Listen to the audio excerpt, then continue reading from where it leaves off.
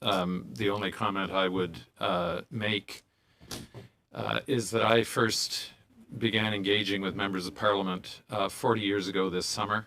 And as a public servant, I have many times appeared before parliamentary committees. I understand absolutely the sacred rights of the House of Commons, and whether I were sworn or not, members of the committee would hear exactly the same thing from me.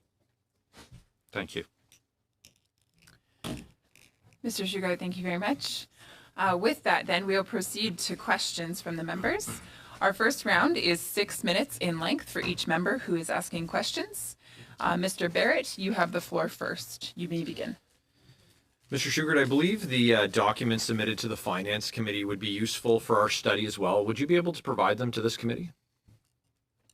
I certainly would make them available to any committee of the House. I'm not familiar with the procedures across committees, but I would be absolutely prepared to make the same material available.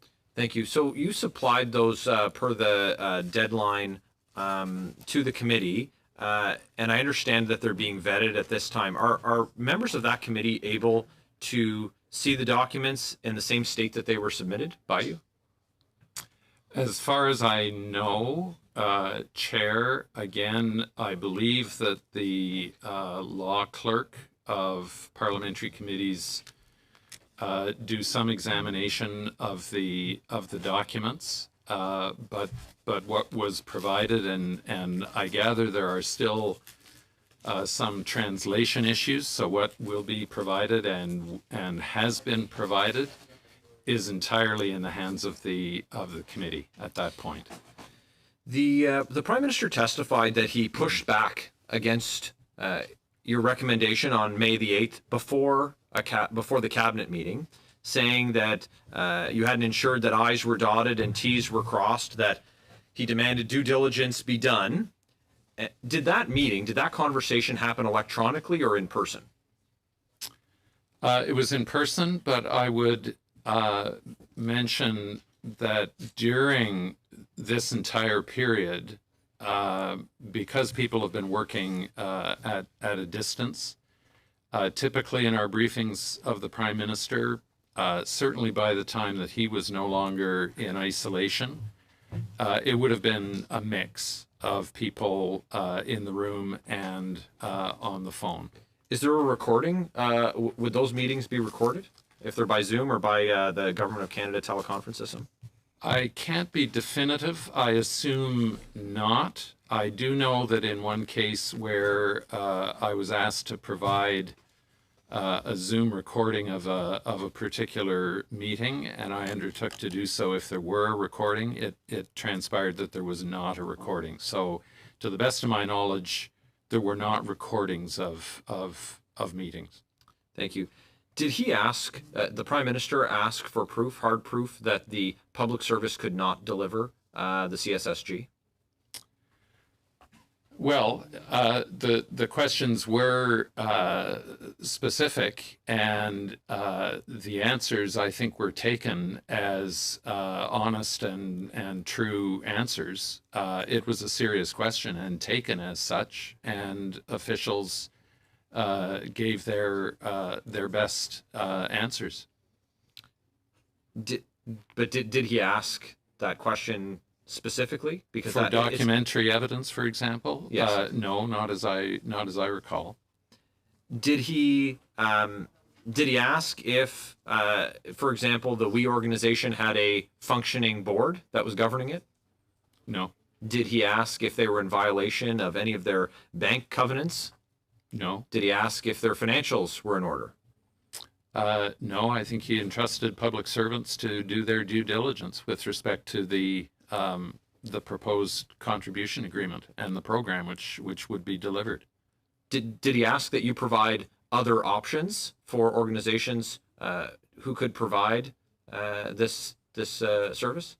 Well, as we have indicated to the Finance Committee, Chair, there was extensive discussion prior to the briefing of the Prime Minister, and then again at the May 8th briefing and the subsequent briefing, that due diligence had been done. As parliamentarians know, there was no formal call for proposals, but officials were thorough in understanding, given the parameters of the program. Was the question asked if this organization could deliver the program in both of Canada's official languages in accordance with the Official Languages Yes. Act? And was the answer that they were able to? Yes. Okay.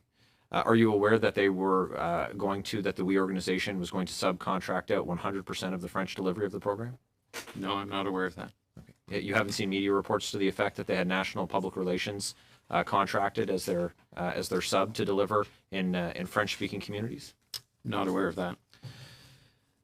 The Prime Minister said he wanted I's dotted and make sure I's were dotted and T's were crossed in the 2 weeks between that cabinet meeting and the next. What due diligence would have been done during that time that wasn't done in the previous, up to that point on May the 8th? Well, I think we have indicated that the kind of due diligence with respect to the ability of the organization to deliver the program had to do with official languages, as in one case, the ability to reach out across the country, in other words, take care of all the regional dimensions, ensure that Canadians who are typically harder to access, disadvantaged people and so on, would be able to be reached by... Sorry, I'm just tight for time. I have one more question. Mm-hmm. When you appeared at the Finance Committee, you said that the Prime Minister was briefed on the CSSG prior to cabinet meetings and on at least one other occasion discussing the development of the program, the options, the design features, etc. That's a quote from you. What was the date Mr. Trudeau was briefed about program development and options? If I remember correctly, it was late April 21, perhaps, when the broad outlines of the entire package for students was being That's time. briefed. Thank you. Madame Brière, 6 minutes. Merci, Madame Chair. Bonjour, Monsieur Shugart. Merci d'avoir accepté l'invitation de vous joindre à nous cet après-midi. Est-ce que vous pouvez nous expliquer simplement comment le dossier progresse une fois rendu au bureau du Conseil privé? And clearly, what happens with such a file when it arrives at the PCO? Il y avait une période préliminaire Answer. de développement There was an initial des détails preliminary ou period des lignes where the du details and broad programme outlines were worked out for this entre program. les fonctionnaires de Emploi et Développement social Employment et and le Social ministère des Development Finances. Canada employees and the Dans cette Department of période, je n'ai pas Finance les dates also précises à ce moment, mais dans worked cette on période, à un moment these broad donné, outlines. Now, I don't les have fonctionnaires specific details about this du bureau preliminary conseil development privé period. été informés, During this impliqués dans period, les conversations PCO employees participated in le développement conversations. général They et participated in plus the en broad plus development les of the détails program. est bien établis et les The discussions details were étaient worked out. plus détaillées. program Et le discussions rôle du and conseil details privé, du bureau conseil were privé, developed over c'est à time. préparer les Privy Council éléments office de la proposition pour la considération the du proposal comité COVID, for du the cabinet et finalement Cabinet le COVID Committee's cabinet. consideration. Merci. And for Vous avez finally, the mentionné que Cabinet's c'était consideration. justifié dans les circonstances de procéder par un accord de contribution, qui est un You said it outil was standard, appropriate to proceed with plutôt a que par contribution appel d'offres. agreement Est-ce que vous pouvez instead by aujourd'hui using nous a dire tender pourquoi process. Could you tell us why? Pourquoi une... c'était justifié? Why was it justified?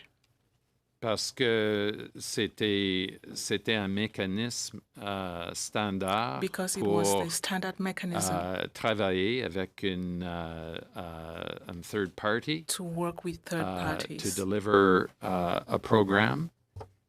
It was already determined at that point that the elements of the program required a third party. And therefore a contribution agreement would be required. And the contribution agreement itself follows the broad lines of any contribution agreement. There are standard clauses. There is a template for contribution agreements to ensure financial probity and results for Canadians. And that took some time to develop, as it always does. The more sophisticated or complex and the larger scale a program, the more detailed the contribution agreement will be. So that was the procedure that was followed when it became clear that the department did not have the capacity internally to deliver the program that was being designed. Merci. Il y a quelque temps, lors de votre nomination, en fait, vous avez dit que c'était de votre responsabilité de conseiller les ministres, de leur faire part de bonnes et de moins bonnes nouvelles, tant sous le gouvernement de M. Harper que sous le gouvernement de M. Trudeau. Vous avez toujours considéré qu'il était de votre devoir de dire la vérité et de leur donner les meilleurs conseils possibles. Donc, j'estime que vous vous attendez la même chose de tous les ministres, de tous les sous-ministres, en fait, du gouvernement. Et si, en cours de route, vous aviez douté que oui était la meilleure option, vous l'auriez dit? If you had any doubt that we was the best option, you would have said so. Yes. C'était l'opinion des hauts fonctionnaires. That was the opinion of the senior public servants of economic and social development. Si je comprends Canada. la question, c'était pas moi personnellement qui a transmis le conseil, mais c'est à ce point déjà l'opinion des hauts fonctionnaires of the senior officials of Mais ESDC. je voudrais vous entendre sur votre sens du devoir et de la responsabilité, de bien conseiller toujours au meilleur de votre connaissance. C'est absolument consistant avec les devoirs des fonctionnaires de considérer les options, de répondre à la direction des ministres suite à les préférences pour le dessin d'un programme. Puis c'est normal et c'était suivi dans ce cas. Et le conseil, l'analyse des hauts fonctionnaires était transmis comme d'habitude au ministre. Est-ce qu'au bureau du conseil privé, il existe des mécanismes, comme par exemple des procédures de diligence raisonnable pour identifier des sujets de préoccupation qui sont liés à un conflit d'intérêts potentiel? Tout est basé sur la loi sur les conflits d'intérêts. Comme le comité sait bien, c'est la responsabilité des individus de faire connaître leur affaire en collaboration avec le commissaire.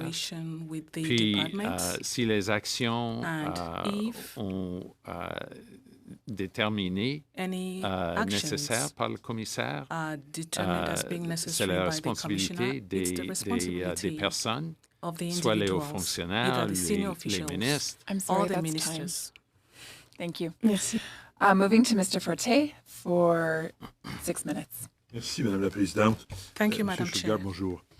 Monsieur Shugart, Good au afternoon, niveau de la Mr. vérification diligente Talking de about, We Charity, vous avez dit tantôt que diligence for M. Trudeau You ne s'est said pas a while informé ago là-dessus, mais il assumait que Mr. les fonctionnaires l'avaient fait. Trudeau Pouvez-vous me assumed confirmer that senior qu'est-ce qui a officials été had done fait their job? Could you exactement please comme confirm vérification diligente exactly des was opérations done de in terms of We due Charity? diligence verifications of We Charity? Oui, j'ai indiqué auparavant que said before la nature du due diligence était ciblée sur la capacité Targeted the de capacity l'organisation de of livrer the le programme. organization to deliver Et the program.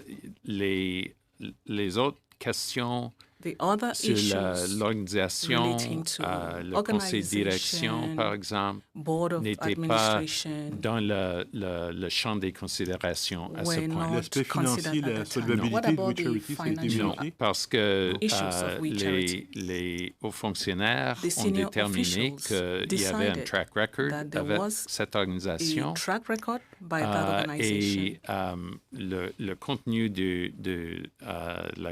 le mécanisme de la contribution The est contribution suffisamment mechanism précis pour déterminer que les dépenses, par precise exemple, enough to sont determine bien réglées. that Et cette sorte expenses de are due well diligence done. et aussi la capacité So that was a due de diligence, and l'organisation de also livrer le the programme, capacity of the l'interaction avec les organization citoyens, to etc. Je ne veux pas être deliver the impoli, M. program Shugart, mais in on n'a collaboration. Non, tellement pas beaucoup de temps que je me ça sens va. obligé de vous coincer. Je m'excuse. I'm sorry, I have to interrupt Mais you. vous avez dit qu'il y avait un historique But you là, said that suffisant there pour was qu'on puisse juger. Mais quel a est good l'historique track de quelle record durée, to le tracking, make je a pense que c'est judgment. l'expression que vous avez But- employée, de We Charity, But what was your qui track vous record rassurait? Là? that I reassured you? I'm afraid I don't know the details of that. The department had worked with the charity on other occasions.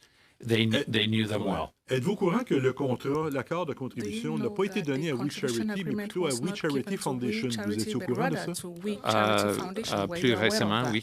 Est-ce que vous Recently, savez yes. depuis combien de temps We Charity For how Foundation long était incorporée? Has We Charity Est-ce que vous Foundation savez been quelle incorporated? était la No. solvabilité Do de you We know Charity how Foundation? solvent Combien We d'actifs ils avaient? Charity Tout ça? Foundation Je was, sais or seulement their assets que and all that? dans les I simply know conversations avec les in the fonctionnaires conversations we had de with senior ESDC officials et at la ESDC charité, and the c'était charity, déterminé it pour was les raisons decided d'indemnification et les choses comme ça. for Que various reasons la fondation est le that meilleur véhicule. the foundation We would be the Charity best avait vehicle. We Charity un passif de quelques dizaines de millions de dollars. had de mémoire, some j'ai pas le tens chiffre of exact, millions là. of dollars in We Charity comme tel. Est-ce que ça, vous étiez au courant de liabilities. ça? Were you aware Pas of that avec les détails, situation? mais je comprends que Not the que details, il y a but I une, do understand Et si je that vous dis que histoire We en fait Charity égale. Foundation n'avait aucun We actif, est-ce Foundation que c'est had possible no ça, pour asset. vous? Is it Excuse-moi, possible that Si that je could vous have been dis the que case? We If I were Charity to tell Foundation you that n'avait We aucun Charity actif Foundation had connu, no est-ce que c'est asset, possible pour vous? do you think that's possible? J'ai aucune information I à have cet no égard. information about précise. that. Est-ce que ça arrive souvent que le gouvernement fédéral Sometimes, does donne the federal des contrats government de 43 millions give et out demi pour 43 gérer 900 millions de dollars à des coquilles vides qui ont $1 pas million d'actifs, pas contracts d'historique, to rien? Ça arrive organizations souvent, that ça, ou- have no assets and so on. Does All that I can happen? say, Chair, is that the contribution agreement in this case was typical of relationships between a government department and an entity. They are guided by principles of audit and of due diligence with respect to the interests of the Crown.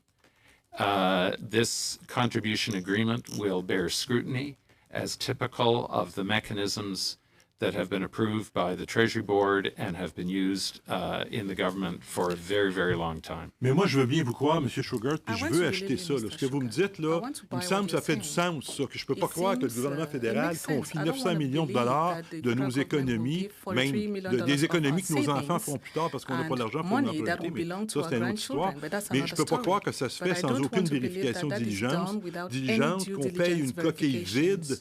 qu'il n'y a pas d'actifs, puis qu'on n'a rien vérifié. Given Et to ça, an ça m'apparaît organization that has absurde. not been verified. Mais c'est pour That ça que je vous seems demande de me absurd. rassurer, That's parce que why vous êtes quand I'm même, asking you vous êtes to quand même le reassure greffier me, du Conseil privé, because vous, you are vous the clerk of the conseillez le Privy Premier Council. ministre dans ces You choses-là, vous avez advise été the Prime impliqué dans Minister ces on such décisions-là, issues, mais vous me and dites, you were vous, involved. qu'il n'y a eu aucune vérification But you are diligente saying that financière, there vous was vous êtes no simplement financial basé due sur le diligence fait que, verification. bon, on a You une historique simply avec We Charity, on sait base qui your ils sont. decision on their track Et ça ne me record. rassure pas. Y a-t-il autre I'm not chose que vous pouvez me reassured. dire pour me rassurer? Is there something else you have to tell me for me to be reassured?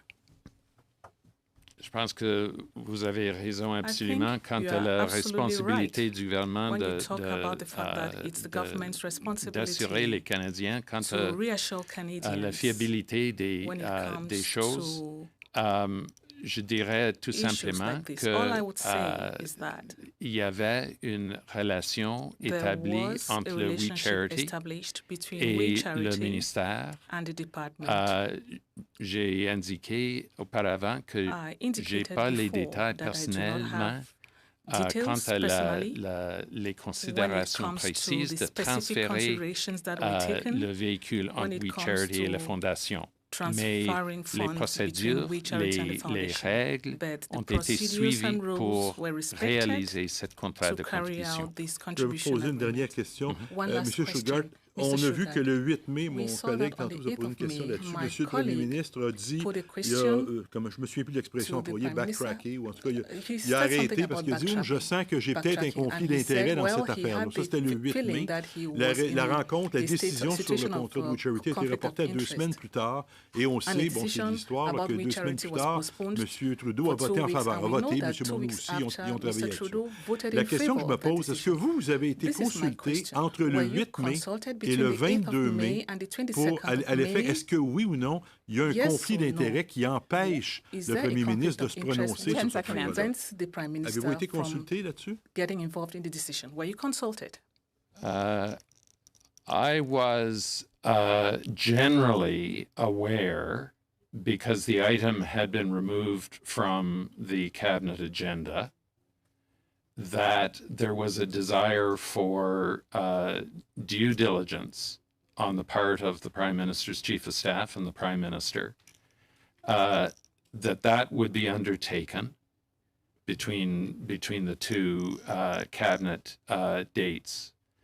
I was not personally involved in that due diligence. My opinion was not sought, and I did not see anything at the time that required my giving the Prime Minister specific advice. The follow-up to his request was being undertaken by officials, and it did not occur to me at the time, or indeed in retrospect, as I've thought about this, that there was anything in that circumstance that called for more than the follow-up that was being done by officials.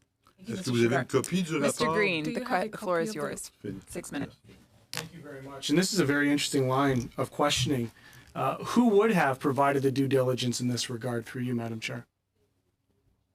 Well, those that did the follow-up, Chair, which is to say ESDC officials who had carriage of the file, and the Privy Council office would have been monitoring that as well. So you would have been providing advice to Ms. Telford in this regard of due diligence? Well, the nature of our advice was, when the item returned, the homework having been done by officials, and the Prime Minister was again briefed prior to the cabinet meeting. And in your opinion, was the due diligence sufficient?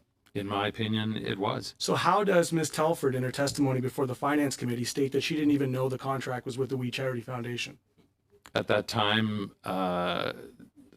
we did not know that information. How is it that you, or in the process, not you personally, through you, Madam Chair, how is it that during this due diligence process, nobody read the 2019 audited financial statements that We Charity was in breach for a second year?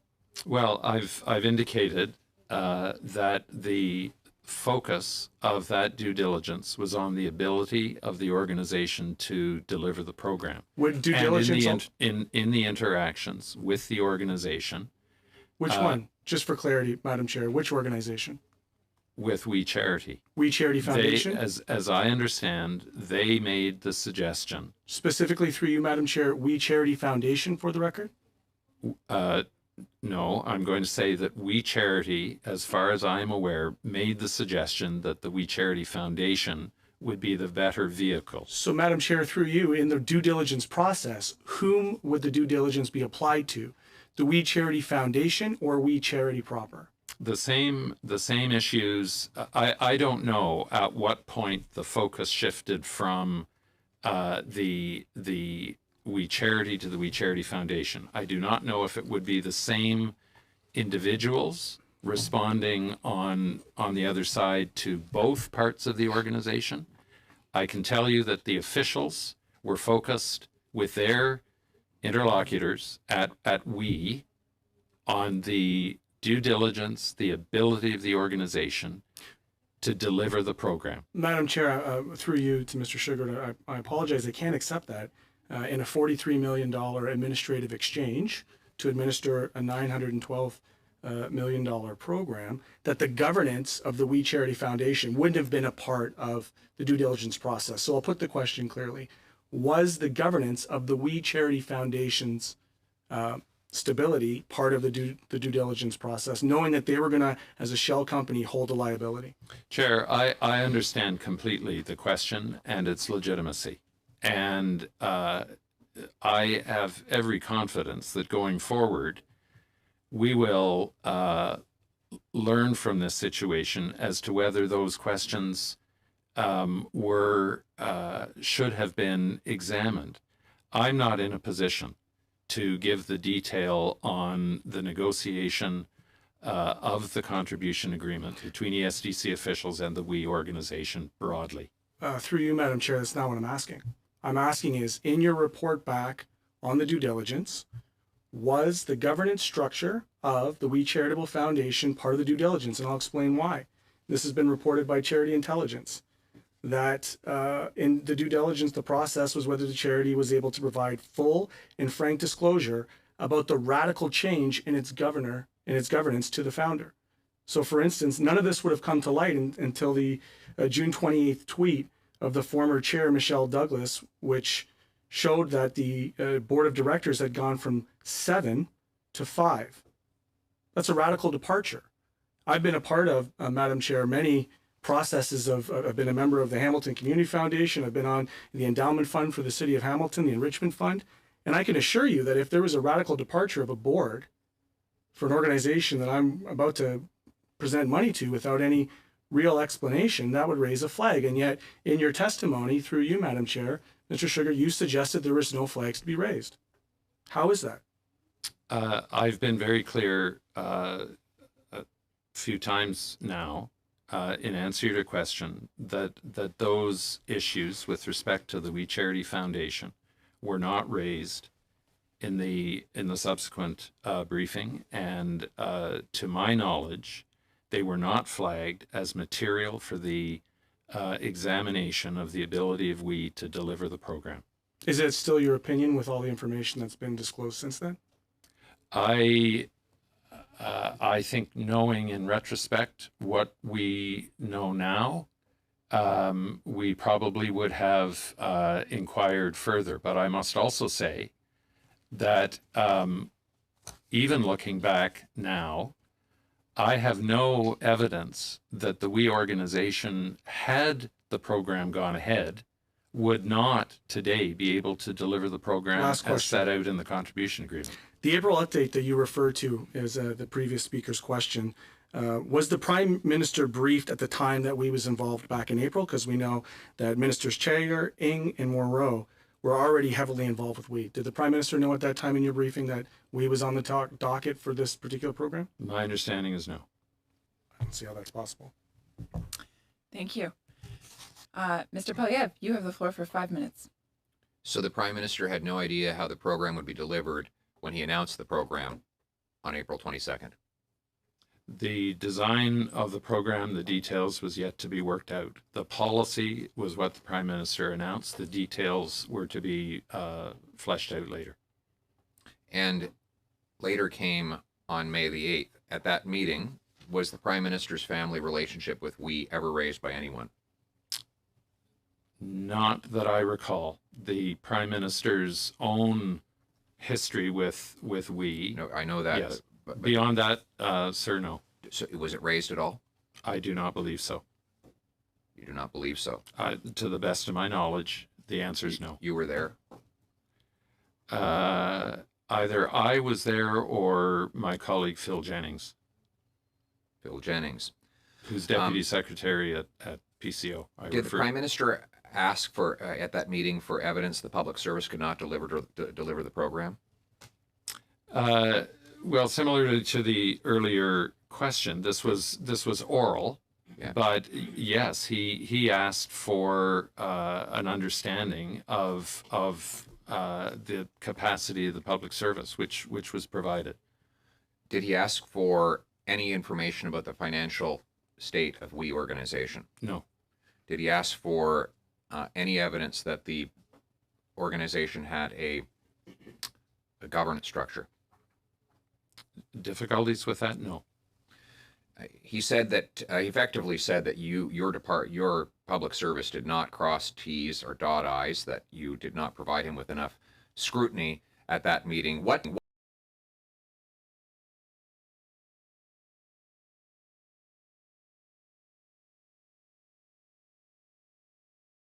Chair, of what the Prime Minister has said is that he wanted assurance that the I's were dotted and the T's crossed. I am not aware that he found any particular gaps in the information. Well, he must have, because he claims that he pulled the document from the cabinet meeting. So he must have found a gap. Well, he was not satisfied. Why not? But he wanted a greater assurance. Right. I would not say that he pointed to any specific gaps in the information. Did he give you a list of due diligence he wanted? Yes, we've referred to that as issues related to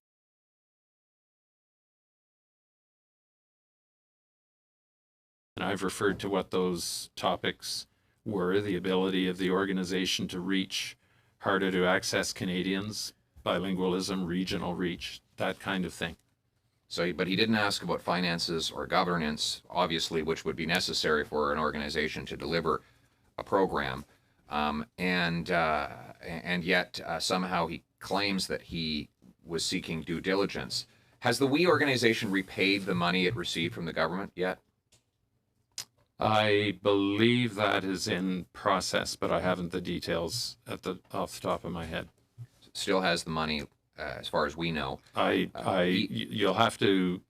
We'll have to provide that information. ESDC had a carriage of the file, yet no minister from ESDC signed off on the contribution agreement. How many times have you seen a department do a contribution agreement with a funding recipient without the minister signing off? Well, in fact, Chair Minister Chagger was the responsible minister, and she did sign the contribution. She was agreement. not. She's not with the SDC, so she's not with the department. She is by order in council associated with the SDC for the purposes of the relevant programs. And so when was she granted signing authority for this agreement? We would have to confirm that for you, but it I think might have been in March, but I would have to confirm that. And when did the employment minister decide not to sign that, either the MC or the contribution agreement?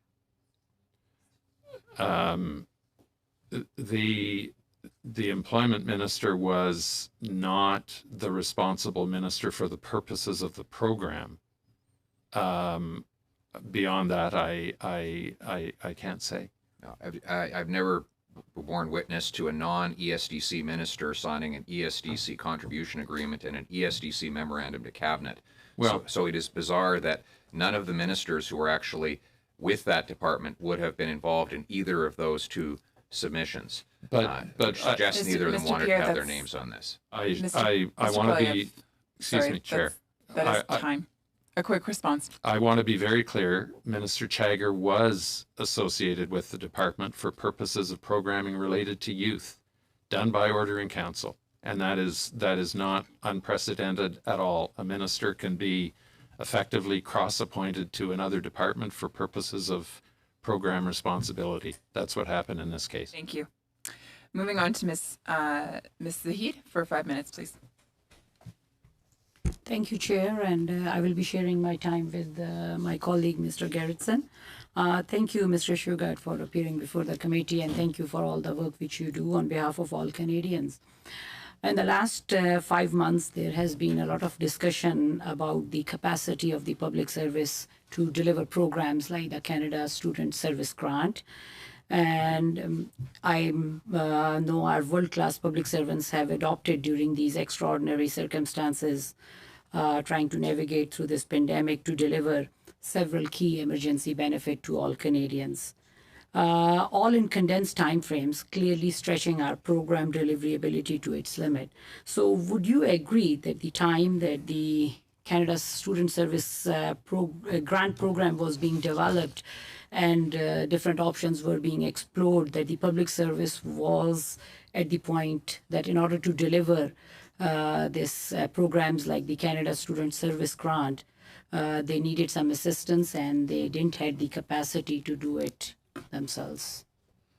Well, Chair, we have indicated that the particular design of this program, given its scale and the desire for rapidity of beginning the program, the closest vehicle within the public service for delivering it would have been the Canada Service Corps that was being designed and gradually built.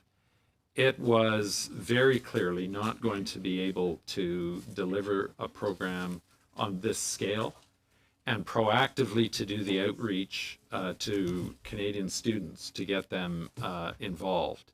At that point, therefore, consideration, the requirement for a third party was identified and consideration was given to those that might be able to do it. Would you say that the Government of Canada is normally in the business of delivering programs like the Canada Student Service Grant, and these concierge types of programs help match, train people like our young Canadians? We see the government fund programs like the Canada Summer Jobs, but we don't see government doing the actual matching and hiring and also the training of the young Canadians. Would that be correct? Well, I think in general, to this point, that is true. Although the form of that may vary. The Canada Job Bank, for example, is a program of long-standing, which is fundamentally an IT platform for matching jobs with those looking for work. This program had features that were much more hands-on. There is nothing inherently saying that a government department could not deliver that kind of a program, but it would be a matter of policy and administrative policy as to whether that would be the most effective use of public resources. Anytime that a government considers outsourcing services from the public sector to private sector providers, it's essentially the same question: who is best placed to deliver this program in the public interest? And in this case, there just was not the time or the existing capability in that tailored way for a public service program to take this on. Thank you. I will pass it on to Mr. Gerritsen. Thank you, Madam Chair. I really don't have time for a question, so perhaps I'll just make a comment. Mr. Shugart, I want to congratulate you on 40 years of public service. That is absolutely exceptional. And in any capacity that I can, I want to offer an apology for the fact that you felt the need to inform this committee at the beginning that anything that you said would obviously be the truth. I think that any honorable member would assume that of their top civil servant. And I want it to be known that, at least from the position that I'm sitting, the other people around this table, they'll come and go. But it's the folks that run the operation, it's the folks that maintain the integrity of the system, such as yourselves, that are the ones that truly keep our democratic system in place for generations to come. So thank you. Could I just say very briefly, Chair, that I take no offense from the earlier proceeding. And I'm keenly aware that sometimes public servants come and go as well. And the first 10 years of my career, I should say, of my misspent youth were on Parliament Hill. So I wasn't actually a public servant for the first decade of that time. Thank you very much, Mr. Shugart. Moving on to Mr. Gourde, 5 minutes. Merci, Madame la Présidente. Moi aussi, je vais vous féliciter, M. Chagger, pour vos 40 ans de service. Bravo. I would Il y a also quelque chose like qui to congratulate m'intrigue, you, par Mr. exemple. Shugart, on your 40 years Quand vous avez fait of votre service. première rencontre, Here's vous my avez question. parlé fin avril, 21 avril, avec le There was Premier a ministre. meeting Lui avez on présenté April combien de 21st scénarios with pour le the Prime déploiement Minister. de la bourse de titres pour le bénévolat? So, how many different scenarios and options were presented for the CSSG? Bien, et je pense que je n'étais pas personnellement à cette réunion, I was not mais si personally je in rappelle attendance at that bien, meeting. c'était tout le programme If I pour recall les étudiants, correctly, y compris les éléments student annoncés program par le was Premier ministre, presented, pas le including programme the elements qui a that the Prime reçu Minister le had plupart de announced. l'attention. C'était à ce point des lignes At that meeting, étaient établies, at that mais point pas in time, déterminées. there Il y a were beaucoup de broad détails outlines, à résoudre but a lot of à ce details point-là. had yet Mais to be d'où worked out at vient that point. l'initiative? Parce que vous avez, Follow-up dans la crise question. du COVID, le gouvernement a fait beaucoup During the d'initiatives COVID pour aider les crisis, Canadiens. the government has Mais set la up bourse many programs to help pour le Canadians. bénévolat, pour les étudiants, But the CSSG, elle vient de où? to Est-ce help que c'est une students, commande politique? where did it come Ou c'est from? des conseils qui viennent des Political ministères qui ont été will? présentés au Premier Or ministre? Ou c'est le is it the contraire, c'est le result Premier of ministre advice ou le that Conseil the des ministres ont ministers gave to demandé the Prime Minister? qu'il y ait cette initiative? Or did the Prime Je Minister ask for this dirais, initiative? Where did it come from? Madame le Président, Answer. que c'était Madam Chair, une I would say combinaison de that it was a la combination of volonté factors. quant aux objectifs de Non, est-ce personnel que c'était politique. une volonté politique? So Non, political non, je staff comprends, mais did want to implement such a program. les discussions Question, entre but was this- le personnel did this originate dans from les bureaux des political will? ministres, les Answer. fonctionnaires, il y avait un There were problème many identifié. sources. Public Puis, servants wanted to il y help. avait une explosion Ministers wanted des to help. idées A problem had been identified quant aux and possibilités. a multitude Et c'était une of sorte de back and forth ideas qui est were typique put de le forward. développement des Ideas programmes regarding different options, dans and then there n'importe was a back quel and forth about champ different types of d'activité. Alors, programs. à ce point, il y avait bien sûr that des point in discussions time, entre le bureau du ministre were, des of Finances, course, le bureau du discussions Premier ministre, between ESDC, the Finance et aussi Minister's les office, the Prime fonctionnaires. Minister's Merci, office, Shugart. ESTC, and Quand le civil Premier servants. ministre a annoncé l'initiative, Thank you, Mr. Shugart. on a su par les médias, When the Prime la Minister même journée, made the announcement vous, Charité, était déjà prêt to pour the media, déposer. well, at that same Est-ce time, qu'il y a We d'autres Charity was organisations qui ont already déposé ready aussi to pour send in pouvoir their proposal. peut-être appliquer à Were ce programme-là, other ou c'était les seuls qui avaient eu organizations l'information ready to apply avant to même run the que program? le Premier ministre l'annonce, l'initiative? Or was We Charity the À ce only point, group? il n'y avait pas un Answer. programme établi à ce point. At that C'est point, a program bien had sûr not been selected and oui, fully organized. a contribué ces idées, Now, of course, mais we c'était sent pas in its une ideas, compétition, c'était pas une But there was offre no à formal oui de contest. run the program. We At had that not point, received there was no program. It was still being developed, but it is established that we contributed ideas at that point. Donc, Oui Charité a tellement bien contribué So We Charity pour le programme gave que le such programme great est inspiré ideas for the program des that the recommandations program et was de then l'expertise de Oui Charité. C'était un programme inspired sur by We mesure Charity's recommendations and pour expertise. l'organisation. It seems Donc, like it was a indirectement, c'était les custom-made seuls qui pouvaient service, déployer le programme. custom-made program C'était that le fits programme We était sur Charity mesure so pour leur perfect. organisation. So En they passant, were une thus organisation the only unilingue organization anglophone that qui ne could pouvait run it. pas And déployer au by the Québec. way, it is an English language aucune organization that assise au wasn't Québec. ready to run its Vous programs in utilisez un Quebec. tiers They parti. don't Vous have utilisez un tiers parti pour mettre en anything place un set up in programme Quebec. qui They would utilise have un to tiers use a parti third pour le party déployer dans des provinces qui to n'ont aucune run assise. in other provinces and C'était in French est-ce que language. c'était vraiment une diligence raisonnable So, de penser que Oui was Charité due était vraiment les diligence seuls? really Parce que le done? Premier ministre il l'a Was dit, We Charity really les the conseils only qui ont reçu des hauts organization that could run the fonctionnaires program? Because as et the indirectement Prime par vous, Minister said, était que c'était la seule organisation, mais c'est l'organisation qui a écrit le programme. others have said directly and indirectly that it was the only organization that could run the program. I'll say again, Chair, that the development of this program took place over a period of time. When we submitted their ideas, and they submitted more than one idea, one proposal they made was not accepted by the government. The government said, no, not that program. We're not interested in that. The development of this program, like any program, was organic.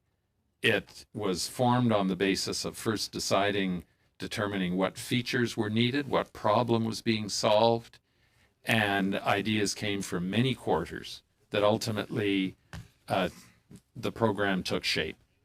And as it took shape and as it became clear, the features of the program, it also became clear that a third party would be needed to develop the program. But at no point was we developing a program for the government. Thank you, Mr. Shugart. Moving on then to Mr. Gerritsen for 5 minutes. Thank you very much, Madam Chair. Mr. Shugart, on in your testimony at the Finance Committee on, I believe it was the 21st of July, you had indicated, and I'll quote you, you said, "I do not see a way that the Prime Minister or Finance Minister responsible for public funds could not have had involvement in the policy development and approval of finances on this scale." This committee heard from two academic witnesses yesterday that were saying that all conflicts have to be considered regardless of the scale. Can you elaborate on your remarks?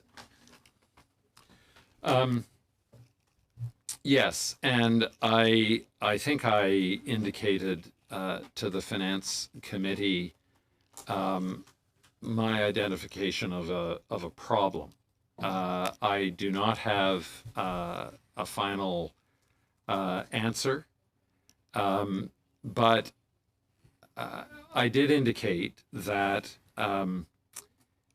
one of the main vehicles, it's clearly in the Conflict of Interest Act, for dealing with conflict of interest is disclosure of the conflict, so that if there is a tension in objectives, people can see that and people can judge for themselves.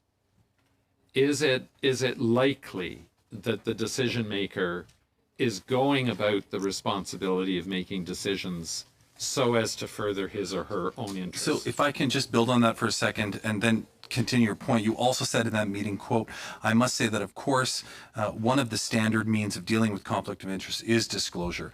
And then you noted that the Prime Minister's involvement with WE has been well documented in the public domain and therefore, in its essence, was disclosed. Can you comment on that? Well, and I offer that as at least some insight into why I, for my part, did not identify any looming conflict of interest here, because the Prime Minister's past involvement with the charity was well known. But I would say that what the Prime Minister himself said about recusal, that is the second classic vehicle for dealing with conflict of interest. And he has indicated that when it came to the actual decision-making moment, he looks back and regrets that he did not absent himself from that discussion. But every conflict of interest situation is a situation unique to itself. Yes, there are classic issues to be aware of and avoided. But this was a matter of major public policy involving significant public resources, and to a substantial degree, it seemed to me that does call for the knowledge, at a minimum, of the Prime Minister and the Minister of Finance on that scale. So, Mr. Shugart, would you say that there's a rampant ethics problems that exists within the PCO, the Prime Minister's office, and the greater public service at large? I certainly would not. We are governed by the Conflict of Interest Act. I'm very deliberately not going to pass judgment on questions that are before the Ethics Commissioner. That is his responsibility. But I would indicate that the Conflict of Interest Act is followed every day by public office holders with respect to declarations, the consultation with the Ethics Commissioner with regard to potential conflicts of interest, orders to divest, screens for conflict that are set up, sometimes beyond what the Commissioner has called for.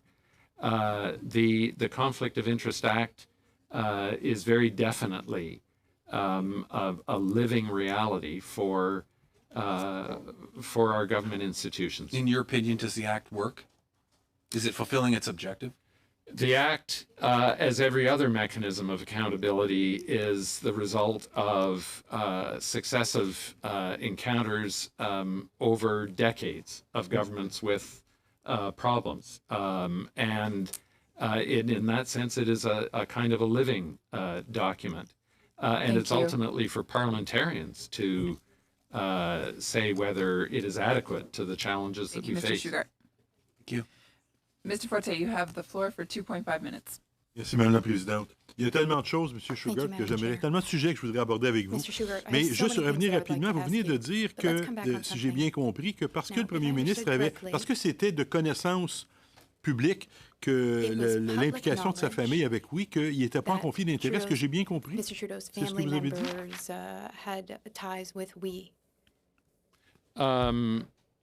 Je ne suis pas certain que c'était si public. C'est possible, mais j'imagine que l'engagement avec oui et sa mère, par exemple, était dans le domaine public. Mais on s'entend, vous n'avez pas dit qu'il n'y avait pas de conflit d'intérêt juste parce que c'est connu, là. Il pouvait être en conflit d'intérêt même si c'était connu. J'ai parlé de l'engagement, l'histoire avec le Premier ministre lui-même, avec l'organisation, les dimensions familiales. N'était pas nécessairement sur la table. Mais de toute façon, vous êtes ici comme expert en éthique et je ne veux pas vous embêter avec des questions pointues. On va y aller sur des faits. Je vous ai posé une question tantôt à laquelle, à ma connaissance, vous n'avez pas vraiment répondu. J'ai demandé, est-ce que c'est fréquent que le gouvernement fédéral donne un contrat de 43 millions et demi pour gérer 900 millions de dollars à une organisation qui s'avère être une coquille vide, un organisme sans historique qui est incorporé depuis 1 an ou 2 et qui n'a aucun actif? Est-ce que c'est fréquent? C'est ça ma question. Avez-vous déjà vu ça, vous?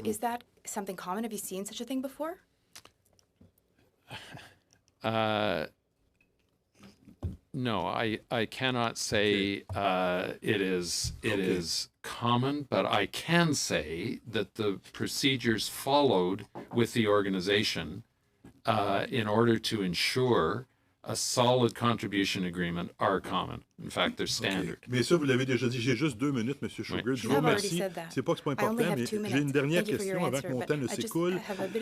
Vous avez dit que vous en étiez venu à la considération que la fonction publique ne pouvait pas livrer ce programme-là, ne pouvait pas le gérer. Ma question, comment en êtes-vous venu à considérer ça, là, que la fonction publique ne pouvait pas livrer le programme? C'était l'opinion considérée des fonctionnaires dans le ministère responsables. Comme le comité sait, les fonctionnaires de l'emploi et développement social. Avez-vous un nom? Y a-t-il quelqu'un qui a dit ça à un moment donné? Oui. Madame Wernick a été désignée comme le responsable et a fait l'évidence. Madame Wernick qui a décidé que la fonction publique ne pouvait pas livrer. Thank you. Mr. Angus, you have the floor for 2.5 minutes.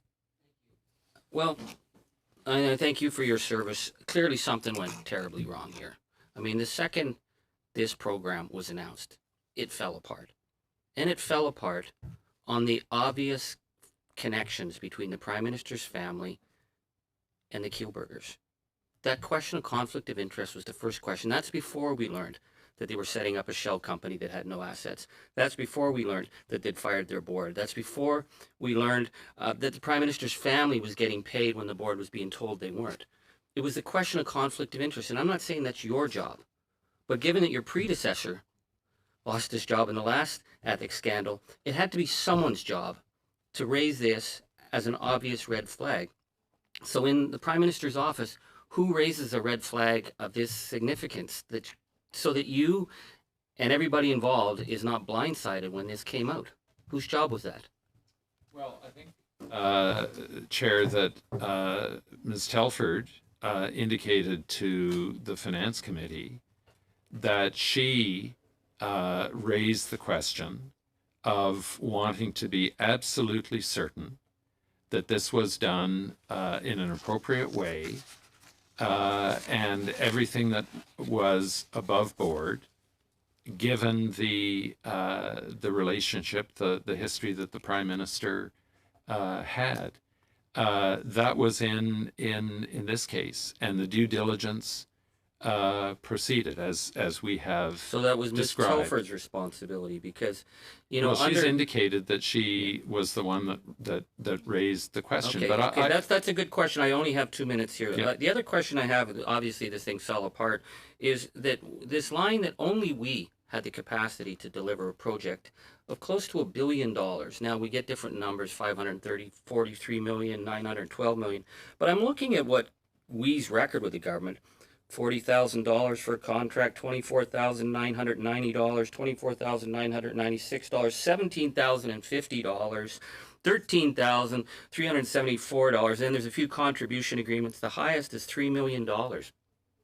How, in anybody's world, looking at we's record with these penny ante contracts, could you have signed off and said, I think we can give these guys $912 million and we're not going to have any problems? That alone, without asking the questions about why they had to set up a shell company, the fact that they were in financial freefall when they came to the government for the money, they don't have a track record of doing Mr. Angus, that's time. We're going to let that hang. Sorry. Thank you. Moving on, Mr. Keurig, you have 5 minutes.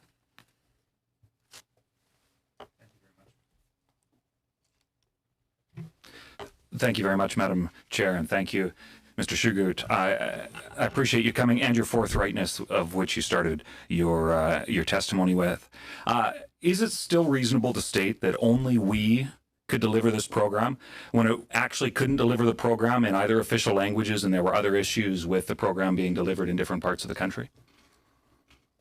As I indicated, Chair, I have not seen anything that would indicate that if the program had proceeded and it were in operation today, that the WE organization would not be able to deliver it. When you examine the contribution agreement, including the nature of having to report against objectives and milestones, sure. Yes, things fell apart, but not for any demonstrated inability of the organization to deliver the program.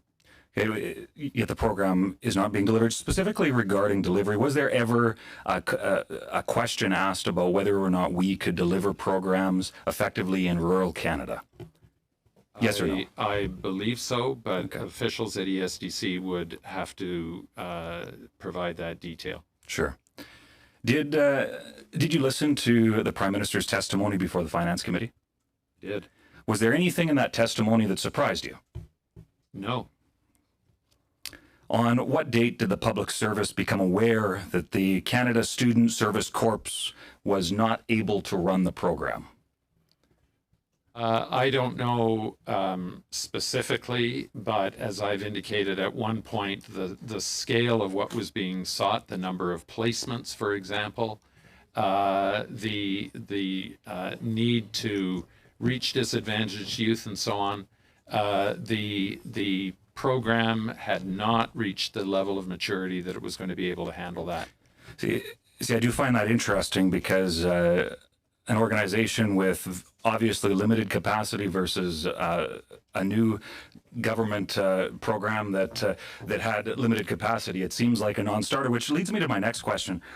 And I've read a lot of government briefing notes that rarely have I seen such a briefing note that would outline a binary choice like has been described to members of this committee and others. Is that common practice for the public service to provide a binary option for the Prime Minister or Cabinet Minister to move forward on a program of this scale, something close to $1 billion? Well,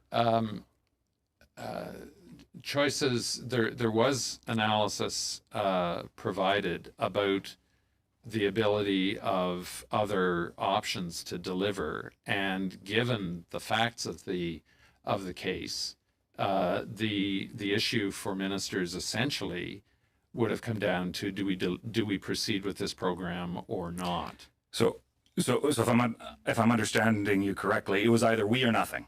That's to deliver this program at that stage under those contingencies. Yes. Okay. So regarding all the third parties that the government reached out to in order to see if they could run the Canada Student Summer Grant, would you be able to provide the dates and details of all the contacts between the department and those various organizations?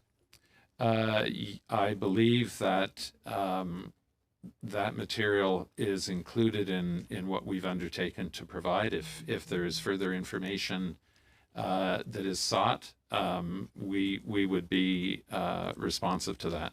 Okay. Thank you, and I appreciate that. In your experience, does the Prime Minister usually read the full briefing material he is given before an announcement or a decision is made?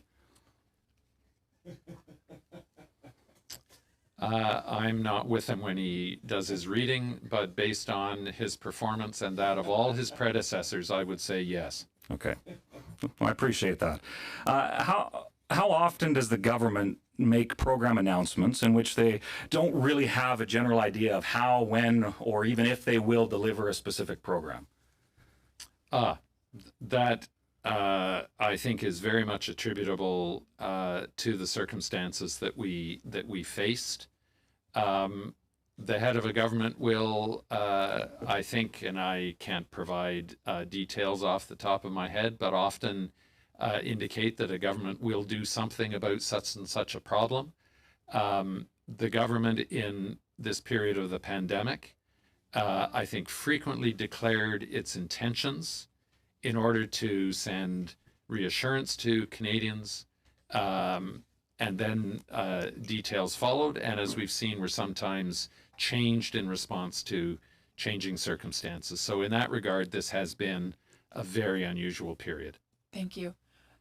The floor is Mr. Dongs for 5 minutes. Thank you, Chair, and thank you, Mr. Shugart, for being here, and I certainly appreciate that. Over the last several months, can you tell us how have you and your office or the public service has adapted to sort of the new norm of running the government during this national crisis caused by the pandemic? I ask this because I've been listening to some of the comments made in this committee, and there's a lot of talk and comparison between, what the government should normally function, what the process are during normal times. So if, if I make observation that the past several months is nothing but normal, so how has your office and the government public service has been doing compared to normal times? Well, I would say there are differences of procedure and of substance. With respect to procedure, I think we have experienced what members of Parliament have experienced. The normal interactions out in the country with groups and communities vastly curtailed. With respect to how we made decisions and so on, a lot of it was virtually, as the committees are experiencing. often at all hours of the day and night, given the amount of business and the extent of the impacts of the pandemic. People were pressed, people were tired.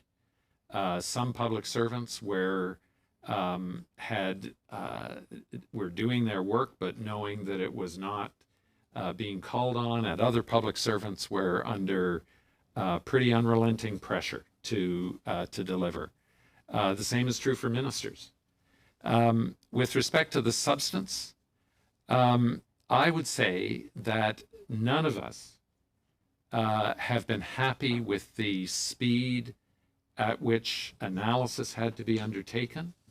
In fact, we conveyed informally, as did the former government during the financial crisis, to the Office of the Auditor General, that we anticipated that there would be mistakes, and we set out our objectives in advance so that there would be understanding in the Auditor General's office about the constraints that were affecting things.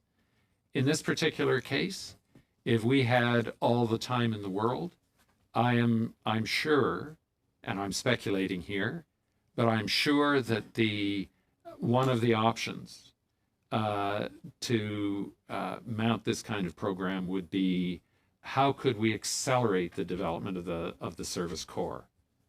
But in the circumstances, action was required sooner than that, and that led to what we're now familiar with.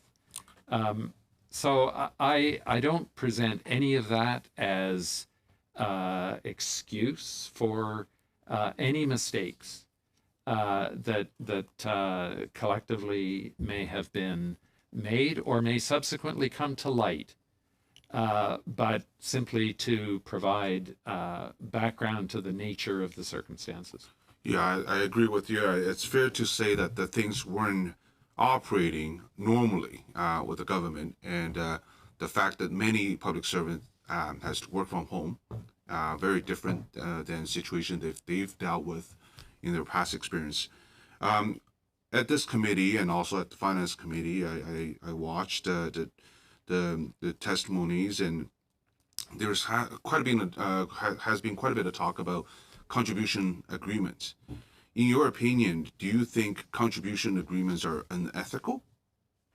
And in your opinion, do you think that, or in your experience, is it common for the government to acquire third-party services through contribution agreements?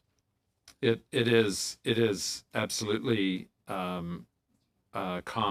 I wouldn't say it's the default, but it is common. We have a vibrant civil society sector, voluntary sector in this country. The support to women's shelters, the support to food banks, the support to long-term care facilities, other mechanisms during the pandemic were delivered on the part of the public by third parties, and contribution agreements are the vehicle for arranging that support. The contribution agreement is a tested mechanism which has been used over decades by governments with, Thank you, Mr. over Shugart. time, greater precision in order to ensure probity. Thank you. Thank you, Mr. Shugart. Mr. Poilievre, the floor is yours for 5 minutes. Mr. Shugart, you testified at the Finance Committee that there was no evidence that anyone in the PMO had been in contact with we in the lead up to the announcement of this initiative. The Chief of Staff to the Prime Minister has since contradicted you and said that at least 5 members of the PMO were in contact with we. Can you give us their names?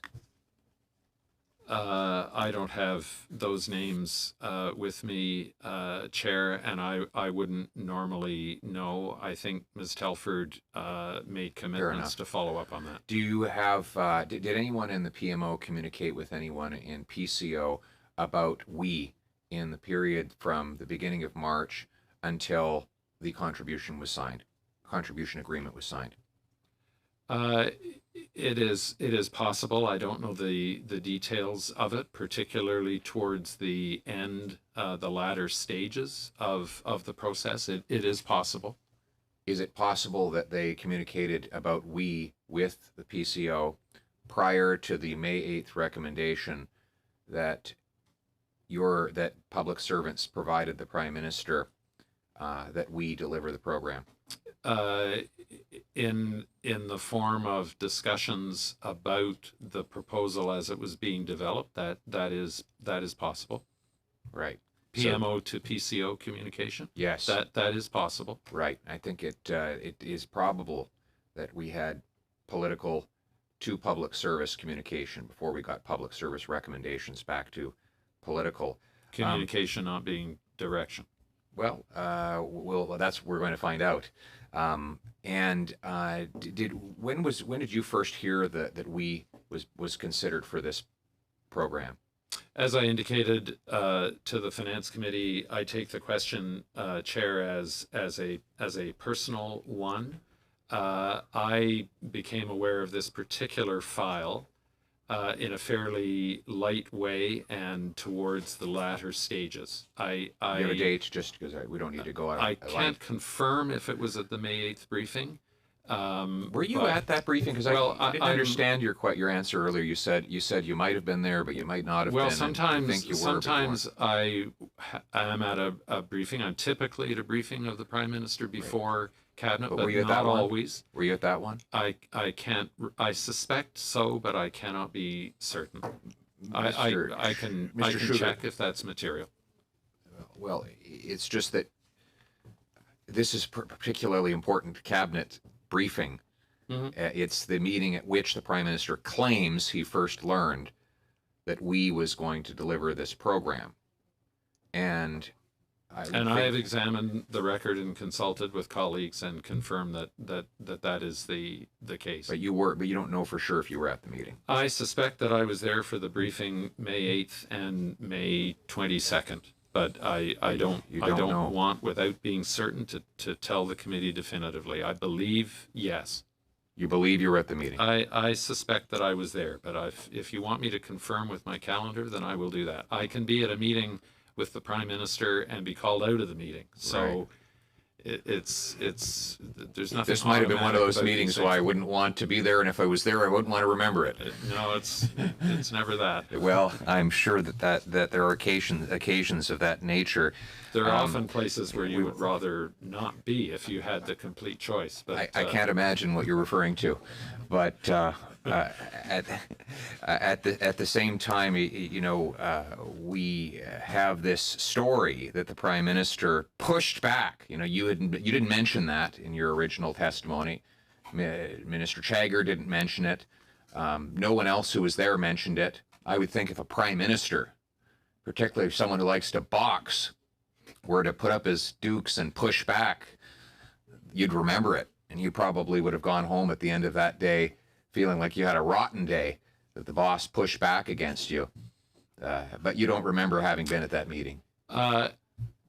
I did say to the Finance Committee that Ms. Telford raised those questions. Right. So it's well established that the Prime Minister and his Chief of Staff raised the issue of due diligence. That's been very clear and consistent. We just can't get any sense of what due diligence they wanted or received. They knew nothing about the finances, about the board resignations, about the problems that and they couldn't list the other organizations that were consulted. So it doesn't sound like they had any real due diligence. We've provided the information on the other organizations, and I've been clear that the due diligence did not extend to the financial matters of the foundation. Right, which would have been necessary to know if they could deliver it. I would just conclude, Madam Chair, if I may, just by agreeing with Mr. Gerritsen, Mr. Shugart, you are an exceptional public servant.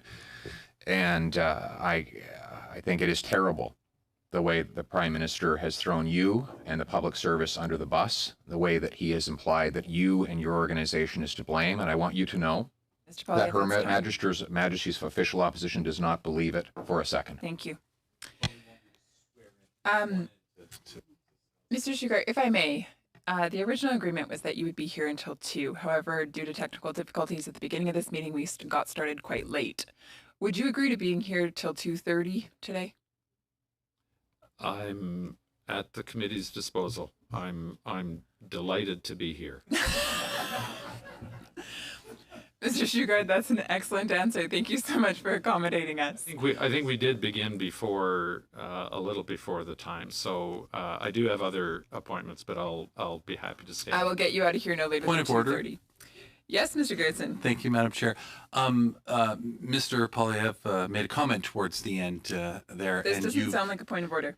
It actually is, because it has to do with the procedural order of the meeting. It's a point of order. He made a comment, and in past comments that have been made at the end, this is not debate. You have allowed, as chair, which is to the procedure, you have allowed the witness, in this case, Mr. Shugart, to respond. I'm wondering if procedurally you will allow Mr. Shugart to respond to Mr. Poilievre's comment. Sorry, point of order. Mr. Gerritsen, thank you. Point of order, Madam Chair, and I'm not knocking you, but the last 2 meetings you have not allowed the witness to respond to my second round. So I think Mr. Gerritsen's new here; he's just shown up, so I don't think he should be assuming how things are done and undermining your work. Thank you, Mr. Angus. We'll be moving forward at this time. Ms. Shanahan, the floor is yours for 5 minutes. Thank you, Chair. Thank you. And actually, while we are discussing so much of Finance Committee, I wonder, Chair, if we could ask the clerk to provide to ask for written copies of the testimony that has been provided to Finance Committee by the witness, so that we can avoid undue duplication in the future, and any other witness that will be appearing on the same issues here at our committee. But while we are talking about Finance Committee, Mr. Shugart, on July 21st, you noted that I must say that, of course, one of the standard means of dealing with conflict of interest is disclosure. You went on to note that the Prime Minister's involvement with WE was well documented in the public domain and therefore was in essence disclosed. Can you elaborate for the committee on your thinking in this matter? Well, I have no intention of establishing any new doctrine of conflict of interest, of course, but in a situation where decisions are made and the decision maker has an interest, a private interest, and that is not disclosed, that is an unacceptable situation, because nobody can judge the basis upon which the decision has been made. And maybe it is private interest, and maybe it is public interest, but it's invisible. And so that's why the Conflict of Interest Act requires public office holders to declare their private interests, including their financial dealings, and often what would be considered by many Canadians to be quite intimate details of their affairs and of their family.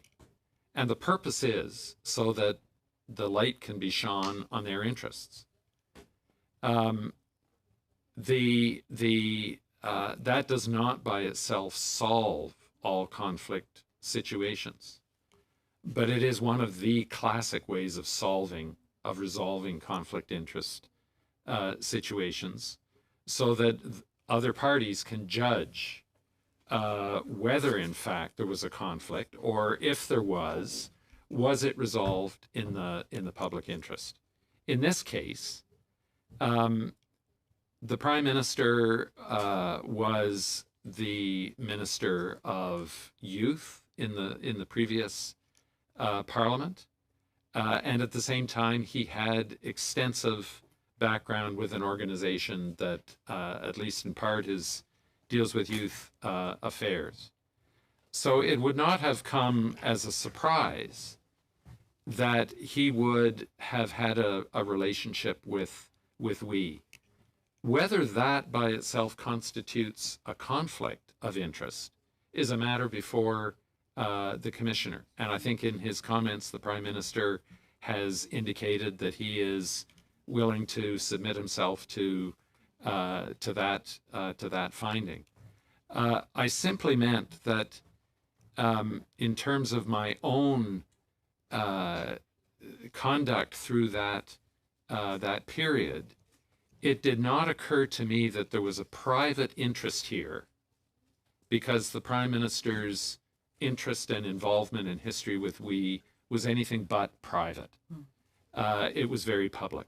And at that time, therefore, I did not say, Prime Minister, I understand that you've got a background with we, so maybe you shouldn't be part of this conversation, because it was a very public thing. Thank you. That's very helpful, especially to the motion that we have before us here today. In further testimony, you noted that I do not see a way that the Prime Minister or Finance Minister responsible for public funds could not have had involvement in the policy development and approval of finances of this scale.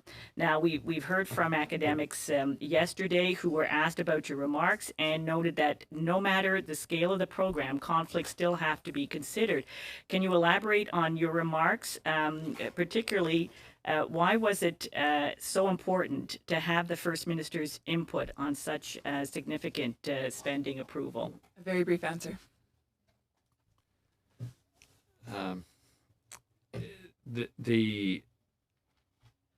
I just think that there are certain matters of public policy that the Prime Minister is the leader of the government and is of necessity going to be involved. I think this is a conundrum that certainly we at PCO will reflect on going forward.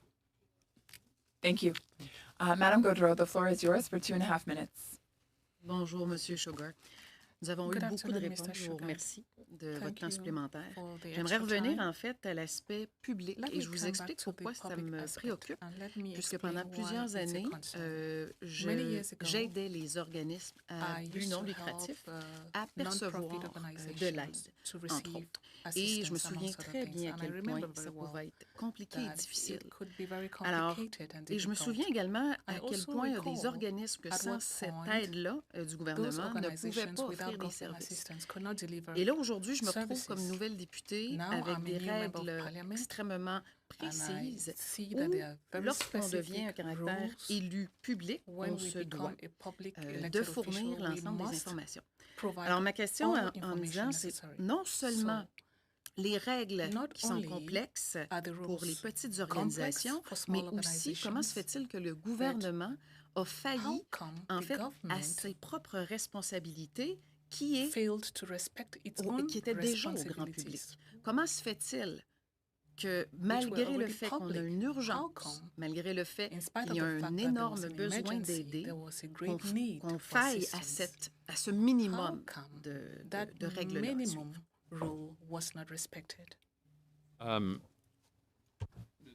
Je ne comprends pas exactement ce qui spécifiquement n'était pas fait. À mon opinion, en ce qui concerne le contrat de la contribution, les fonctionnaires ont porté leur responsabilité de négocier, de compléter les devoirs quant à le contrat de contribution. De point de vue des décisions du cabinet, finalement, c'était une question de politique publique pour appuyer les étudiants. Il y a des considérations, il y a l'analyse quant à le dessin du programme, puis la mise en œuvre du programme, et le cabinet fait les décisions, puis la fonction publique a suivi leurs responsabilités. Mr. Angus, you have the floor for 2.5 minutes. Thank you. I want to say that when the pandemic hit, the work of the civil service to me was extraordinary. People working around the clock to get this out. And I feel that this debacle to me someplace I don't want to be. There were a lot of failures along the way. And I want to know who came up with the parameters for this program. It cannot be boiled down to a person. It is, as typically occurs, an organic process between political staff in ministers' offices, policy staff, and officials in this case, finance and ESDC, with PCO supporting and at one point becoming more involved in the analysis. And I would say that is typical. And also, NGOs were involved in identifying possible solutions for students and so on. So it's an amalgam. That's interesting because we dealt with so much in our office. We were talking to ministers' offices, and nobody ever suggested we had a problem with volunteerism. We had a serious problem with university students not getting jobs. So what we end up from, and I'm not saying this as an attack on the PCO, you were given what's already been put together by ESDC. Well, we know that Craig Kielburger had already approached Bardish Chagger. He had approached Minister Ng. Minister Morneau's office was involved. They had a first proposal, and they said, well, no, how about a second proposal? April 23rd, the Prime Minister makes an announcement that sounds very similar to the Kielburger proposal. And from that point on, it seems they're the only game in town. So I really need to know how this happened, that the Kielburger brothers, who are in financial freefall, can call 3 ministers' offices, get a proposal in, and have that proposal reflect almost what the Prime Minister's saying, and then we're moving forward with a $900 million deal. That's like those parameters that made them the only game in town. To me, how did those parameters, was it the NGO, was it we that came up with those parameters, working with the advice that they got from the ministers, Minister Chagger, Minister Ng? Is that how this happened? Well, I think the record of testimony shows, and the documentary evidence we're providing will show that there were various contributors to the design of the program. But the Kielburgers have been one of them, because it was their proposal. Well, they did interact. That's time. Thank you. Sorry. Thank you. I have to give the floor over to Mr. Barrett for 2.5 minutes. This will be our final round. Conservatives, Liberals, Bloc Québécois, and then the NDP. Again, 2.5 minutes, Mr. Barrett. What was the total value of the contribution agreement? It was, I'll speak to the program chair, because I don't know the exact amounts in the contribution agreement, but it was in the order of 500 million that could be extended, depending on take up to 900 million. That was the program cost. With respect to the actual administrative costs and disbursement for various purposes, the contribution agreement itself will show that, and we're providing you with that. So it's been said a few times that that the process failed, that there's lessons to be learned, but there also has to be accountability measures in place. This was by no means a success. Who bears the responsibility for this program not launching? Who is responsible for this program that was deemed vital during an important time, worth nearly $1 billion, and brought forward to cabinet, received that approval, the contribution agreement was signed, and today we have nothing, and money's been spent, it's not been returned to the taxpayer. Who's responsible for that?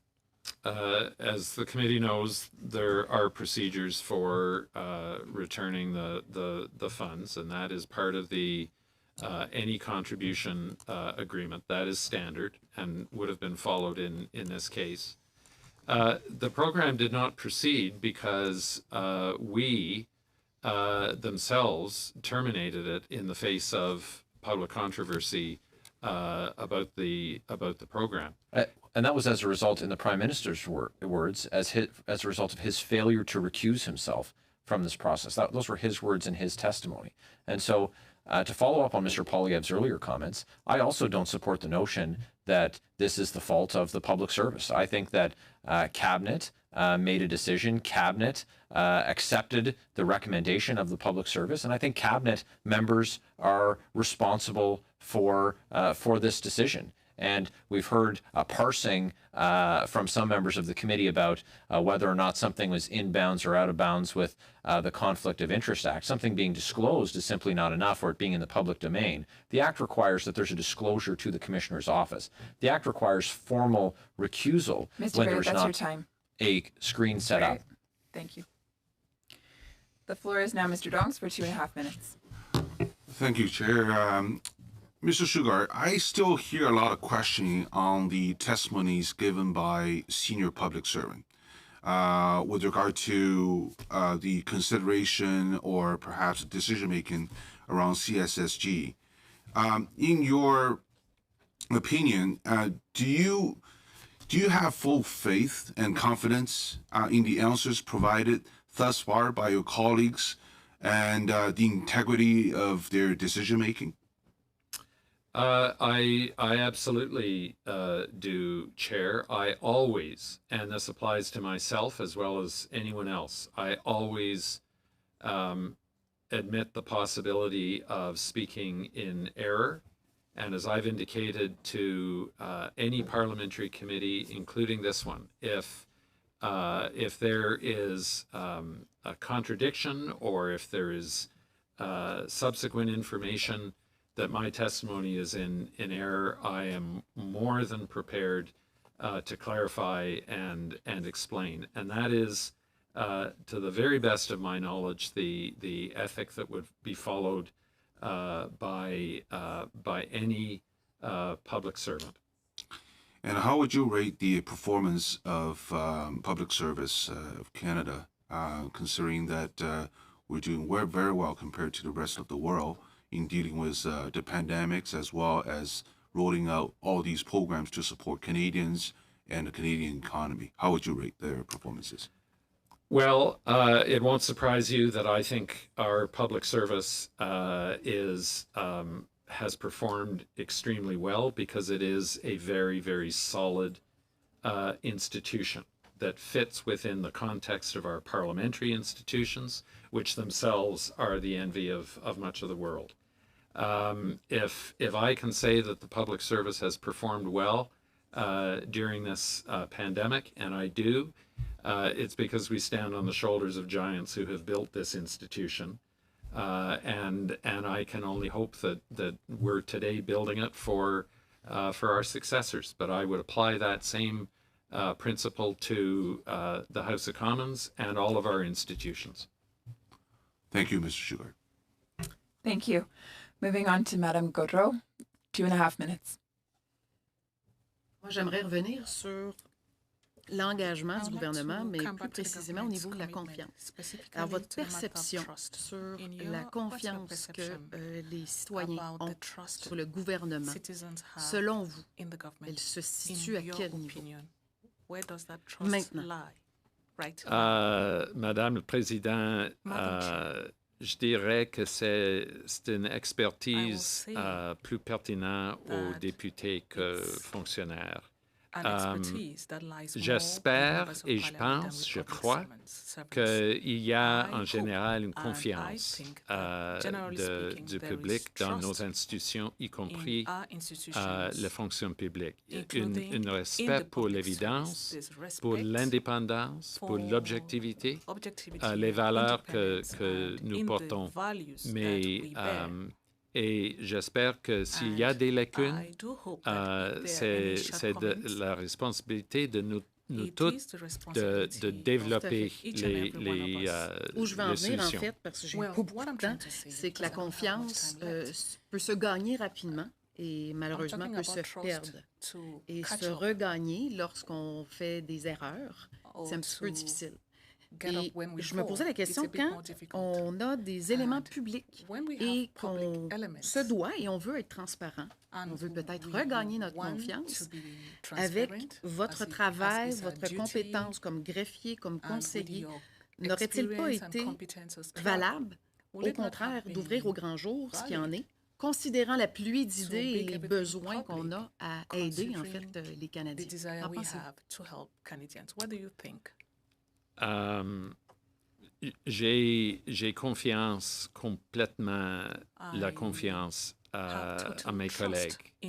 Personne ne peut pas porter ses responsabilités sans une équipe, sans les interactions entre les éléments divers de notre système de contrôle.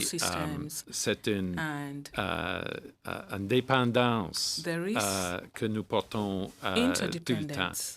Et c'est pourquoi nous cherchons tout le temps comment améliorer nos systèmes, soit législatifs, soit procédural, mais c'est un élément très précieux de sauvegarder. Mais comment se fait-il que... I'm sorry, that's time.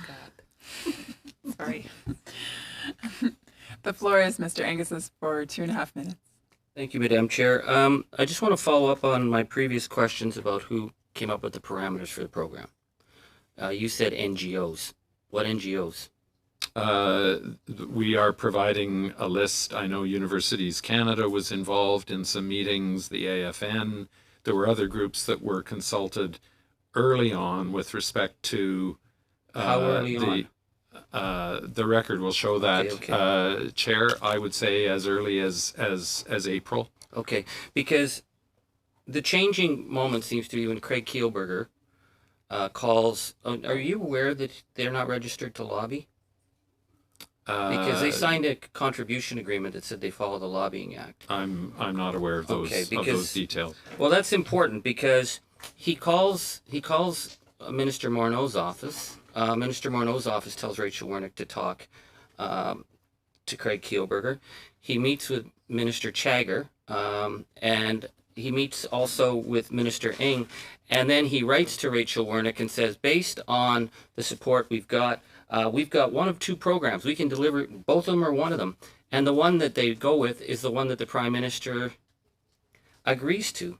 The second proposal is the proposal. So I'm again in question of due diligence. I have not seen that communication. Okay, he writes to Rachel Wernick to introduce himself. He said that in the spirit of his conversations with Minister Chagger and Minister Ng, he said, we have proposed two programs and we're ready to deliver one or both. And that's his way of getting in. So my question then is, we're talking about a $900 million proposal by a group that is not even registered to lobby, but has three key departments and ministers on side before it goes to the civil service. And he's got the proposal all written up. Where was the due diligence to protect the people of Canada? Chair, I'm not prepared to support that construction of events. I have not seen that correspondence, but I think the testimony of officials does not support that construction of How is it events. possible? Mr. Angus, that's your time. Thank you. Mr. Shugart, during the questions that were asked today, there were two pieces of information that were brought up and that I believe you will get back to this committee. One is information regarding whether or not the money has been paid back from we, and two, on May 8th, as to whether or not you were at the briefing meeting. If you could get back to the committee with that information, that would be much appreciated. Thank you. Happily. Mr. Shugart, thank you so much for giving us your time today, and we hope that you have a good rest of your day. With that, we're suspended.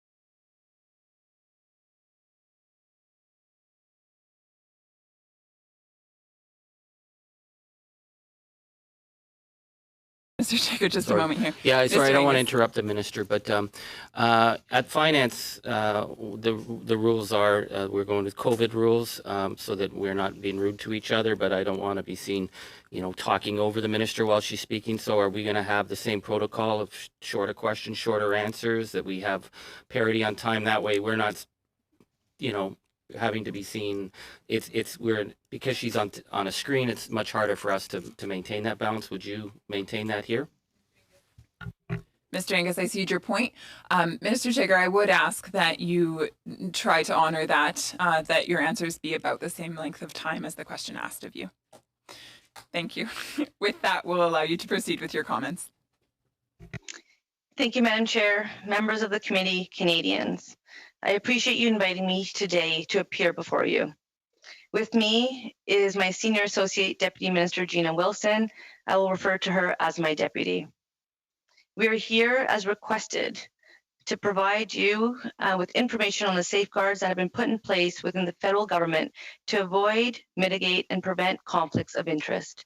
These safeguards apply to the federal government policies on procurement, contracting, grants, and contributions, and all other federal spending policies.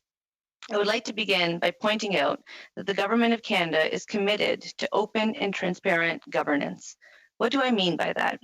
A government that gives all Canadians broad access to its data and information. Since 2014, the Directive on Open Government has promoted transparency and accountability across all departments. As Minister of Diversity and Inclusion and Youth, I myself received a very clear mandate letter from the Prime Minister. That letter is available publicly online. It states that, like all of my cabinet colleagues, I am committed to building a government that is transparent, honest, and accountable to Canadians. A government that upholds the highest ethical standards, pays close attention to the management of public funds, and exercises the utmost care and prudence in this regard. These values guide me every day in my work. That's true for me, it's true for my colleagues, and I hope we would agree that it is even true for my departmental officials. All ministers receive these guidelines in our mandate letters, and we are all subject to the same laws. Whatever our role, there are mechanisms in place to guide us. All members of Parliament must comply with the Conflict and Interest Code for members of the House of Commons, and those who are ministers or parliamentary secretaries must also abide by the regulations and measures set out in the Conflict of Interest Act. Our staff must also meet the highest standard of probability and integrity as set out in the policies for ministers' offices. It's in this context that I'm fulfilling the mandate I have been given and that I am passionate about, namely, to build a more open, diverse, and inclusive country where all Canadians have an equal opportunity to succeed. My responsibilities also include policies and programs in support of LGBTQ2 people and youth. It's a broad mandate that involves working with several ministers and departments, particularly Employment and Social Development Canada, Canadian Heritage, Women and Gender Equality Canada, Health Canada, Public Safety Canada, and Justice Canada. Public servants in all these departments are also bound by strict rules of integrity. They must all comply with the Public Service Values and Ethics Code. The public servants at Employment and Social Development Canada who support me through, among other things, the Canada Service Corps program are governed by this code, as are all the staff at Canadian Heritage who support me in the delivery of programs to promote multiculturalism and fight racism. They all receive training in this area. As well, employees involved in the delivery of transfer payment programs receive additional training to help them identify and deal with potential conflicts of interest. It's also important to note that all Canadian individuals and organizations applying for funding are required to disclose any potential conflicts of interest at the time of application. The distribution of financial support is governed by the Financial Administration Act, and the federal government as a whole is governed by the oversight and accountability procedures of the Treasury Board Secretariat. Without naming them all, I would like to single out the policy on financial management, the policy on transfer payments, and the policy on results evaluation and internal audit. Unlike how the Conservatives are choosing to portray this, The policy on transfer payments in particular allows the government to ensure that these payments are managed in a manner that respects sound stewardship and the highest level of integrity, transparency, and accountability. Government programs also have terms and conditions approved by the Treasury Board Secretariat. The Anti-Racism Action Plan, for instance, includes terms and conditions to ensure that all organizations have equal access to funding. In this particular case, we are required to publish the program guidelines at least 6 weeks before the application deadline. There are also guidelines for communicating clearly with funding applicants. Allow me to touch briefly on a few points that I am sure will be of interest to the committee. First, risk management. The Financial Administration Act helps us strike an appropriate balance between the high-risk decisions which require input from senior management and those that are more operational. Risk-based decision-making models allow us to assess and the risk associated with, among other things, the funding applicant and the activities being considered for funding. They reduce program delivery costs, they alleviate the administrative burden, and they reduce the time it takes to notify recipients. Second, conflict of interest. I've already touched on this subject, and I'm coming back to it because it's important. Mechanisms are in place in all departments to prevent the risk of bias or conflict of interest. At Canadian Heritage, for example, the decision to approve a grant or contribution is never made by a single individual. In addition to regular internal assessments, they can call on peer reviews or reviews by internal or external committees. Government employees can also work with the Office of Values and Ethics to address any apparent or potential conflict of interest situations. And there are requirements to disclose the involvement of former public servants who are subject to the conflict of interest and post-employment guidelines. Third, internal controls. In addition to government controls, such as the policy on government security, several departments have internal control frameworks that outline financial management roles and responsibilities. These frameworks are designed to provide reasonable assurance that public resources are used prudently and that financial management processes are effective and efficient. Fourth, transparency and accountability.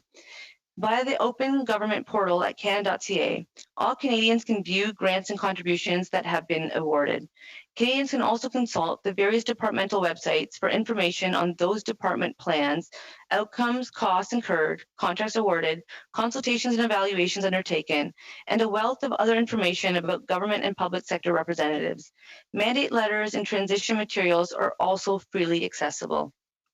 As stated in the Clerk of the Privy Council's 26th annual report, the Public Service of Canada has received clean, unqualified audits for 2 decades.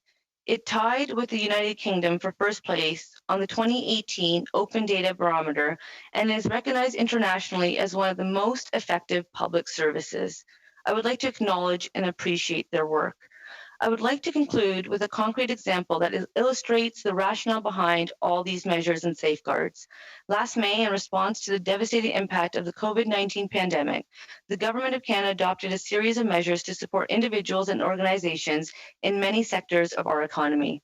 For my part, I insisted that my programs be adapted, whether by streamlining processes or speeding up payments, in order to support organizations that advance multiculturalism, diversity, inclusion, and opportunities for youth in Canada.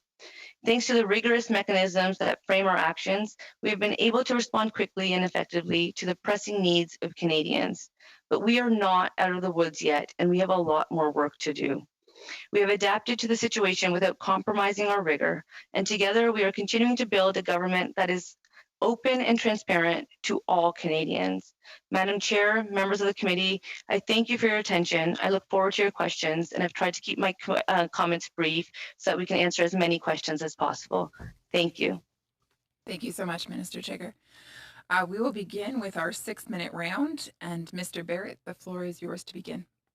Thank you, Minister. We just heard testimony from the Clerk of the Privy Council that you were given authority to sign as a Minister for ESDC by order in Council. Can you tell us on what date that OIC was issued?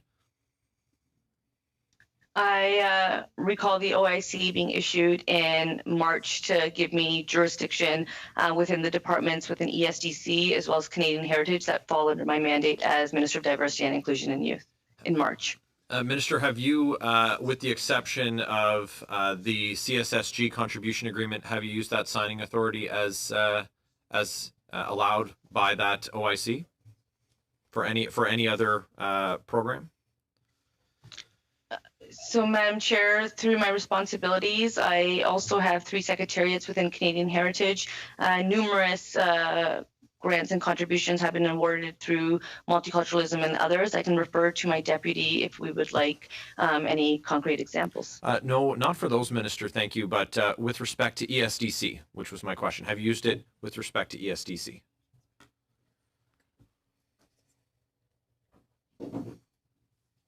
I just want to make sure that I do provide all information. I know that the Canada Service Corps is under my responsibilities.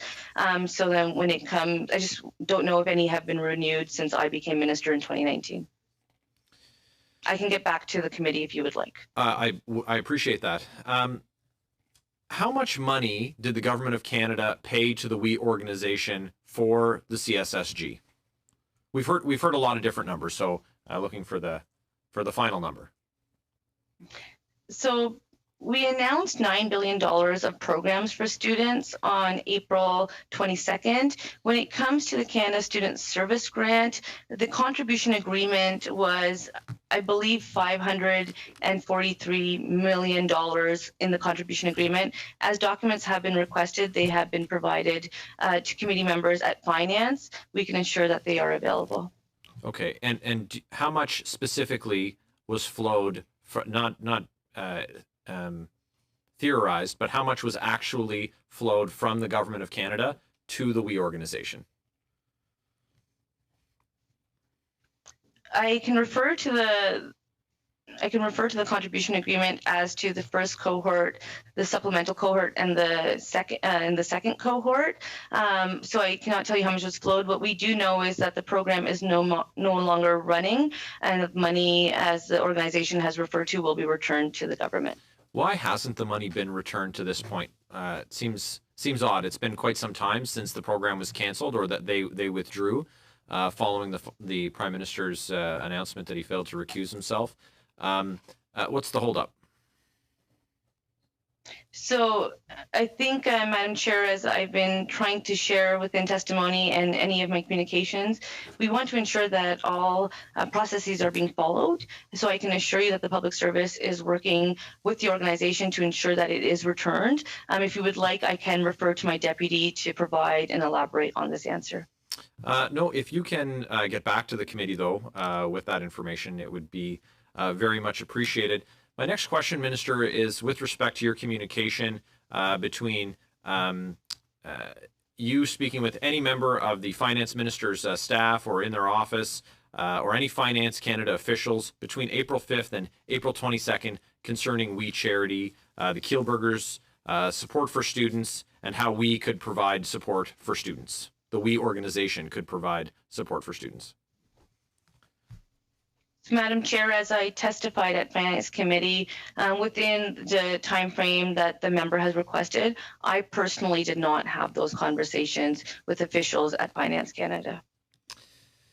So at the Finance Committee, I had the opportunity to ask you some questions, Minister, and there was a disparity between my question to you and your response. I asked if you had spoken with the WE organization about the CSSG, and you responded, no, you hadn't, but you had spoken to them, we later learned, in the time period in question. I believe the date was April the 17th. So do you have any, from that call, I guess, what details did you discuss with this organization? Was it about anything that would later appear in the proposal for the CSSG? Madam Chair, so just to make sure that it is on the record. On December 10th, 2020, I appeared at We Day in Ottawa after I had become Minister of Youth, and that was to talk to an auditorium full of youth at the National Arts Centre. And the second time I interacted with We Charity Craig Kielburger personally was over the phone on April 17th, 2020. I had a phone call with him as well as another member of his team at 11 a.m. in the morning. That phone call lasted just over 30 minutes, and we spoke about an unsolicited program in regards to youth entrepreneurship, social entrepreneurship, and something that had been shared. As it was not something that I was considering, I referred it to officials. That phone call on April 17th was not in regards to the Canada Student Service Grant at all. I did not comment on that. I'm tight for time. Thank you, Minister. Your signature is on the...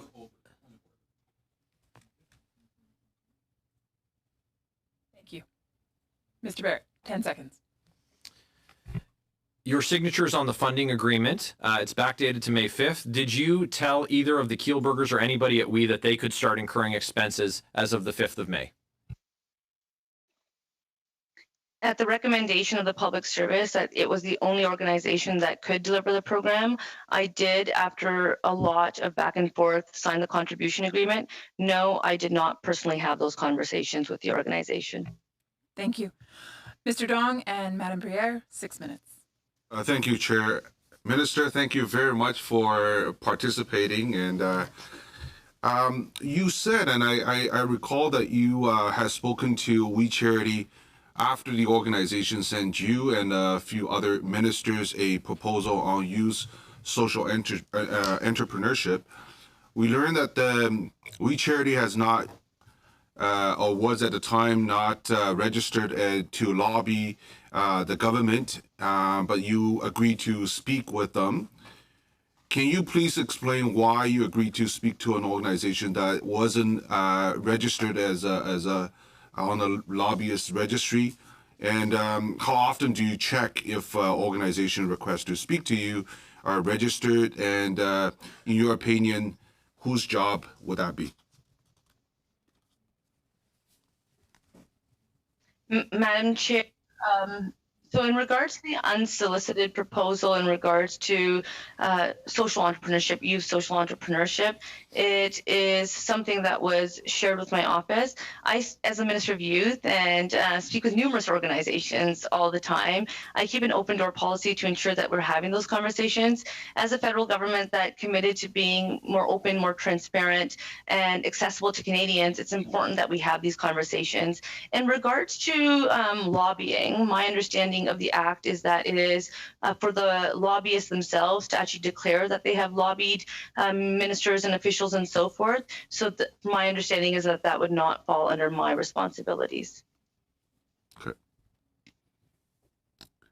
Madame Briere? Yeah, over to you. Bonjour, merci Madame Chair. Bonjour Madame la Ministre et merci de répondre à nos questions. Vous avez dans votre introduction réitéré les valeurs et le fait que les gens qui travaillent autour de vous doivent respecter le code d'éthique et la loi, tout ça. Monsieur Shugart, tantôt le greffier du Conseil privé nous a aussi réaffirmé que son devoir était de bien conseiller les ministres de manière impartiale et de toujours dire la vérité. J'imagine que c'est ce à quoi vous vous attendez, vous aussi, de toute votre équipe.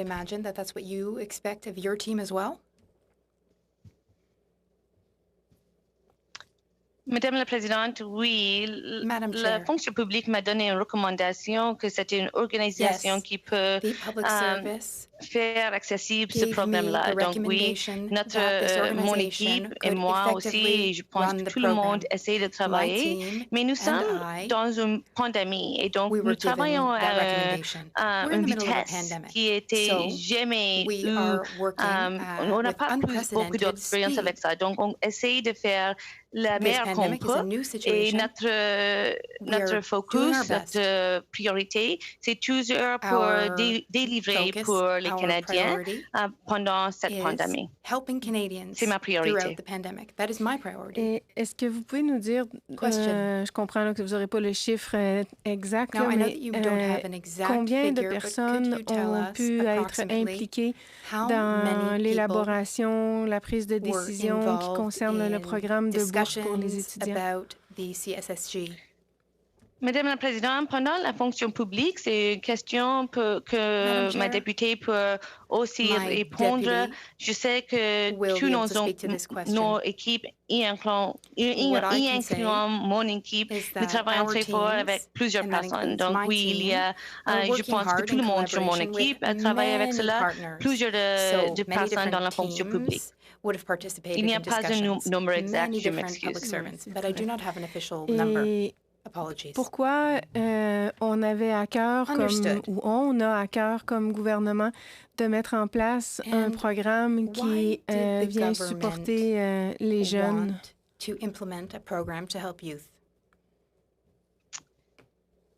So I would say that on April 22nd, the Prime Minister publicly stated that we were coming out with a $9 billion program to ensure that students would also, well, numerous programs that students were also accessible. When it comes to the youth portfolio, it's something that's been close to the Prime Minister.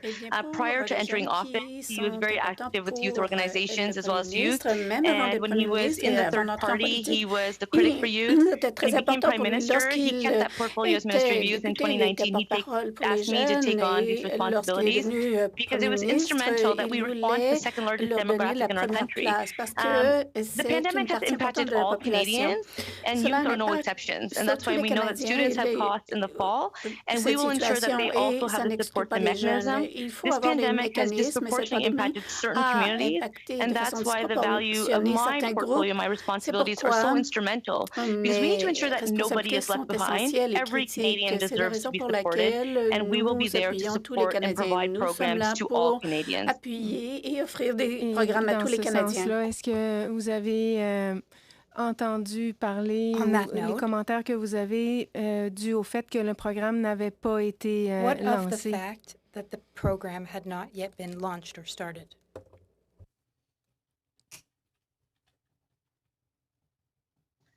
Madam Chair, just the translation, when I speak English, it comes French in my headset, so I missed the member's question. If she could repeat it, that would be great. I will keep my answer short. OK. Et quels sont les commentaires que vous avez reçus là, dus au fait que le programme n'avait pas été lancé finalement?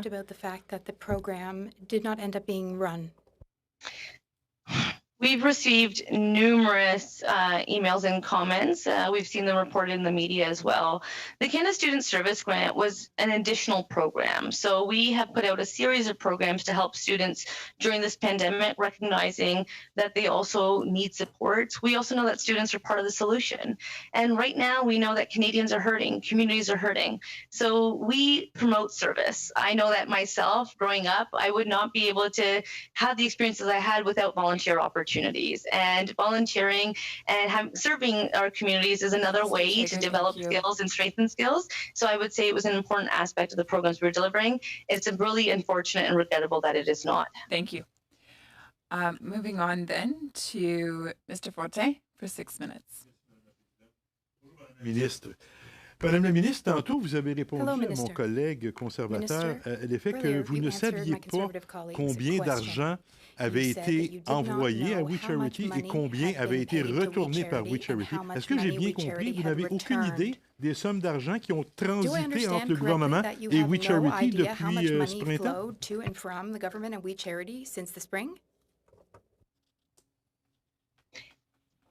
Madam Chair, I would state that it's not that we don't know how much money. We can share the details of money that has been released. $30 million has been released to the organization through the contribution agreement. I was not aware of how much money has been returned, and I have offered to provide that information to the committee. Merci, c'est gentil, Madame la ministre. J'apprécie donc le chiffre exact, combien d'argent a été envoyé et combien a été retourné. Je comprends que vous allez pouvoir nous transmettre l'information. Yes, I will make sure you have that information. So we know that the first cohort had an amount attributed to it through the contribution agreement, which members have received. And then there was the supplementary contras. And that's exactly why I'm responding in English, because I understand you get extra time for translation. Merci. Madame la ministre, vous nous avez dit à la question qui vous a été adressée, je ne me souviens plus par qui, que vous avez assumé, vous étiez allé voir, vous êtes allé donner des conférences pour We Charity sans vérifier, sans savoir s'ils étaient ou non inscrits au registre des lobbyistes. Vous avez dit, je comprenais que ce n'est pas ma responsabilité. C'est bien ce que vous avez dit? Que ce n'était pas votre responsabilité de vérifier au registre si We Charity était inscrit? Whether We Charity was there? Was on the lobbyist. Madam Chair, I responded that I understand that it is the responsibility of the lobbyists to report their lobbying activities. Mais vous sentiez pas de responsabilité à l'effet de vérifier cette information-là? But you felt no responsibility to check that information? Madam Chair, I have responsibilities to my stakeholders. I have responsibilities to the people who have elected me to represent them. I take my responsibilities very seriously. Non?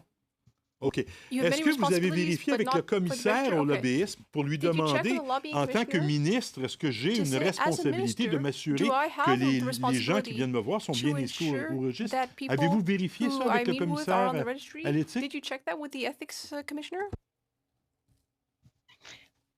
Anytime that I need information from the ethics commissioner, I make sure to write to the ethics commissioner or have my team do so that we can receive that information. Similarly to ensuring understanding what I am able to share today and so forth, I made sure that I had that information. I take my responsibilities very seriously. Merci. Est-ce que vous avez vérifié avec le commissaire à l'éthique, le commissaire au lobbyisme, si vous aviez la responsabilité de faire des vérifications au registre? L'avez-vous vérifié ça? Avez-vous demandé une opinion? In this situation, I did not contact either of them, whether if I could talk to a youth organization or not. As a Minister of Youth, I keep an open door policy. I speak to numerous organizations, and I think it's important that we be available and accessible to organizations so that we can not only hear their concerns, but also to hear their solutions. Merci, I will be accessible to Canadians. J'ai seulement quelques instants, excusez-moi. Je ne veux pas vous bousculer, vous êtes sympathique, mais j'ai le temps qui court contre moi.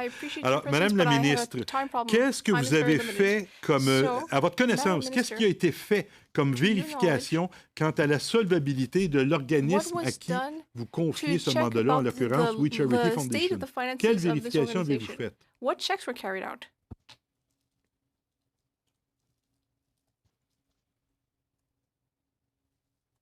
Madame la Présidente, oui, je vais référer à mon député. Mais est-ce que vous le savez? J'aimerais avoir la réponse de la ministre, Madame la Présidente. On pourra entendre votre adjointe après, mais vous, personnellement, quelle vérification avez-vous faite? What checks did you carry out? Madame la Présidente, nous savons qu'il n'y a pas beaucoup de temps pour que le député puisse demander les questions. Je veux que le député reçoive l'information pour assurer que tout le travail a été fait. Donc, je pense que c'est important pour donner au député quelques instants pour donner cette information, pour qu'il puisse avoir l'information. Je sais déjà, Madame la ministre, en tout respect, là, je suis au courant de ça. Mais je veux savoir si vous, personnellement, vous étiez au courant de certaines vérifications, oui ou non? Étiez-vous au courant de certaines vérifications concernant We Charity Foundation? Were you familiar with this about the We Charity Foundation? No? Madam Chair, what I can tell you, as I was shared at the Finance Committee, is numerous conversations took place. Yes, concerns were raised to ensure that due diligence was done. I know that the public service, the professional, nonpartisan public service works really hard. I have confidence that they did that work, and that's why the deputy can actually provide concrete examples of this information that the member is looking for. And I think it's important that the deputy be able to provide those details if the member would like. Parce que je perds mon temps, là. It's your question. Sorry. Il y a le délai de traduction, le délai que la ministre prend pour nous expliquer toutes sortes de choses qui ne sont pas pertinentes à la question. J'ai pas beaucoup de temps. Alors, je vais maintenant, vous m'avez dit que vous ne le saviez pas, je voudrais entendre votre adjointe, effectivement. Quelle vérification elle a faite au sujet de We Charity Foundation? Madam Chair, the public service signs numerous contribution agreements in any given year. They are a professional public service that does their due diligence, and that's why it's important that the public service... Mr. Fortin. Hold on. Mr. Fortin, I am happy to call on you, but there is an order, and I have to ask the minister to stop, and then you have the floor. Mr. Fortin, proceed. Je m'excuse, Madame Chagger, je ne veux pas vous bousculer, là, mais on n'a pas beaucoup de temps. J'ai eu votre réponse, je vous en remercie. Maintenant, je voudrais entendre la réponse de votre adjointe à la même question. Est-ce que c'est possible? Vous préférez qu'elle Mr. Fortin, I'm sorry, the time is up. Yes. The time is not over. Je regrette, là. Thank you very much. I'm happy to provide you with that information. Deputy Minister, in every agreement, there are risk mitigation clauses Deputy and Minister. controls. Deputy there are Minister. financial checks done. Please stop. Sorry. Okay. Thank you. Madame la Présidente, j'en fais un point d'ordre. Mr. Fortin. On a un problème de délai additionnel à cause de la traduction. Je pense que... Non, c'est oui. Il y a des délais entre les questions et les réponses, Madame la Présidente, qu'on perd. Quand on parle anglais ici, au comité, on a davantage de temps pour questionner que c'est un point d'ordre. Je ne peux pas le compléter, Madame la Présidente? Thank you. Est-ce que je peux compléter mon point d'ordre? Thank you. Ben, c'est un point d'ordre. Merci. Thank you. Vous m'en remerciez, mais je voudrais le compléter. You're at 7 minutes and 26 seconds, Mr. Fortin. I've been very generous with your time up until now, and I would ask that you respect that. It is up to the minister to answer the questions how she wishes to do so, and it is up to you to cut her off if you are not pleased with her answer. Vous nous avez dit Mr. Fortin. qu'on aurait des réponses équivalentes aux questions, ce qui était Madam Chair, you told us at the beginning that we would have answers that were the same length of the question. Moving on, Mr. Angus, you have the floor for 6 minutes. Thank you, Madam Chair. Thank you, Madam Chagger, for returning. When we were at Finance Committee, you were asked a very straight-up question, whether or not you had had any dealings with the Kielburgers or anyone from We Charity in the lead-up to this coming to Cabinet. So why didn't you tell us about your meeting on April 17th with Craig Kielburger? Madam Chair, these meetings are public. The question that I was asked is if I spoke with the organization in regards to the Canada Student Service Grant, and I answered that question truthfully and openly. A member today provided me the opportunity to provide the information in regards to the organization writ large, and I have provided that information for the record. I answered the question that was posed of me. Sorry. Actually, the question you were asked was very simple. Did you have any meetings with anyone from the WE organization and lead up to Cabinet? They did not ask about the Canada Student Service Grant. You put that in. So it was a simple question. So my frustration here is when you're asked a simple question, did you meet with the Kielburgers? And you can't give us a straight answer. It makes the waters seem very, very murky for you. So, so my concern is that meeting, I think, was crucial, and yet you didn't tell us that. Why didn't you tell us that you'd met with Craig Kielburger? Madam Chair, I think you have noted the length of the question, and I will take that time to respond. The member is welcome to refer to the official record and to see that that question was in context to the Canada Student Service Grant, in which the motion was put forward, and he can choose to interrupt, and that is an approach that he chooses to routinely take. I have set the record clear today as to the 2 times that I have personally interacted with the organization. I met, I went to WE Day on December 10th to speak to an auditorium full of youth at the National Arts Centre. That was December 10th, 2020. I was requested to have a conversation with the organization in regards to an unsolicited social entrepreneurship strategy. Thank you. Well, here's the thing. You were asked a straight question, but of course, we've got the record. It's on the record. But the thing is of course you weren't speaking about the Canada Student Service Grant on April 17th because it didn't exist. It wasn't announced until April 22nd.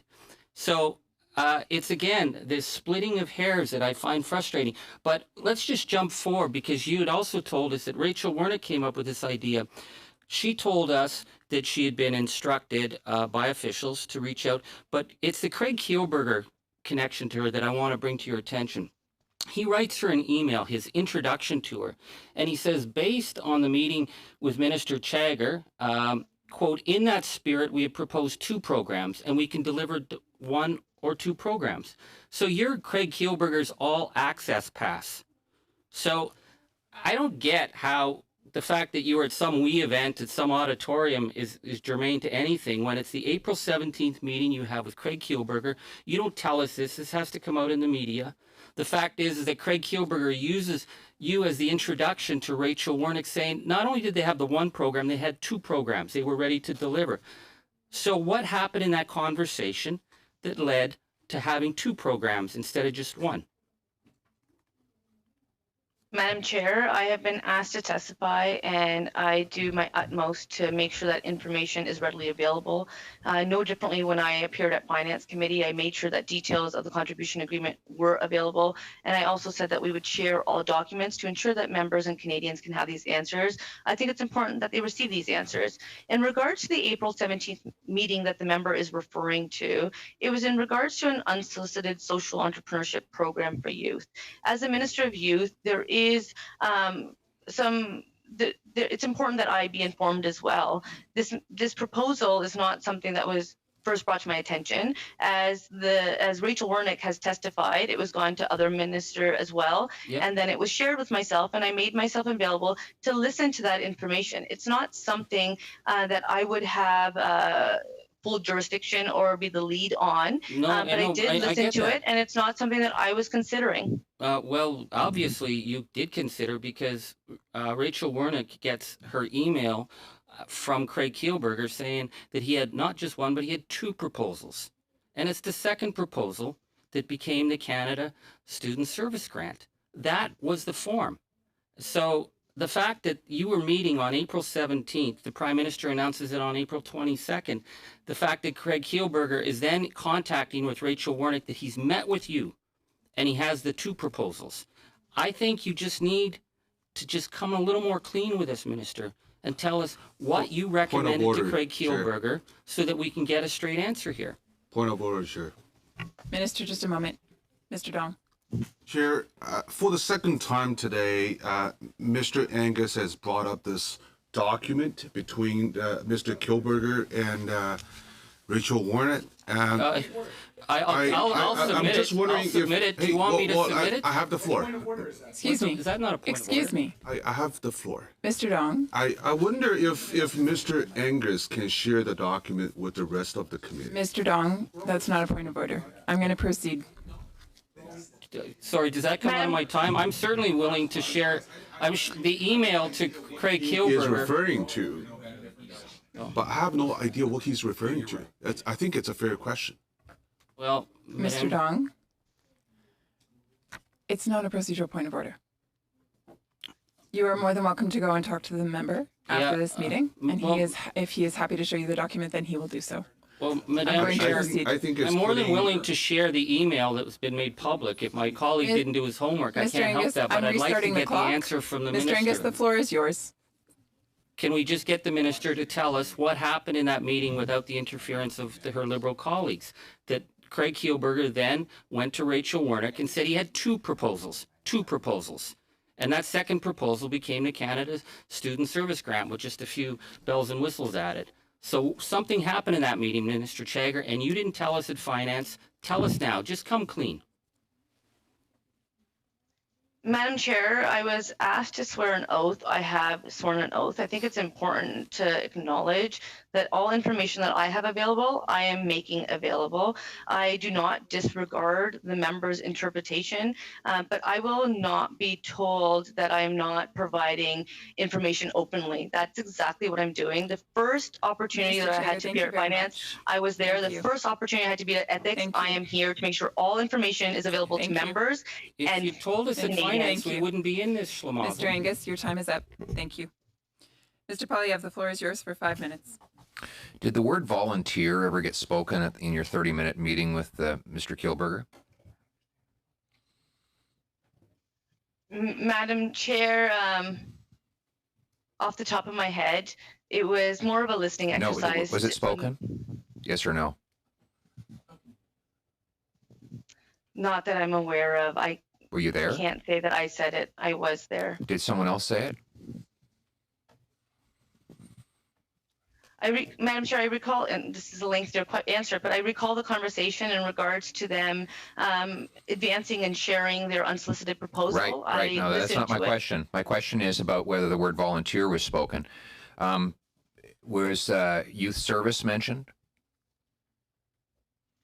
I will tell you that youth service is top of line for myself. Okay, so that's a yes? Through the Canada Service Corps in 2018. Yes or no? Madam Chair, I think it's important that since I am wanting to provide accurate information, that I provide all information that I have. Minister, thank you. I do understand that, but the question has been asked of you is quite simple. It is really a yes or no question, and so you need to respect the member who is asking you that question and answer accordingly. Thank you. Minister, yes or no? I would say service opportunities, yes, was said. Okay, good. Now we're getting somewhere. This was just 5 days before the Canada Student Service Grant was announced and given its name. And of course, that grant wasn't mentioned because it wasn't created at the time of your meeting. But did you speak about anything at all, other than the Kielburgers social entrepreneurship proposal? Anything at all? Yes or no? I would have definitely asked how the youth that they were working with, how they were doing in the face of the pandemic. Did you tell? Did the Kielburgers know that the Prime Minister would make an announcement only days later on April 22nd regarding youth programming? I cannot speak to the Kielburgers. I personally did not know on April 17th that the Prime Minister would be making that announcement. Okay, so you didn't know, even though you're the minister responsible for that announcement. Strange. How many staff attended that meeting with you and the Kielburgers? Madam Chair, for clarification, from my team, is he referring to? Yes. Or from the? I was the only person on the phone call from my team because it was in regards to any an officials? unsolicited proposal. Any officials? From my team, no. So it was just a phone call? 2 people? From my team, it was myself. From the WE organization, it was Craig Kielburger, and I believe Sophia was on the phone with us. Did they would know if there was other people from their side. It was a phone number they provided for me to dial into. Thank you. Anyone in the PMO or the Finance Minister's office aware that you were having this phone call?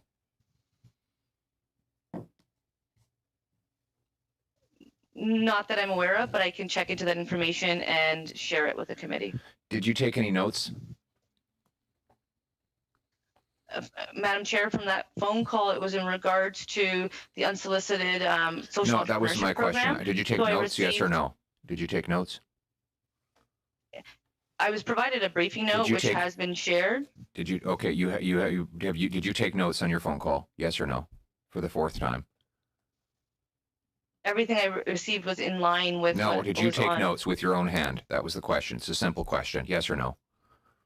The only note I would have taken would have been to ask the team to follow up with colleagues' offices in regards to the proposal and officials. That's strange, because a moment ago you said by the time you did this phone call or finished it, you were not interested in that proposal. So now you were must have been a different proposal that you were following up on.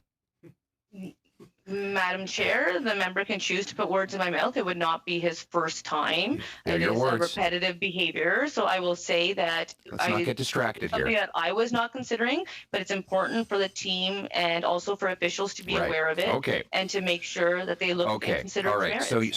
So you decided that you weren't going to pursue that proposal, yet you wrote notes to your staff and officials to follow up on that proposal. Okay, very clear. So we're going to move on to another question now. Madam Chair. I'm on to my question. I didn't ask a question yet, so she's had plenty of chances to respond. And that's, you put words in my mouth. So very classy.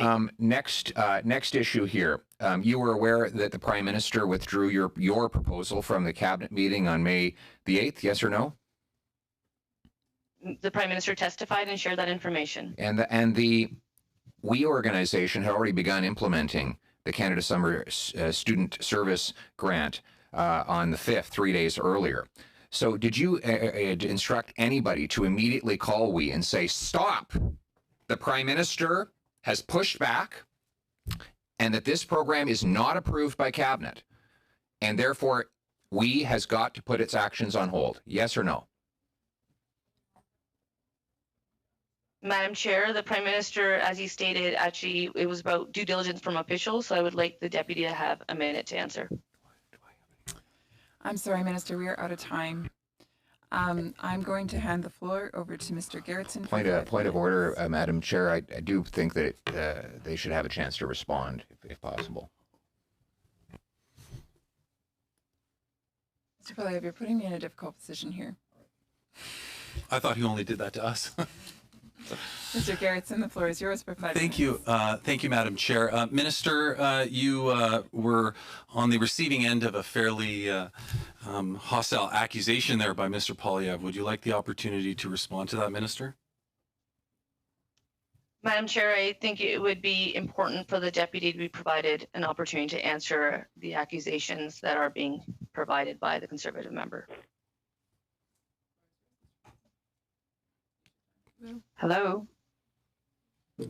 So the question was in relation to an earlier start date. Why was it effective on May 5th? And as generally occurs with contribution agreements, a start date may be identified prior to the date of the agreement's signature. This is routinely done when organizations may incur eligible expenses prior to that signature.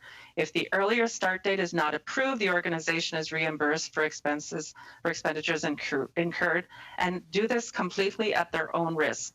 Similarly, if the agreement is not signed, the organization would not be reimbursed for any expenses incurred. It may often take weeks for a contribution agreement to be negotiated, and that is what occurred in this particular instance. Thank you. Thank you. So, Minister, let's not beat around the bush here and pretend that your appearance before this committee somehow has nothing to do with the fallout of the WE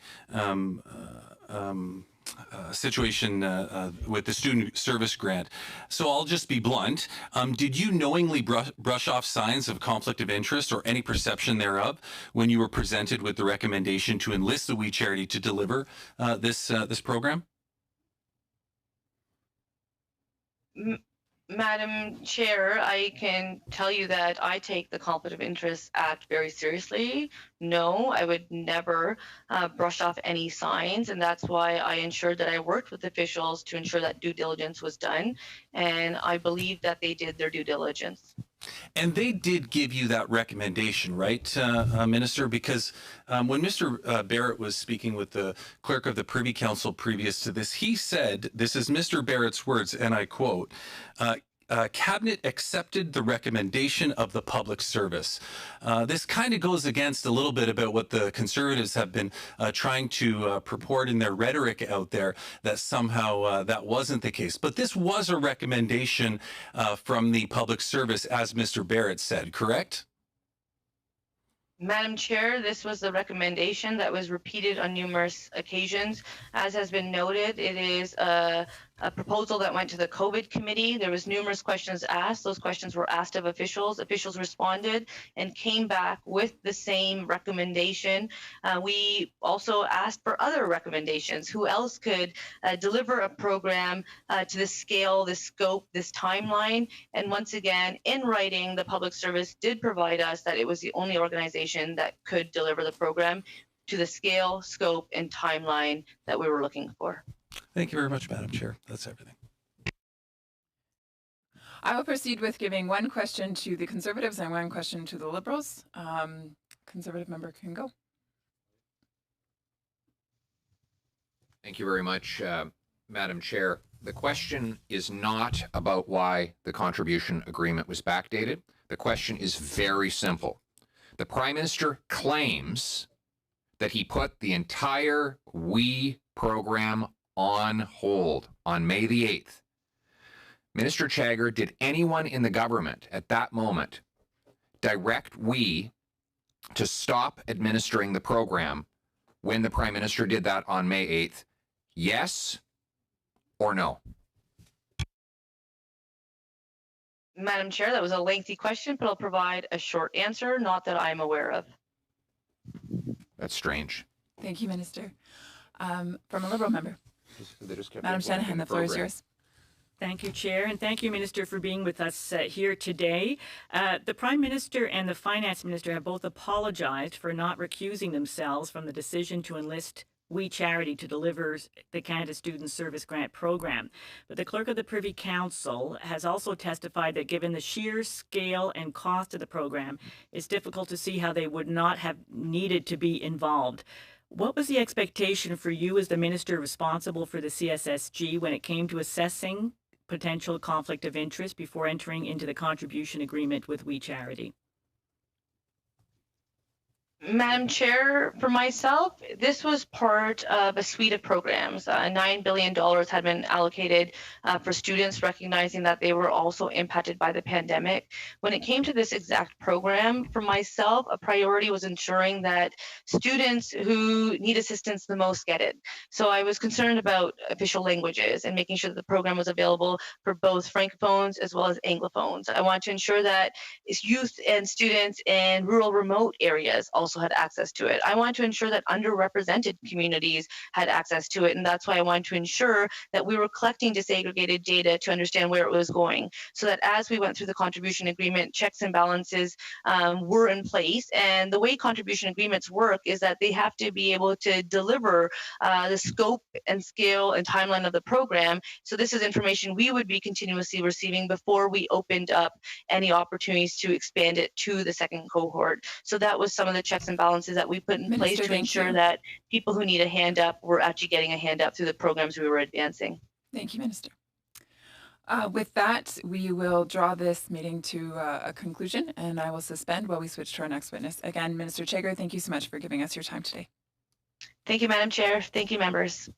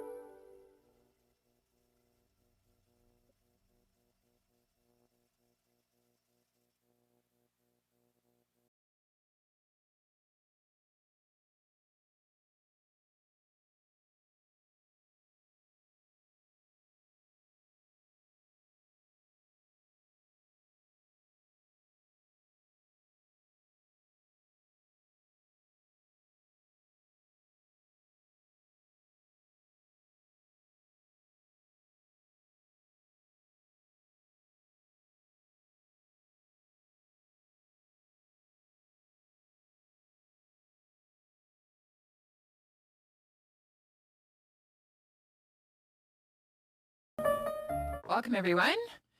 Minister Qualtro, welcome. Thanks for having me. It's our pleasure.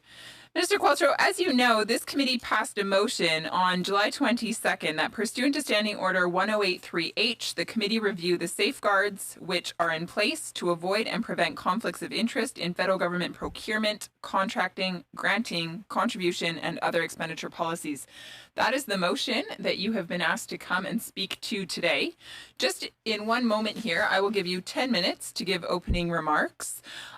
It is going to be a little bit tricky for me to monitor and keep time just because there's no visual cues.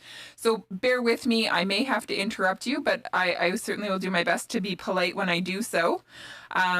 We would ask that you try to answer questions that are posed to you within about the same time frame that they are asked. Those seem to be our COVID rules when we're using technology. With that, then, I will pass it over to you, Minister, and allow you to have the floor for the next 10 minutes. Thank you. Thank you, and please feel free to interrupt me verbally at any point. I take no offense and find it helpful. So good afternoon, everyone. I'd like to begin by thanking the committee for allowing me to participate by telephone. This allows me to use my accessibility software and participate in a more meaningful way in both languages while having the chance to refer to my speaking notes. I have with me today ESDC Associate Deputy Minister Benoit Robidoux. I'm hopeful today that my participation can be helpful. It's my understanding from your motion passed by this committee that you're reviewing the safeguards in place, as you said, to avoid and prevent conflicts of interest in federal government procurement, contracting, contribution, and other expenditure policies. In particular, I understand that you're using as a case study the speaking appearances for Justin Trudeau, Sophie Gregoire Trudeau, Margaret Trudeau, and Alexandre Trudeau. I'll say at the onset that I had no prior knowledge of Margaret or Alexandre Trudeau's speaking appearances with We Charity or otherwise. I know that Margaret Trudeau is an advocate for mental health and wellness and admire her passion on this important issue. I know that Prime Minister and Sophie Gregoire Trudeau had appeared at We events in the past, and I consider this to be a well-known fact. They've both been advocates for youth leadership and youth empowerment for years. Personally, I have spoken at one We Charity event in November of 2016 in Vancouver. I spoke to thousands of young people about the power of inclusion and the everyday choices they could make to ensure that no one was left out, in particular people with disabilities. I was not paid for this appearance and claimed no expenses. As a Member of Parliament and Cabinet Minister, I am very aware of my obligations pursuant to the Conflict of Interest Code for members of the House of Commons and the Conflict of Interest Act.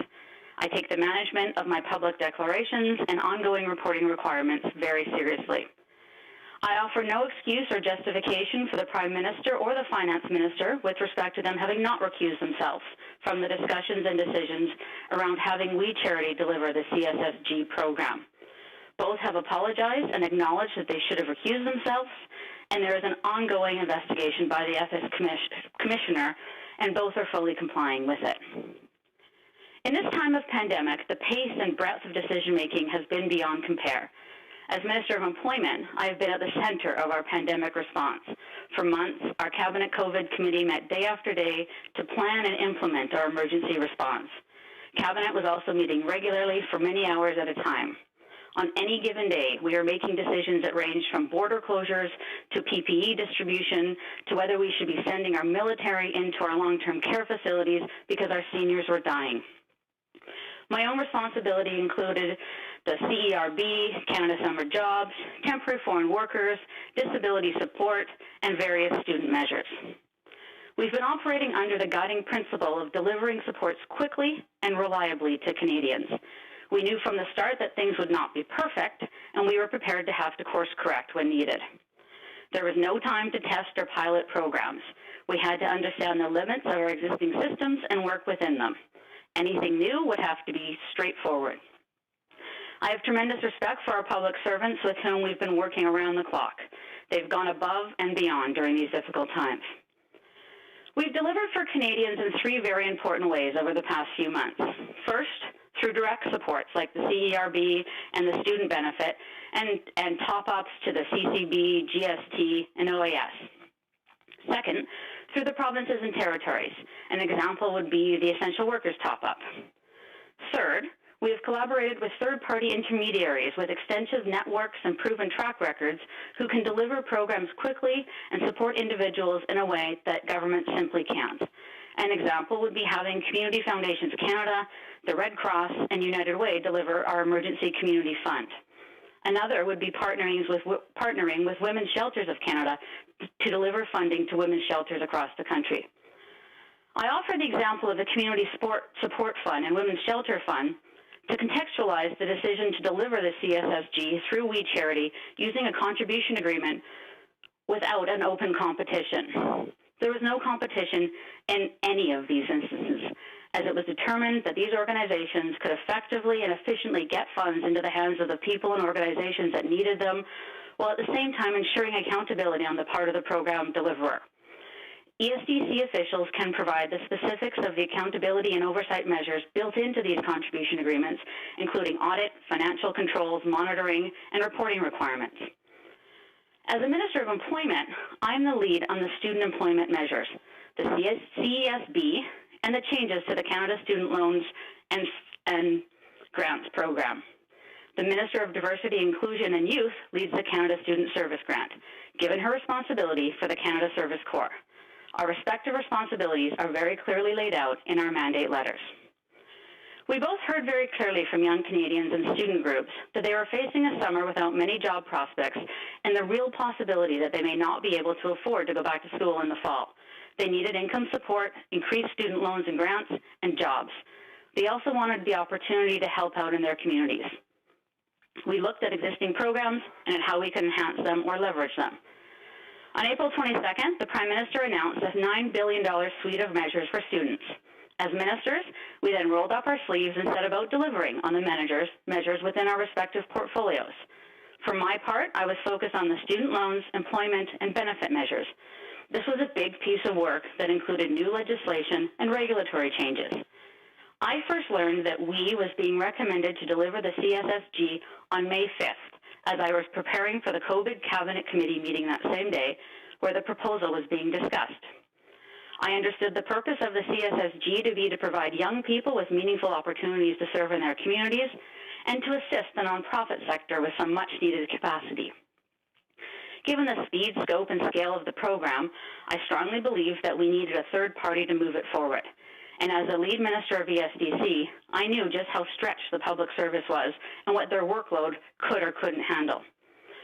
The organization that would deliver this program would be tasked with the screening, onboarding, training, and mentoring of young Canadians during these important summer months. They'd also track volunteer hours and distribute grants. I can confirm that the CSSG proposal was scheduled to be on the Cabinet agenda on May 8th, but was taken off. I was not involved in any discussions about why this was pulled from the agenda and the Prime Minister's request for more due diligence, as this was not my file. As you can appreciate, I cannot share the content of the May 22nd Cabinet discussions about the CSSG due to Cabinet confidentiality. But as you know, Cabinet decided to proceed with the recommendation to enter into a contribution agreement with WE to deliver the CSSG. I'll conclude by stating that the CSSG was intended to be an innovative way to provide support for students, nonprofits, and communities. And more than ever, Canada really needs bold ideas and innovative solutions. While We Charity is no longer delivering the program, we remain as committed as ever to support young people and nonprofits. I can assure every member of this committee that our government takes our ethical responsibilities seriously. We've not been perfect. I reiterate that both the Prime Minister and Finance Minister have apologized for having not recused themselves. I regret that this has taken the focus away from what we had wanted the focus to be on. Thank you.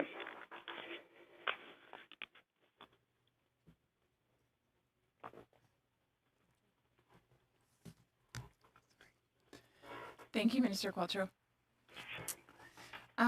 We will proceed then to our first 6-minute round, and we have Mr. Barrett up first. The floor is yours. Thank you, Minister. My first question is, if you were ever asked by anyone in the Prime Minister's office or any other official to be the minister responsible for the CSSG? I was not. So you mentioned your involvement on the COVID-19 Cabinet Committee, and that's where this program first received approval. It was on May 5th. Did you inform your deputy, your ADM, Madame Rachel Wernick, or any officials in your department about the Cabinet Committee decision?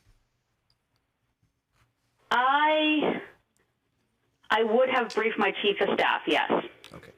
Did you inform anybody, or did your Chief of Staff inform anybody at the WE organization about this decision? Definitely not. So you said that May 5th at that committee was the first time that you learned about the CSSG.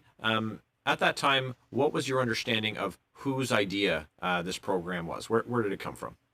Yeah, may I clarify that I said that was the first time I'd heard that we would deliver the CSSG? I just want to be very clear and honest. I knew about the CSSG before May 5th, but I did not have any idea who would be recommended to deliver it until May 5th. Okay, and once you learned about it on May 5th, Minister, what was your understanding of where it came from? Whose idea was it? My understanding was that the Minister of Diversity, Inclusion and Youth and her staff had been working with officials. There had been back and forth. To be honest, I had just understood it to be a recommendation of the public service that the Minister was putting forward. Okay. We heard testimony from the Clerk of the Privy Council, Mr. Shugart, at the Finance Committee, that the proposal for the WE organization to be the third-party partner was recommended by ESDC. Who presented that proposal? To Cabinet Committee, it was the Minister of Diversity, Inclusion, and Youth. Sorry, want to make sure I get our titles correct. Right.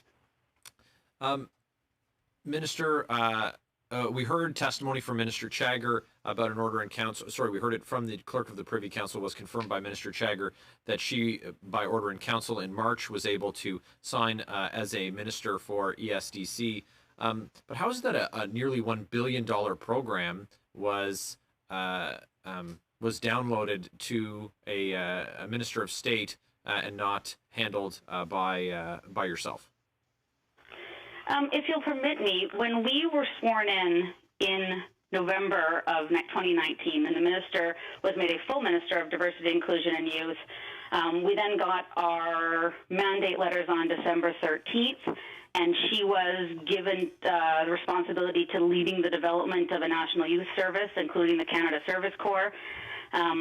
We then went about behind the scenes working with the ESDC and PCO in getting all the legal instruments in place to give, there's 5 of us ministers responsible for various aspects of ESDC.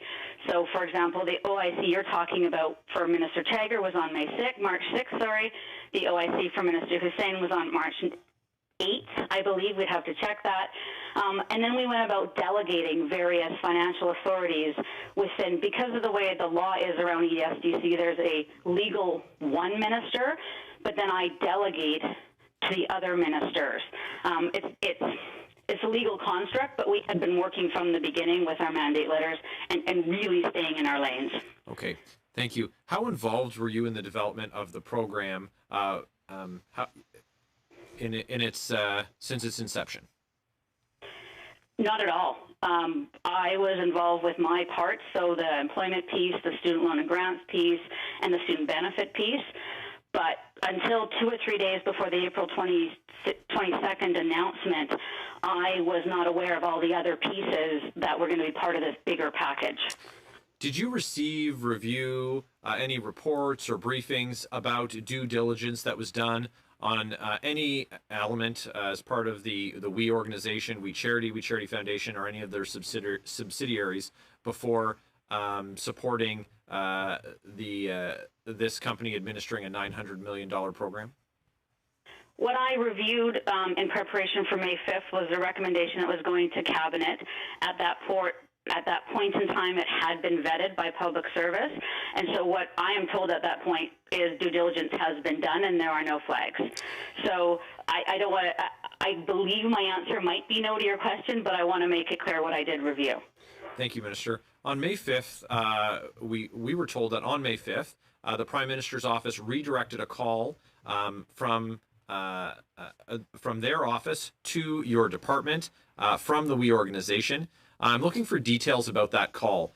Who took the call? What was discussed? Are there notes? Is there a recording? And was we told that they could begin charging expenses or, quote, eligible expenses for this program at that time? I have no information, either indirect or direct, about that call. Would you undertake to find information for this committee? I sure can. Thank you, Minister. Thank you. The floor is Mr. Dongs for 6 minutes. Thank you, Chair. Thank you, Minister, for agreeing to testify at the committee. Before I begin my question, I just want to thank you for all the hard work you've done in the last few months. I've spoken to many constituents of Don Valley North. They want me to pass on their sincere gratitude for the work you've done and staff in your department as well. And I got a lot of nodded heads around the committee tables. Just so you know, I know you can't only get, you can't see us, but I get a lot of nodding heads. So on the Canada Summer Jobs, which is in high demand, and I wonder if there was any discussion on why the government didn't just double down on the Canada Summer Jobs program instead of creating a new program, the CSSG, because we know certainly the demand is there and it's being delivered by many good grassroots organizations. So can you explain why the government didn't run this through the Canada Summer Jobs program? Well, thank you very much for that question. I know a lot has been said over the past weeks about why Canada Summer Jobs just didn't do this. You know, we modernized the Canada Summer Jobs program to reflect the realities faced by COVID, and we did increase funding to increase the number of jobs from 70,000 to 80,000 jobs this year. We created thousands, tens of thousands of other jobs through other student employment programs. And I know what a successful program this is. I know businesses like it, students like it, and MPs like it. Here's how Canada Summer Jobs works. We set objectives. We assess jobs against those objectives. We fund jobs that meet those objectives, and then we post the jobs. We don't help individuals find these jobs. When ESDC wants to provide a more direct support to individuals, we always do it through a third party, using a contribution agreement. So if you think of the YES program, the Youth Employment Skills Strategy, we fund local organizations to help youth at risk get jobs and flourish in these jobs. So the CSSG was different than Canada Summer Jobs. The goal, as I said in my opening remarks, was to provide young people with meaningful opportunities and also to help with the capacity issues that nonprofits were facing. And the organization that was delivering this program would be doing a lot one-on-one with young people, screening, onboarding, training, mentoring. They were going to track volunteer hours and distribute grants. So as much as this was a capacity issue, as I said, Canada Summer Jobs just actually isn't built. And ESDC isn't in the business of doing this kind of things. I hope that makes sense. Well, thank you, Minister. It does make sense to me. You brought up the issue about contribution agreement, and I asked the clerk of the Privy Council earlier today. I just want to know from your perspective, are contribution agreements unethical, or it's a common practice by the government to hire or to have a third party to deliver our programs? Well, contribution agreements are extremely common. I bet you there are thousands of contribution agreements, but I think Benoit could give you an exact number. Governments for decades have been using this as a way to get money to individuals through third parties who have better ways of doing this, relationship-wise, connections to communities. We enter into a contribution agreement with an organization, and then they provide the support directly to individuals. I don't even know what else to say. It's so common. But as I said in my opening remarks, we did this for the Community Support Fund. We did this for the Women's Shelter Fund during the pandemic alone. But it really is a common tool that governments use. It's a very effective form of agreement with an organization. You don't think contribution agreements are unethical, like some of the... I don't at all, and I think it allows us to get closer to people on the ground. Okay. I heard early on the Canada Student Service Grant was developed by Employment and Social Development Canada. However, this didn't fall under your oversight. Can you explain why CSSG was under the purview of another Minister Chagger? Well, thank you. Yes, and I don't want to say what I've already said, but very quickly, our cabinet was sworn in. We got our mandate letters. Minister Chagger got the Canada Service Corps. I got youth employment, and that's how we worked from the beginning. Minister Chagger had the Canada Service Corps. I had all the other youth employment programs. Then, as I said, there was an order in council on March 6th that made Minister Chagger an ESDC minister. In terms of the student measures, at least 5 other ministers were involved in the student measures. Myself, Minister Chagger, Immigration Minister, Indigenous Services Minister, ISED Minister, Minister of Finance, President of the Treasury Board. This was, as everybody has said, a really big package worth a lot of money. So we were, many of us, involved. So all these 5 ministers that has handling your department, do they report to you, or do they share with you what they're working on, or do they need your permission to go ahead to develop their programs? Let me clarify. The 5 ministers... Oh, sorry? Just 10 seconds. Okay. Different 5 ministers, but no, we all have our lanes in the SDC. Okay, thank you. Thank you, Minister. Thank you. The floor is Mr. Fortes. Bonjour, Madame la Ministre.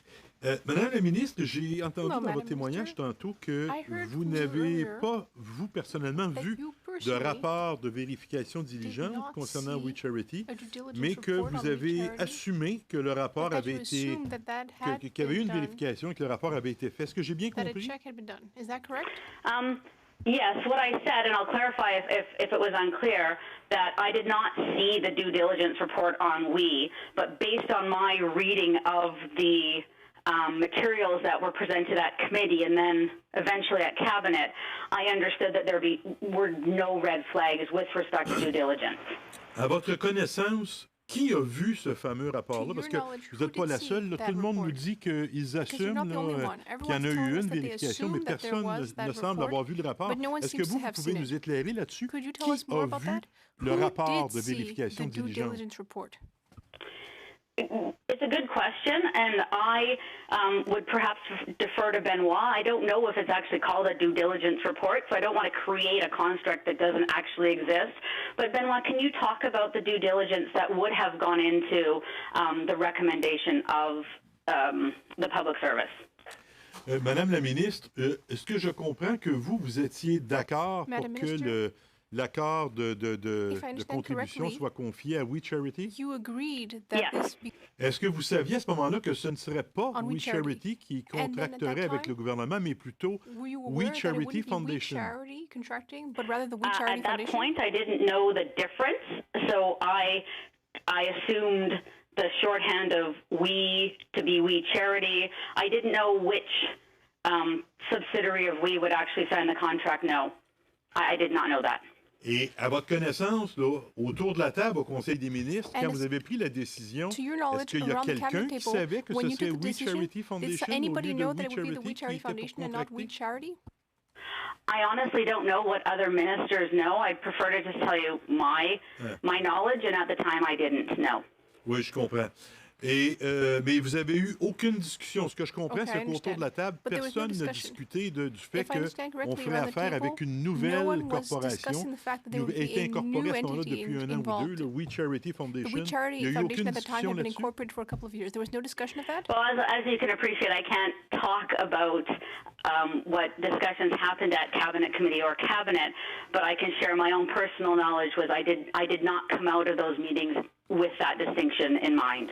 À votre connaissance, Madame la ministre, est-ce qu'il est fréquent que le gouvernement du Canada confie un mandat de 43 millions et demi pour gérer des bourses de 900 millions à une organisation qui n'a aucun actif et qui a un historique d'environ un an ou deux d'existence? Est-ce que c'est quelque chose que vous voyez fréquemment? I cannot answer that, but I would say that we were aware of We Charity's track record, and that is the track record upon which certainly I based my comfort with proceeding with We for this contribution agreement.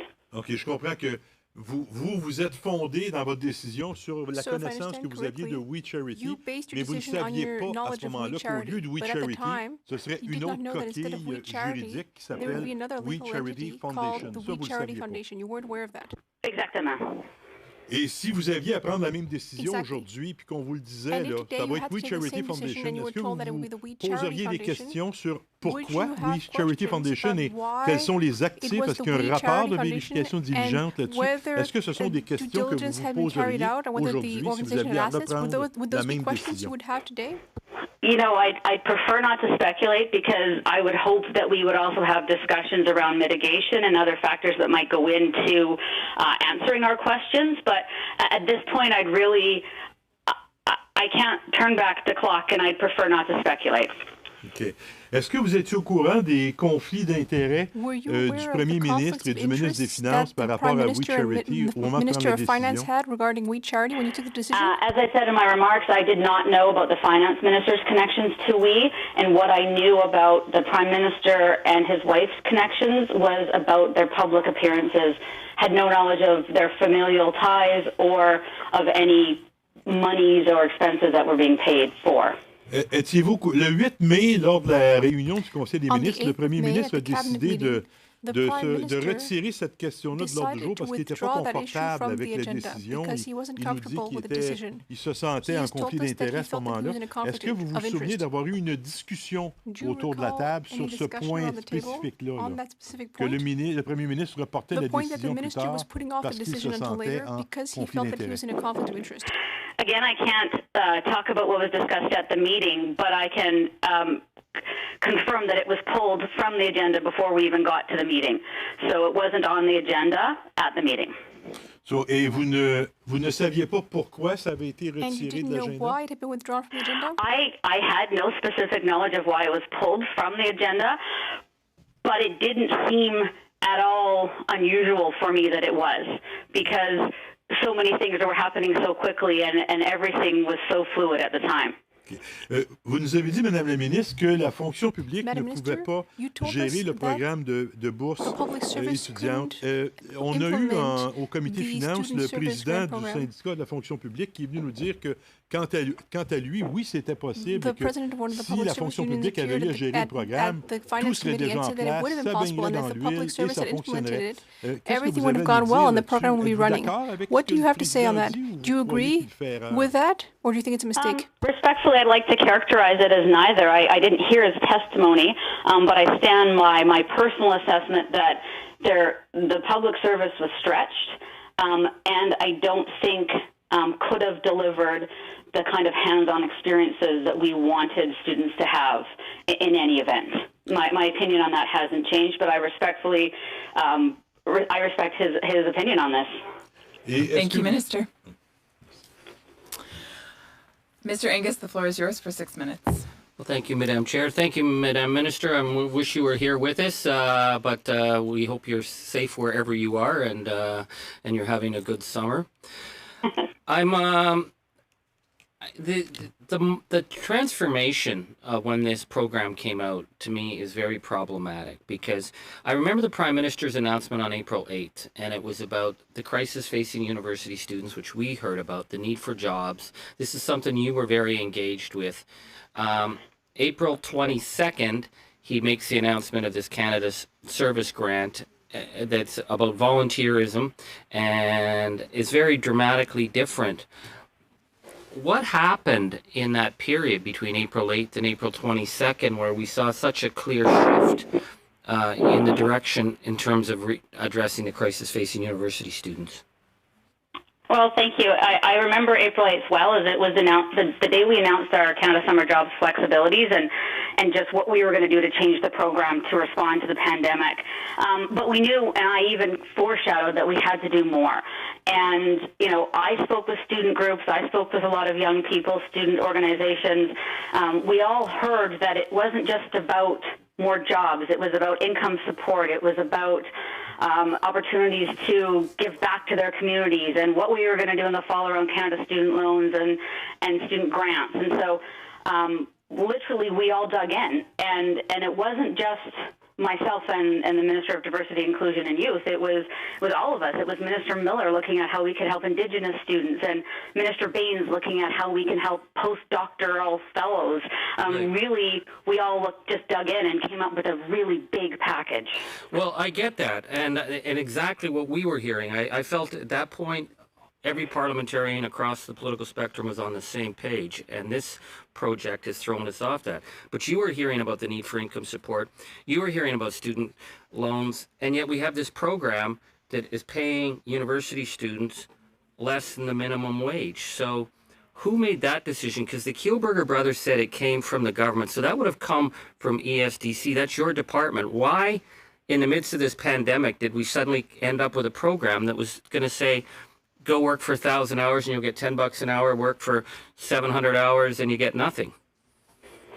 Yeah, I can see your perspective, Mr. Angus, but I guess what I would say is we all, within our portfolios, dug in and figured out what we can do. And as much as we did create tens of thousands of jobs, over 100,000 jobs, we knew that there weren't going to be enough jobs for students. And so the Prime Minister has always had a passion for creating a culture of service in Canada.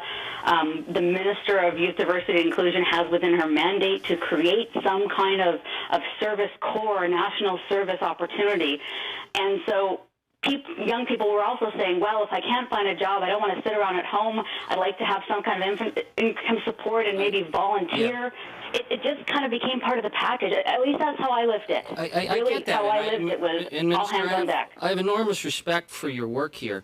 I guess my question is that in the middle of an unprecedented pandemic, did we really need to follow up with the Prime Minister's passion of volunteerism? That was not what we were hearing from anybody. So I want to just ask you about due diligence, because the Canada Summer Jobs, we went through organization after organization, had to fulfill numerous forms for your official to ensure safety.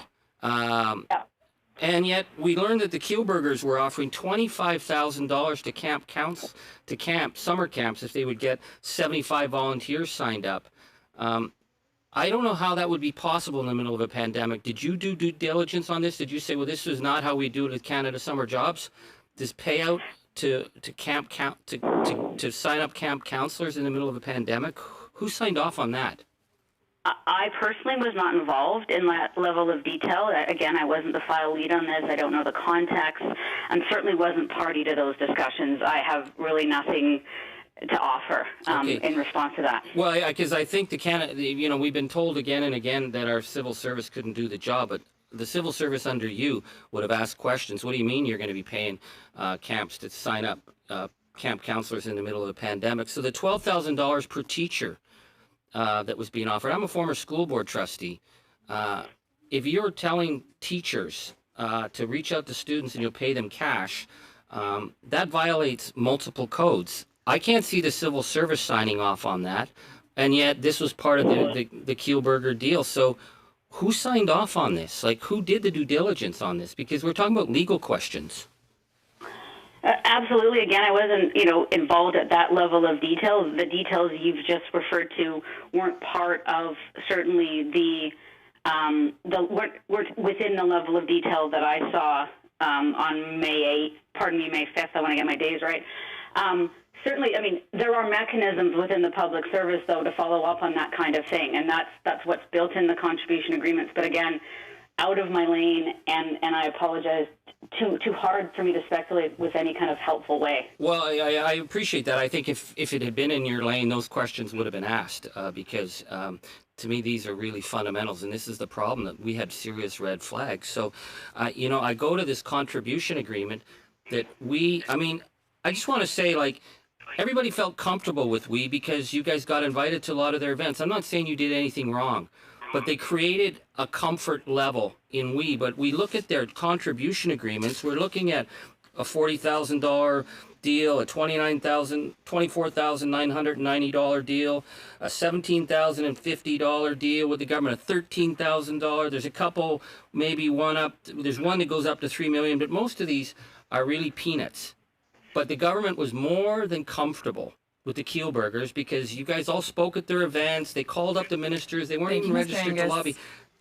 My final question is, you do due diligence on your file. Don't you feel that if we had done more due diligence, we wouldn't be in this debacle right now? Thank you. I'm going to turn the floor over to Mr. Poilievre for 5 minutes. The floor is yours. On what date did Minister Chagger get the Order in Council powers to sign contribution agreements on behalf of your department? The Order in Council is dated March 6th. Thank you.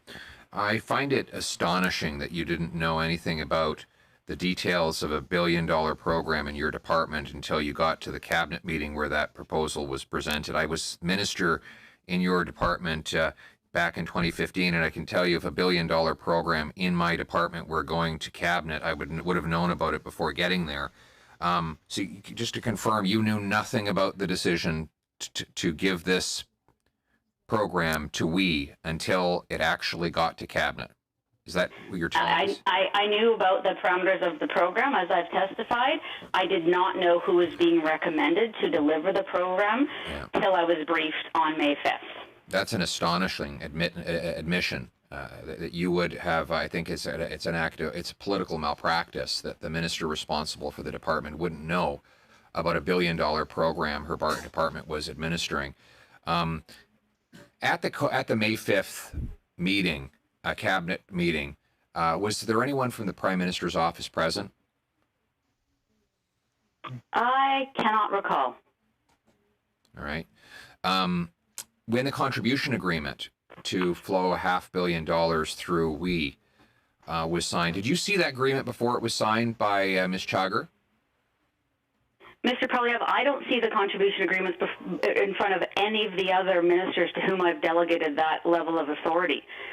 It'd be the same as I don't see contribution agreements within Minister Blair's department either. Well, they're full ministers with their own lines of responsibilities. Right. The difference is that Minister Blair has a different department. This was your department. Your department's letterhead was on this agreement. And again, astonishing that the minister responsible for that department would not be up to date on a contribution agreement of this magnitude. We're not talking about a small $25,000 grant. We're talking about $500 million.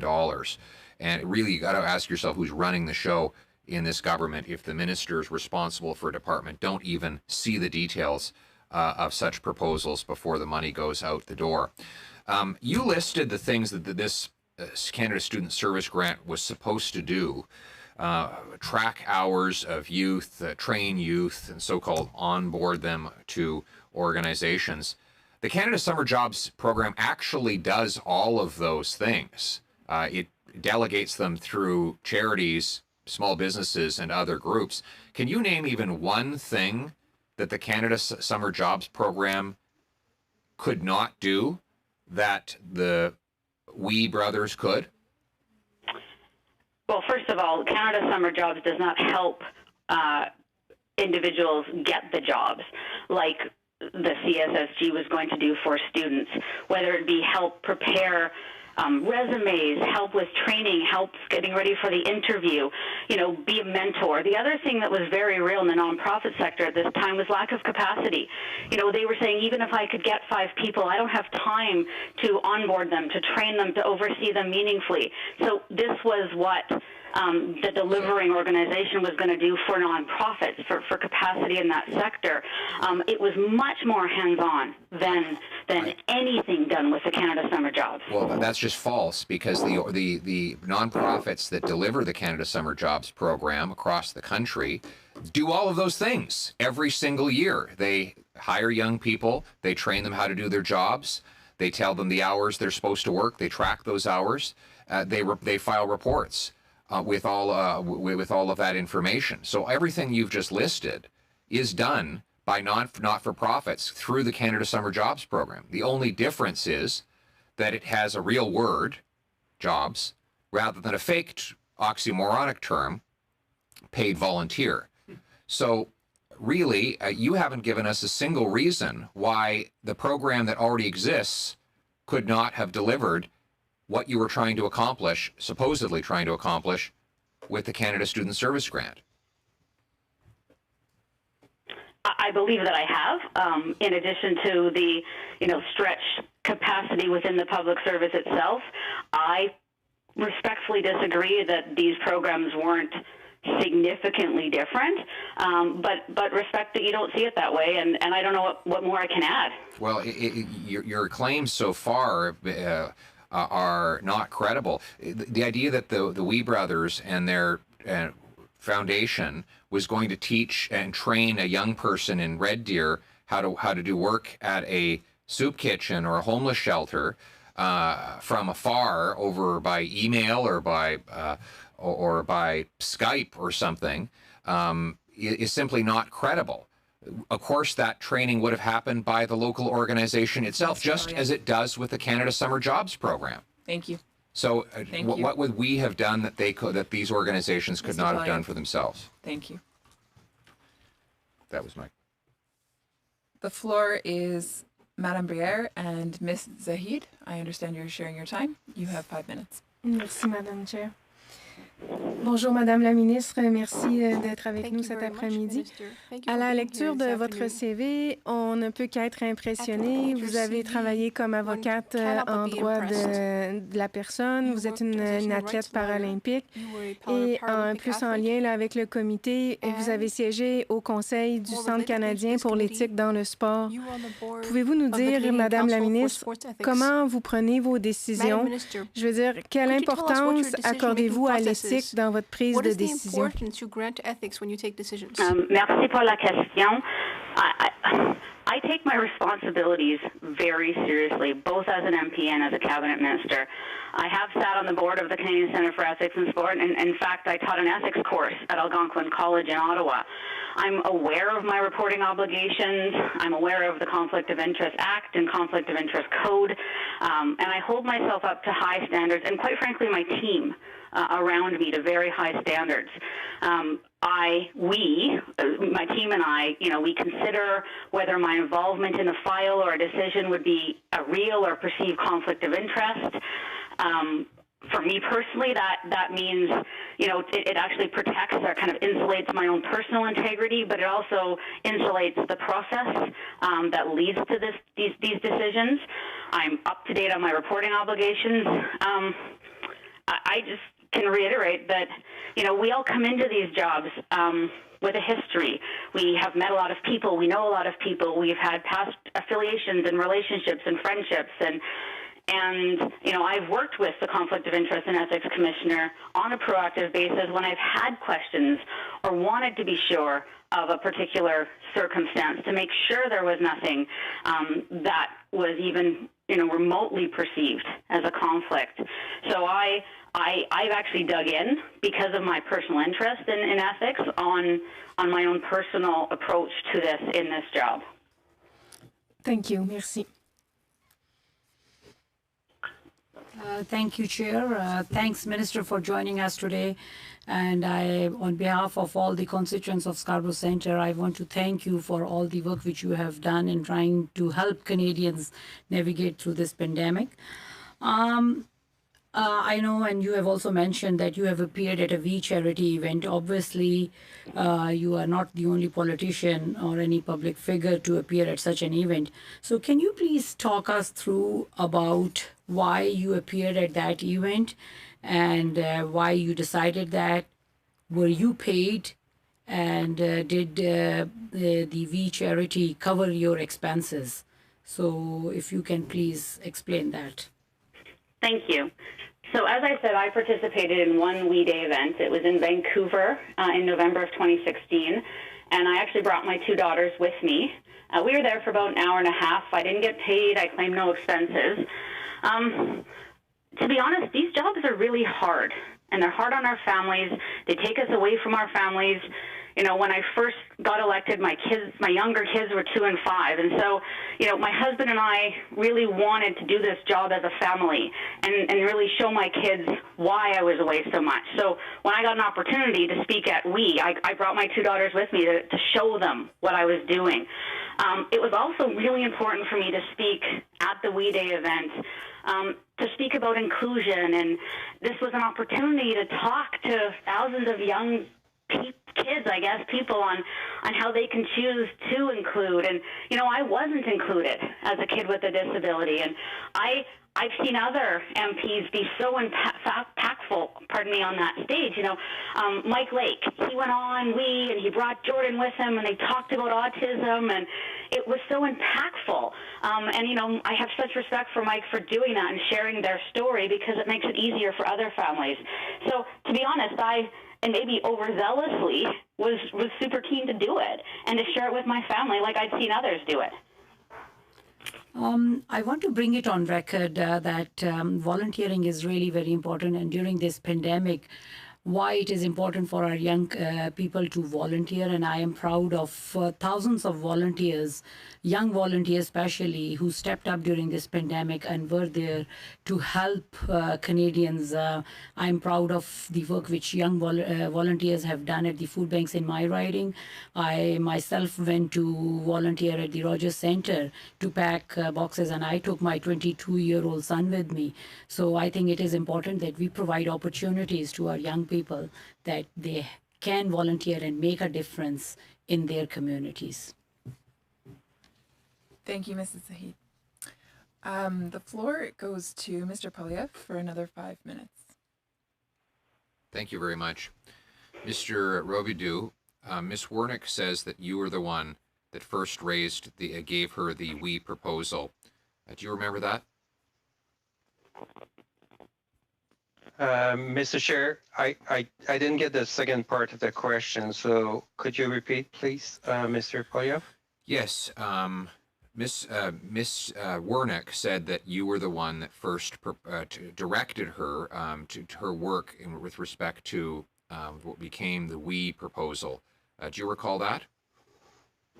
Yes, I do recall pretty well early April to have asked her to come along. I was overseeing the student package for what was related to ESDC, pure ESDC under Minister Qualtro leadership. So I asked her to come to support me as I was a DM that was asked to be leading the package. Thank you. And you gave the WE proposal from WE to Michelle Kovacevic, did you not? The package was given to me by Rachel with as an attachment to another proposal we had before the announcement about after the 15th of April, and I did send that proposal to Michelle. That was given directly to me by Rachel. So Rachel gave you the WE proposal, and you gave She gave me a proposal which is from ESDC, to which was attached the WE proposal on social entrepreneurship that was discussed many times up to now, and I shared that with Michelle Kovacevic at Finance. When was the first time you heard that WE might be the appropriate organization to deliver the Canada Student Service Grant? Well, I was not involved in this. The first time that we all hear at the ESDC about the new name of the program was at the announcement. No, sorry, not the new name of the program. Sorry, we have to spend a lot of time here. WE would be could deliver the program. When did you first hear that? I never heard that. We talk about WE as a potential to supplement some of the proposal we had, right. But never. When did you first hear that? Sorry, same question again. When did you first hear that the word WE or WE Charity as a potential delivery body? When? The first time was, in fact, I didn't hear it. It was in an email from Rachel around the 16th of April about something we could use WE for social media. To make sure that whatever we were doing for the proposal at that point would be 16th of April. Better. Thank you. So 16th. Did you ever hear anyone else other than Rachel Wernick talk about WE before WE was publicly announced as the delivery body? The first time I heard WE in the discussion of the youth package was in that email. Yeah, c'était pas ma question. Ma question c'était avez-vous entendu d'autres personnes suggérer que WE ou UNI pourrait livrer le programme? Could deliver the program. Avant le 16 avril? Before the 16th of April? Ou après? Avant l'annonce de leur entente de contribution. Of the contribution agreement. Avant l'annonce, j'étais vraiment impliqué sur le dossier à la marge, seulement jusqu'à l'annonce du Premier ministre le 22 avril. On the margins until the announcement of the Prime Minister on the 1st of April. Oui, était dans la discussion qu'on avait avec le ministère des Finances. That we were having with the Department of Finance. Rachel, mais c'était seulement comme un des comment je dirais ça, une des organisations qui était discutée, c'était pas du tout la proposition qui a été annoncée le 22 avril. Le ministère des Finances a mentionné ça. C'était qui au ministère des Finances qui a suggéré oui? Suggested we, exactly. Je ne peux pas répondre à cette question. Je ne me rappelle pas. Je crois que vous devriez retourner oui, alors vous vous souvenez que c'était quelqu'un au ministère, mais vous vous souvenez pas qui. Je me rappelle que Michel, dans son témoignage, a souligné que quelqu'un avait parlé à oui au bureau du ministre des Finances, mais je ne me rappelle pas la date ni qui exactement. Alors, selon vous, l'origine de l'idée de verser cette contribution à oui était le ministère des Finances? Je n'ai pas dit ça. Je n'ai pas dit ça. J'ai juste dit que oui, était dans les discussions. I just said that we was je n'ai aucune idée qui la discussion C'était juste vraiment. une voix dans l'air. It was just a mysterious C'était voice from une des nowhere. organisations qui était discutée à partir d'une proposition qui était très différente de la proposition finale. Donc, il y a eu une évolution. Le greffier a témoigné tantôt, il a parlé d'un développement organique. Je crois que c'est approprié par rapport à ce développement de cette proposition. When it comes to the development of this proposal. Thank you. The floor goes to Madam Shanahan for 5 minutes. Thank you, Chair. And I'd like to revisit some of the earlier testimony. Minister, you were talking about the process at looking at proposals and the due diligence process, and you wanted to give the opportunity to Mr. Robidoux to address that. Minister, do you have anything to add to that, or can we go just to your deputy? Oh, no, absolutely. I will, hopefully Benoit can provide more detail on what's in a contribution agreement, specifically in terms, particularly around due diligence. I could do that, Minister. So, Mr. Chair, Madam Chair. So, in terms of the bulk of the due diligence about the organization and their capacity to deliver, and all the details that was discussed up to now are done within the contribution agreement. As others have testified today, it takes time to do that because of that. And so as a result, we have a special team at ESDC that basically only do grants and contribution agreements to a large extent and are expert into that. And they are supported by the CFO and by the legal team to make sure that Canadians get value for their money. So it covers accountability, oversight measure, I build into these agreements, audit, financial control, monitoring, reporting requirements. So we basically, as soon as a program get a clear go with objective and outcome that are looked for in terms of the program, that team take with the policy team a lot of time with, in that case, we chart the organization to develop that agreement. And so all the control are in that agreement. In terms of the control before that, it's mainly a control. It's not really the same type of control. There's no report before that. That could be the report you could go to when the document are released to see the back and forth on these controls. Before that, it's more a control about on the policy side to know if the organization could indeed deliver a program like the one that was announced on April 22nd. So are they able, do they have the capacity? And it's high-level check. And I have to say that I was not involved in that, but the we organization is one of the largest in Canada dealing and working with non-for-profit, working with youth. So not very surprising to me that they were involved there. And it's why we had them discussed too in preliminary edition I was involved with. Thank you. Thank you for that, because I think there was some concern around the table about red flags and about due diligence, and it's reassuring to know that those processes are in place in spite of there being a pandemic going on and people not able to work closely together. Certainly restrictions, people having to work from home in all kinds of conditions, and we would expect no less from our public service. And I'm sure all the members here will agree with me on that. Minister, you said that you offer no excuse or justification for the Prime Minister or Finance Minister with respect to not recusing themselves from the decision to have We Charity deliver the program. And I respect that. You've helped us to understand that things were moving at blistering speeds at the height of the pandemic. Decisions were being made as quickly as possible to help as many Canadians as possible. And I'd like to remind the members around the table, that's what was happening and is still continuing to happen. But given that, I ask, do you accept their apologies? And particularly given your track record of ethical standards, can you tell us why? Well, thank you for the comments. And I guess I would say yeah, it was a pandemic and things were crazy and we were going at breakneck speed, but we should have not dropped the ball on this. It's an unfortunate situation.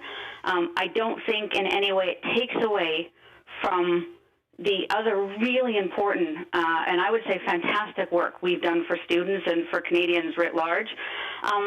But you know, they should have recused themselves, and they've apologized for not doing so. And I accept that apology and believe we've learned from this, and really hope we soon get back to our focus on delivering for Canadians. Not to say that that's ever stopped, by the way. We've always we've moved full steam ahead, even as this has, you know, gone on. But it's been important for us to take responsibility for this. As I said, the ball was dropped, and we need to move on. Minister, thank you so much for your time today. We very much appreciate you coming and being with us and answering our questions. And we hope that you have a good rest of your day. So thank you. Thank you very much. Take care, everyone, and be safe. Thank you. I'm going to suspend for 5 minutes, 5 minutes, and we'll switch over to our next witness, Miss Mary Dawson.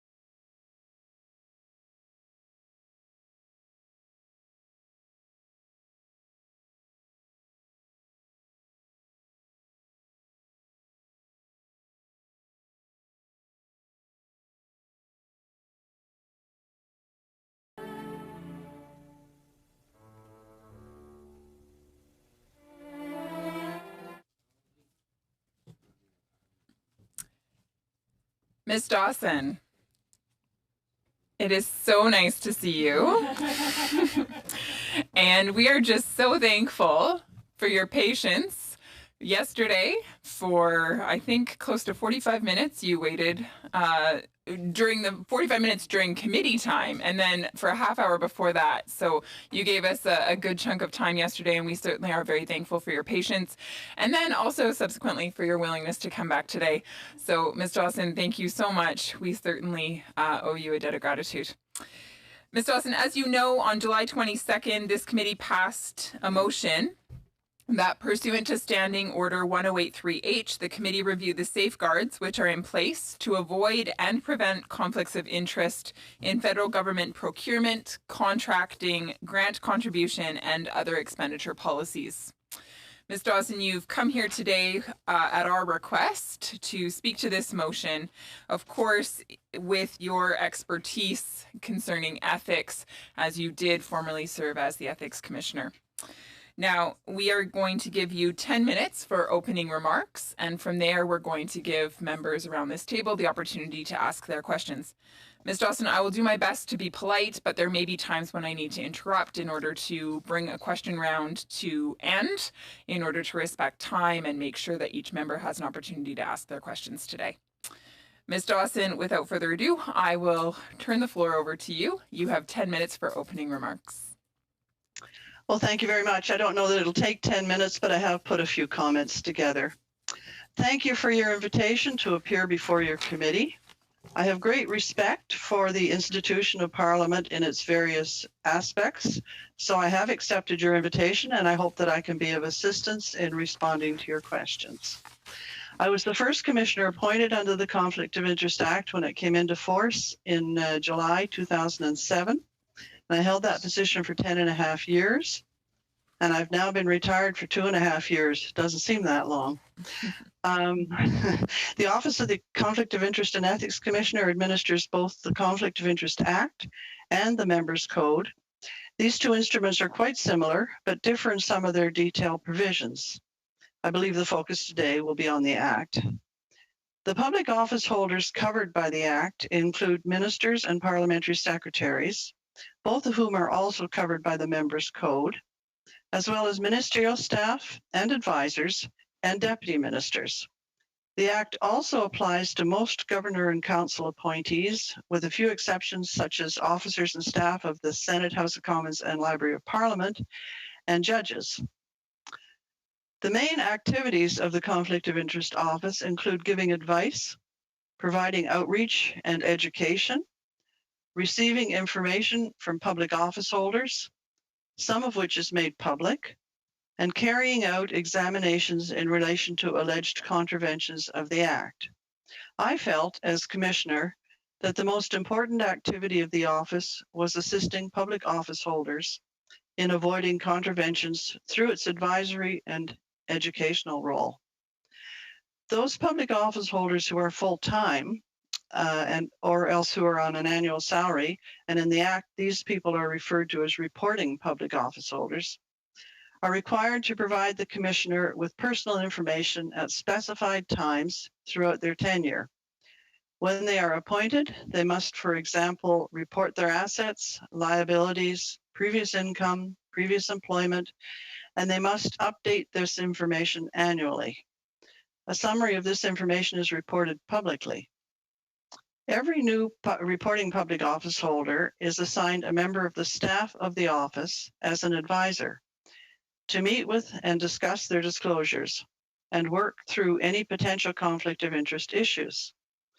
This initial advisor normally remains a contact point for advice on any matter of concern or any other information relating to the conflict of interest regime. Together, they may need to work out appropriate measures to ensure compliance with the Act. This could include compliance measures such as conflict of interest screens or dealing with divestment of certain controlled assets such as publicly traded securities that could be affected by government decisions. The other important activity of the office is carrying out investigations of possible contraventions of the Act. When an investigation is formally launched, it's called an examination. There's a lot of confusion in the use of those two terms in the media, I have found. An examination may result from a formal complaint made by a member of Parliament or by a senator if he or she identifies the relevant rule or rules in the Act and has set out the reasonable grounds to believe there's been a contravention. Or the Commissioner may self-initiate an examination if he or she has reason to believe that there's been a contravention of the Act. Examinations are carried out in private. A court reporter takes notes of all the proceedings. The Commissioner has the power of a court to summon witnesses and to order production of documents. So I hope this brief overview of the activities of the Conflict of Interest Act while I was a Commissioner was of some assistance. I will make one final observation relating to the provision that describes when a conflict of interest can occur. Section 4 reads as follows, which is the conflict of interest section. For the purposes of this Act, a public office holder is in a conflict of interest when he or she exercises an official power, duty, or function, and I underline that provides an opportunity to further his or her private interests or those of his or her relatives or friends, or to improperly further another person's private interests. Now, looking at that definition, a conflict of interest occurs if the exercise of a power, duty, or function merely provides an opportunity to further a private interest. It's not necessary that the opportunity be acted upon so as to actually attempt to further a private interest, or that private interests actually be furthered. Nor would any intent to further a private interest be required to meet this definition. Many, but not all, of the more important compliance rules in the Act are built around the concept of conflict of interest, and the description of that concept will be relevant in determining whether any of those substantive rules have been contravened. So the meat and potatoes of the actual contravention are contained elsewhere. One final comment. It may be that this committee will wish to consider potential amendments to the Conflict of Interest Act once it has completed its proceedings. The one mandatory review of the Act that was required under the Act, and there was only one required, took place in 2013-14, but no amendments resulted from that review. In case it would be of interest, I do refer you to the submission dated January 30th, 2013 that I made to this very standing committee in connection with that review. That submission included 75 suggestions for improvements that I thought might be considered for amendment to the Act. Some were editorial, but others were more substantial. I summarized a few of my key suggestions in my final annual report as Commissioner for 2016-17 that was published in June 2017. There was one other suggestion, at least, that I have made that was not included in those submissions, and that is the exception for friends that's found in the gift provisions, Section 11. I do not believe it should be left in Section 11 as an absolute exception, because the words of Section 11 do the trick in any event, I believe. And so I think the exception for friends should be removed from that section. However, having mentioned this many 75 suggestions for amendments, I should add that the Act, I think, is generally pretty good. And while I was Commissioner, I received a number, just by way of example, a number of delegations from various countries, all of whom were trying to learn from our Act and from how we administered our regime, and we're looking for advice for amendments to their own legislation, or in fact, new legislation in some cases. So thank you for your attention, and I hope I can answer your questions. Thank you very much, Ms. Dawson. With that, we will proceed to our first round of questions. It is a 6-minute round. Mr. Barrett, the floor is yours. Well, thanks, Madam Chair, and thank you, Madam Dawson, for appearing yesterday and again today. Appreciate well, that. I was invisible. That's right. Invisible yesterday. Well, we're happy that you're with us today. Just want to pick up on two of your comments. One is with respect to improvements needed under the Act, do you think that there should be tougher penalties for contraventions of the Act or repeat contraventions of the Act? And if so, what? I'm not an advocate of extra penalties. As you know, undoubtedly, there are some penalties in the Act, but they're small ones, and they're only directed at failures to meet. They're called administrative monetary penalties, and they're directed towards failures to meet deadlines, basically to get mandatory information in. And those have been used frequently. But aside from that, I mean, one has to bear in mind this is not a criminal piece of legislation. It's an ethical act. Although it's interesting, you know, the word ethics is only used in its title. It's not used anywhere in other parts of the Act. It's not its title. The title of the commissioner actually is the only place that word is used. In any event, it's a civil level of proof that goes on under this Act, reasonable probability, not the criminal level, beyond a reasonable doubt. And there are also lots of provisions in the criminal sphere, such as bribery or fraud or whatever, that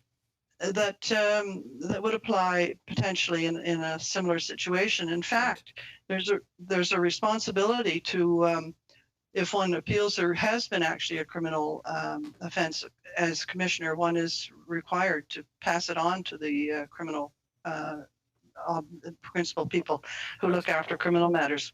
So, and one must discontinue an investigation if one has been begun. So basically, that's my justification for thinking I'm not too concerned about penalties. Okay.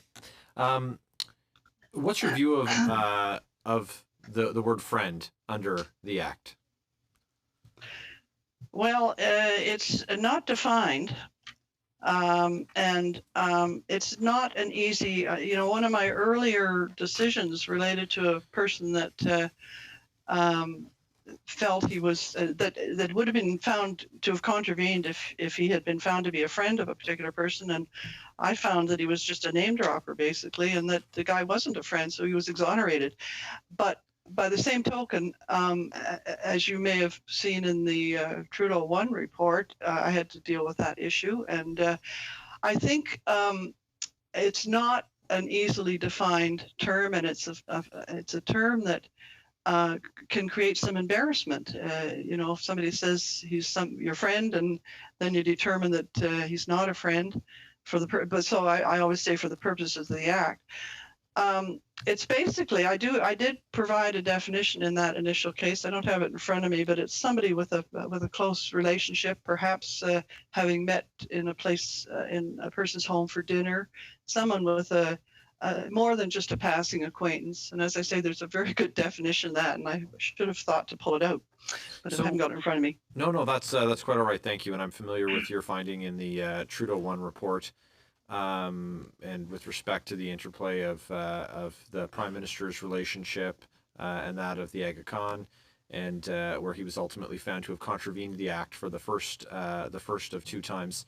I understand in Section 9 of the Act on furthering private interests, for example, there's a difference in how friends and relative strangers are treated. Is that correct? Sorry. In Section 9 of the Act on furthering private interests.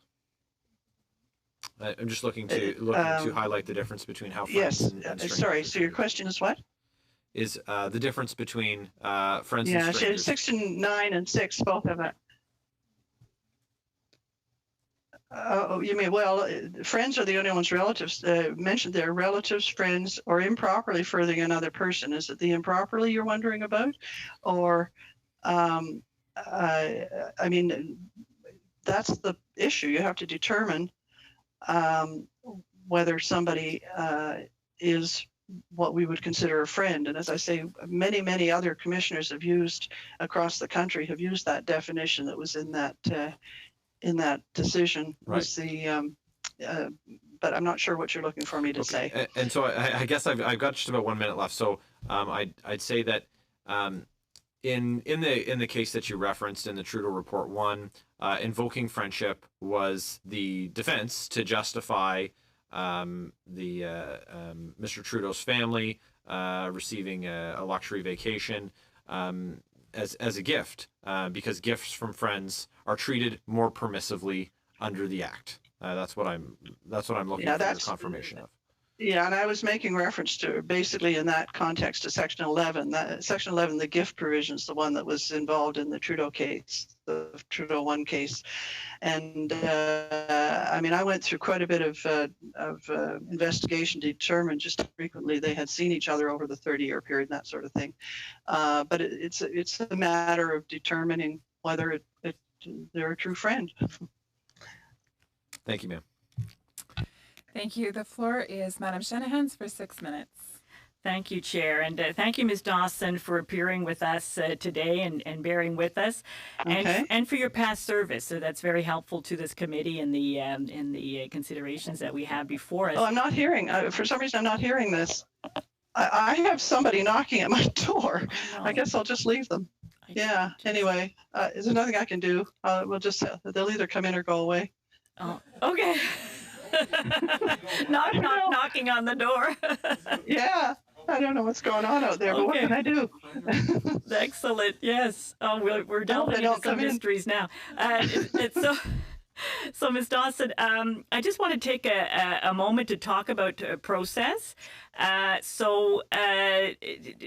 We have you here today. We're studying this matter that's before us, but at the same time, the current ethics commissioner has just begun looking into this same matter. What is your take on these two processes taking place at the same time? Is this helpful to the or unhelpful to the current ethics commissioner to see the committee here doing this kind of investigation? I don't think it's unhelpful in the sense that, the current commissioner has got the job of trying to get underneath the facts of this case and figure out what's going on. So anything you unearth, I suppose, will be helpful. I don't know, it's early in the game to figure out where the decisions are going to come down. But it's a matter of digging out the information. All right, thank you. We had with us yesterday Mr. Conacher, and I don't think it'll be a surprise to you that he's no fan of yours, Ms. Dawson. In May of 2013, in response to your refusal to investigate former Prime Minister Stephen Harper, he referred to you, and this is not the kind of language that I use, but this is what he said, that you were the lapdog federal ethics commissioner. And he also made a comment that you had let off dozens of Conservative MPs off the hook for clear ethics violations.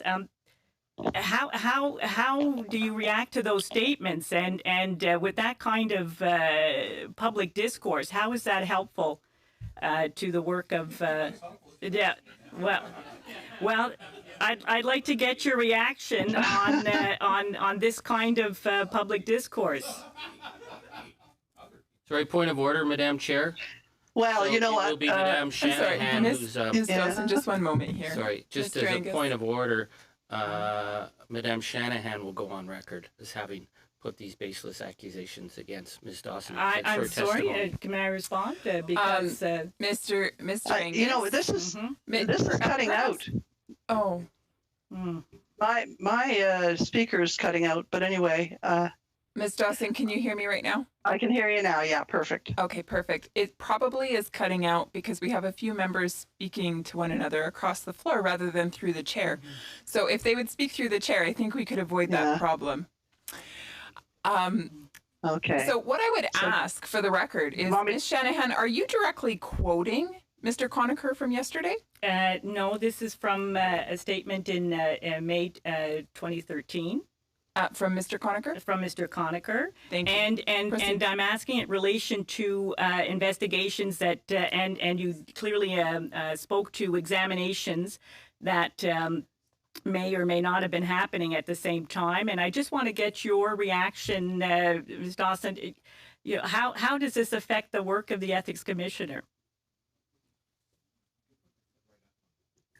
Well, look, I obviously don't agree with some of Mr. Conacher's comments. I found a number of people to have contravened the Act. I do believe in applying the law as it's read, as it's written, and not making up aspects of the law. I can point out that Mr. Conacher took me on a number of occasions to the courts on a judicial review and was never successful. And it was just a whole series of judicial review. You know, there are different people that approach legislation in different ways. Some people go beyond the mandate. I try to read the law as it reads. And but you know what? By the same token, I've seen Mr. Conacher make sensible suggestions on a number of occasions and actually say some sensible things. So, you know, I don't agree with everything he says, but he's not an idiot.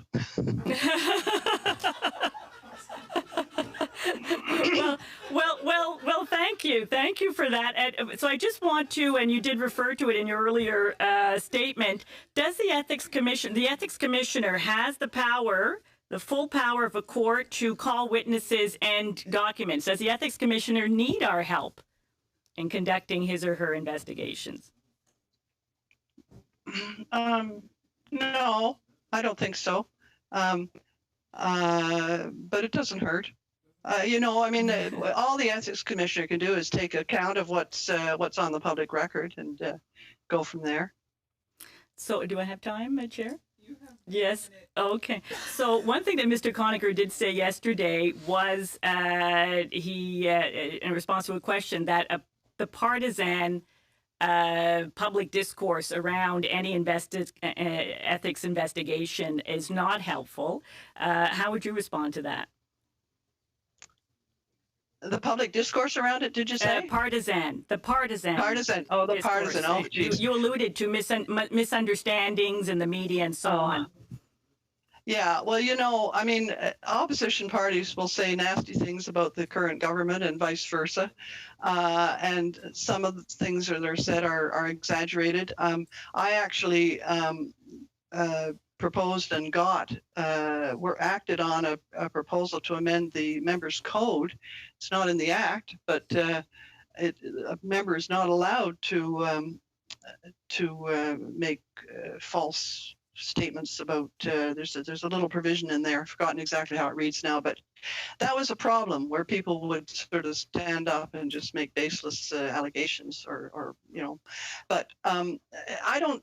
It doesn't happen all the time, and I mean it's obviously whichever party you're in, you're looking to find the foibles of the other party, and that's politics. But it shouldn't go too far. Thank you, Ms. Dawson. I'm going to move over to Mr. Forte for 6 minutes, please. Merci, Madame la Présidente. Merci, Madame Dawson, d'être ici. Madame Dawson, sur la question de la définition d'un conflit d'intérêts, vous en parliez tantôt. Est-ce que ce ne serait pas vrai de dire qu'un conflit d'intérêts, c'est une question intrinsèque qui appartient à l'individu? À partir du moment où je me pose la question si je suis en conflit d'intérêts, parce qu'il y a des intérêts divergents qui me préoccupent, est-ce que je ne suis pas automatiquement Does that not automatically mean that you are in a conflict of interest? Even if one hasn't committed any kind of transgression, doesn't the situation of being in a conflict of interest occur as soon as you're wondering whether you favor the interests of someone or someone else? Oh. Yes, but that's only the definition of a conflict of interest, and that's not an offense. That's not a contravention section. It's just a definition.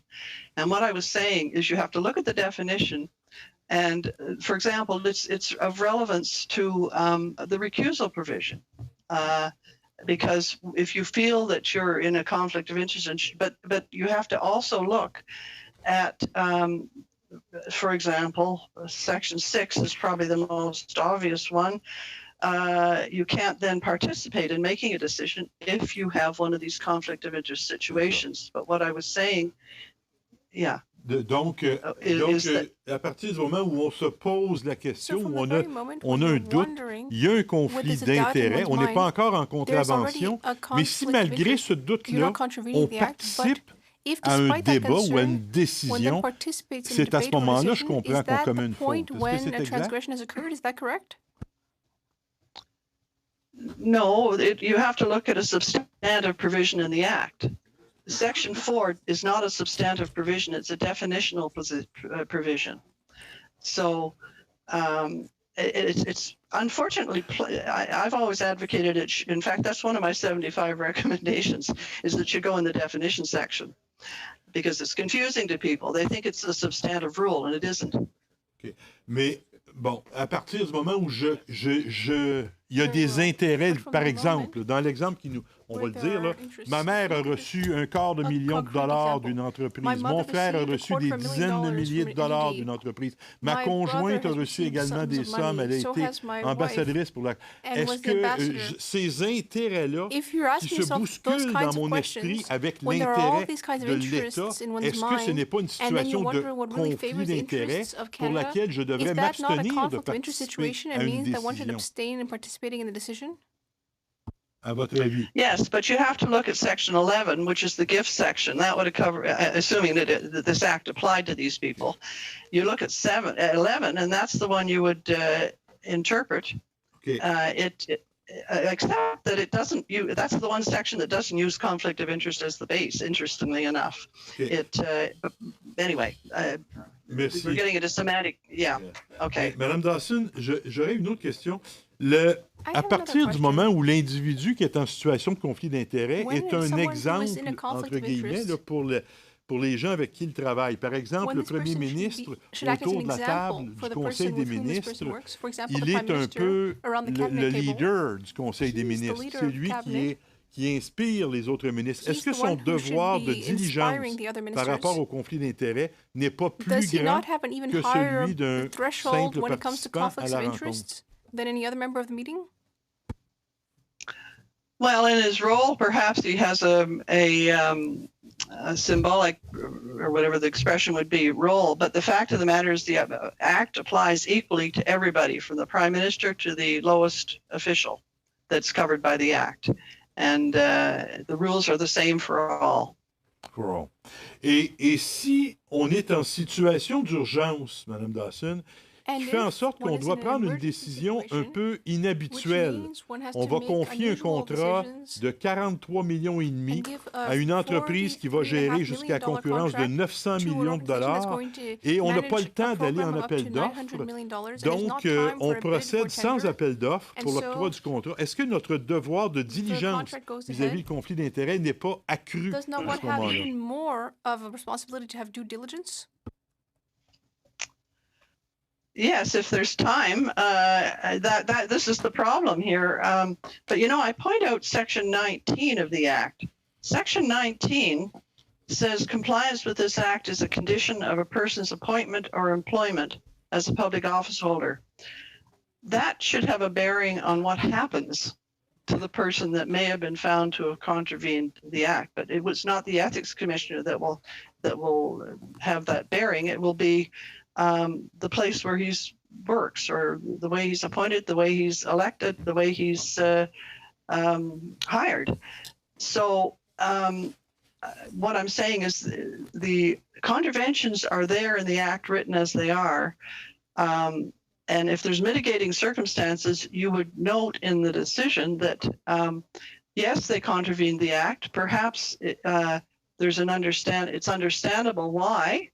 But the fact of the matter is that doesn't affect whether they contravened the Act or not. Madame Dawson, on sait que notre premier ministre est présentement sous enquête par le commissaire à l'éthique. C'est la troisième fois qu'il est sous enquête. Dans l'éventualité où il devait être reconnu coupable d'une quelconque contravention aux règles d'éthique, ce serait la troisième fois. À votre avis, est-ce que la sanction devrait être plus grande après 3 fois ou est-ce qu'on peut contrevenir aussi souvent qu'on veut à la loi sur l'éthique et les conflits d'intérêts et que finalement la sanction n'est jamais plus importante que ce qu'on a vu jusqu'à maintenant. Well, as I have said before, I'm not a fan of having penalties or punishments meted out by the ethics commissioner.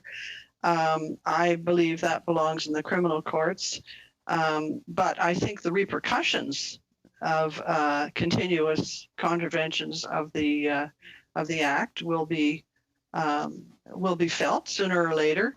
And that's why I pointed to Section 19, that it's clear that compliance with the Act is a condition of the person's being in their job. So that ultimately there will probably be some effects of having contravened the Act, whoever you are and whenever it occurs. Thank you, Ms. Dawson. Merci, Madame Dawson. Moving on to Mr. Angus for 6 minutes. Thank you, Madame Dawson. It's so great to have you back before the Ethics Committee. You spoke to us many times over the years. I'm very interested in the Trudeau 1 report because I think it'll help certainly my Liberal colleagues in getting a better sense of how the Conflict of Interest Act works. Because your findings in it are very interesting because we get the impression that conflict of interest is something like bribery. Somebody offers you money and you give them a deal. But in the Trudeau 1 report, it was much more complex in that it was the family members who were very much engaged in the back and forth. That, you know, the Prime Minister meets with the Aga Khan in November 2015 in Paris, and it's a private meeting, which it may have been. And then it's the Aga Khan's daughter who reaches out to Miss Gregoire to invite her to their first trip to the island. So it's through the family that the decision's made. And then 2 days before she goes on that vacation, the Aga Khan's officials reach out and start talking about the $15 million. So in terms of the findings that you made, you had a number of areas where you found the Prime Minister responsible. And one is that the whole thing of like, that a public office holder will recuse himself from any discussion, decision, debate, or any matter on which he or she would be in a conflict of interest. And Section 6 of that Act says that we should reasonably know that in making that decision he'd be in a conflict. It's the reasonably to reasonably know that it's conflict. When this was something that was very beneficial to the family because at Christmas time in the famous trip, it was Sophie Gregoire who then reached out to the Aga Khan and said, can we come and have a vacation? And the family said yes. So how is it that, I'd just like your comments on that report in terms of that it can be family members involved too, thinking that they're getting just something really nice and normal that actually puts the public office holder in the conflict? Well, that's where you look at the definition of conflict of interest, you see, and the conflict of interest definition, if I can, effectively it's Section 4, but I always call it the definition. It says an opportunity to further his or her private interests, those of his or her relatives or friends, or to improperly further another. So the relatives and friends are already included in the definition of conflict of interest. Now, interestingly, in the Aga Khan one, Section 11 doesn't build on the concept of conflict of interest. It builds on another concept, which is reasonably seen to have been given to influence. So in a sense, we're mixing a little bit the two issues, but some of the other sections, like the one you mentioned, let's see, don't use it. Yeah, I would like to follow up on that Section 11 because it's the reasonably seen to have been given to influence the office holder, because it is the creation of that relationship that when you come at a later time, you've already developed, I think, an improper relationship through how you've set that up. So one of the things that's been really surprising with the Kielburgers, and I'm not asking you to prejudge the work of Commissioner Dion, but you know, we know that Margaret Trudeau is a very well-known public speaker, but we were very surprised to find that we had not paid any of the other speakers, and we told the board that none of the other speakers were being paid, but Margaret Trudeau and Sacha Trudeau were being paid, and that wasn't being told to the board. That would be reasonably seen as putting the Prime Minister in a conflict, don't you think that there's now a direct financial commitment to his family of upwards of $500,000? So I guess to go back to Section 6, connecting Section 11, that a public office holder knows or reasonably should know that in making a decision he would be in a conflict. That financial commitment that the Kielburgers made to his family put him in a difficult situation. Yeah, but you're mixing up two provisions. I mean, Section 11 has the reasonably seen to have been given is specific to Section 11. Yeah, yeah. So if we're trying to interpret Section 6 or 8, 9 or whatever we're trying to interpret, that doesn't use that expression. No, I get that. As Section 11 says, for them to give reasonably seen to have been given to influence the office holder, I'm talking about the Kielburgers' relationship. I'm talking about the Prime Minister's responsibility under Section 6, where he reasonably should know that he's now in a conflict of interest, because nobody else would know that the family had financial relations. That wasn't public. We knew that the family was involved in but we understood that everybody was a volunteer. It's up to the Prime Minister in that moment. Because I'm harping on this because I noticed that the Prime Minister, when he gave his testimony, he kept talking about Section 2, defining family, which Section 2 defines family as, spouse and children, but Section 3 talks about being related by birth, marriage, common law, adoption, that it's a larger sense of relative. So it seems that the Prime Minister was very aware of his definition under Section 2, but under Section 3, certainly the financial arrangements the Kielburgers made with his direct family and their family name put him in that compromised position. Yeah, actually, that's subsection. Those are subsections of Section 2. Well, I don't know. I mean, that's a matter of fact, and that's not for me to decide. Exactly. I totally understand. Thank you very much. Matter of fact, that's a small. Thank you. I will start into our 5-minute round now. And first up, we have Mr. Gourde. The floor is yours. Merci, Madame la Présidente. Merci d'être ici aujourd'hui. Thank you very much for being here. J'ai été témoin pendant 10 ans que vous avez été à la tête du commissariat. Vraiment une main de fer dans des gants de velours. Vous avez fait un excellent travail. Mais de façon philosophique, quand vous voyez ce qui se passe aujourd'hui, when you see what's happening today, le travail que vous avez fait, le travail que Mario Dion fait présentement, le nouveau commissaire, et que dans l'opinion publique, ça semble pas vraiment changer grand-chose. Ultimement, quelqu'un qui se fait condamner par le commissaire à l'éthique, even if someone is ultimately found sans to doute go perdre against ses élections the parce que Ethics Act, c'est un lien de confiance, such a person should lose the next elections because it's a matter of trust, ethics, tu vas à conflicts of répétition interest. puis tu te fais When there are reconnaître par repeated une enquête violations, que tu es en conflit d'intérêts, when an investigation ça shows that semble you're pas in conflict of briser interest, la and yet confiance avec somehow l'électorat. that seems not Je me demande à to break quel the bond point, of trust with d'un voters. regard extérieur, maintenant que So, vous êtes à votre now retraite, that you have retired, si le from an commissariat external point of view, fait vraiment son travail ou donne pas nécessairement des résultats face à do you l'électorat, think the Ethics qui Commission en plus est, is on ultimately l'a leading vu to effects with voters and is doing à its la work? dernière élection, le premier ministre était reconnu coupable probablement 2 fois avec la GACAN puis After all, at the last elections, there were 2 les gens ethics ont revoté quand investigations même which showed that the pour, Prime Minister had notre premier violated ministre the rules actuel. with the Agacan and Dans l'opinion SNC-Lavalin, publique, and yet still, ça pèse pas he's still in the lourd. elections, Nous, on prend and ça au yet it sérieux. La seems to majorité not have an effect in des public opinion. We take it députés à la seriously. Chambre prennent ça au sérieux, Most mais members in the l'électorat House ne take prend this pas ça au seriously, sérieux. but Et the ça electorate m'inquiète. seems not to Est-ce take que it vous, ça seriously. vous inquiète And d'un that regard concerns me. extérieur? From an outside face à cette perspective, does situation? that concern you?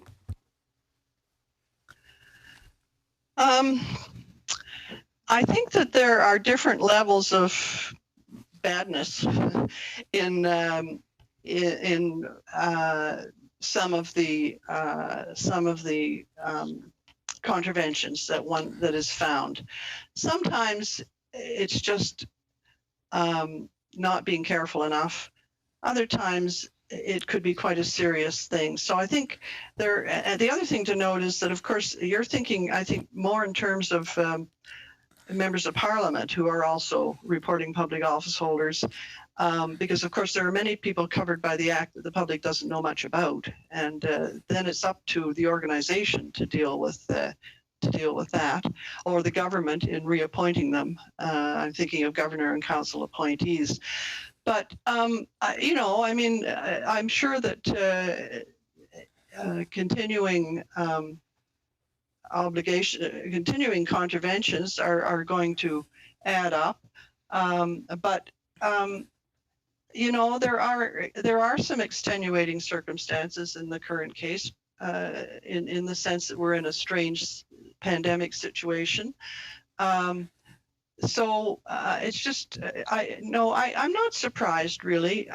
You know, I think the main power of the Conflict of Interest Act is in preventing these things, as I said before, and in each decision that comes out is an educational tool in and of itself to show all the other reporting public office holders and public office holders where it is they could fall down, and one hopes that everybody will learn from a particular contravention on a particular person. Seriez-vous d'accord qu'un ministre, un premier ministre, un secrétaire parlementaire qui serait sous enquête, une enquête sérieuse comme le commissariat a fait suite à des plaintes, quand la plainte est légitime, qu'il se retire de son poste, qu'il devienne indépendant jusqu'à temps que le commissariat ait rendu sa décision, au moins il ne serait pas une distraction pour son parti? So that at least he wouldn't be a distraction for his party? I think that's a political decision. I don't think it's a moral decision. I think normally these cases, first of all, they aren't decided till they're decided, and it's difficult when they're under investigation. They haven't been shown to have contravened the act at this time. And, you know, there's some cases that are more open and shut than others.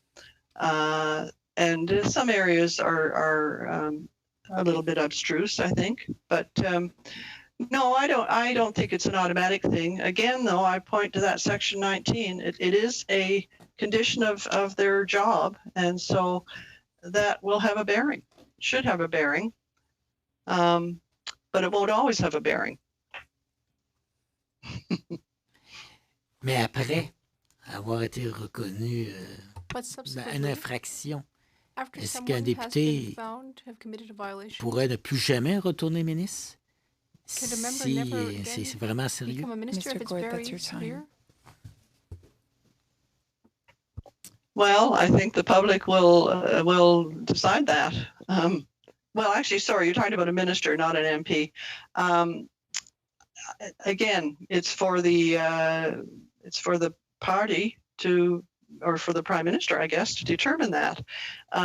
It's always a thing that has to be considered and a decision taken, but it's not an obvious decision, I don't think.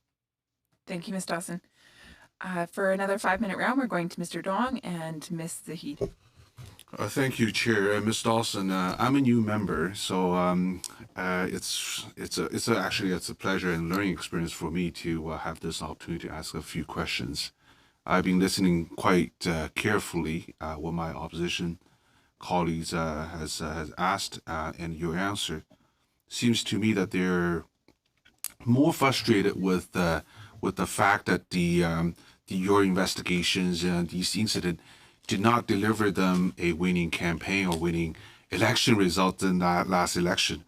But I think, you know, members of public should be concerned and curious to know that your view on our overall ethic regime on a whole. Is it in your mind, is it fairly effective still? I think it's a good regime. I think that it's, I mean, I mentioned in my opening remarks, I was astounded while I was in that office at the number of different countries. I had China, I had Russia, I had Ukraine, I had portions of Africa, I had, England once, Australia, New Zealand, you name it. Many countries made appointments to come in, sent delegations to come in and study our regime. I think, regimes can always be improved. This is what we call the Canadian model, actually. All the provinces have similar regimes with some slight differences. The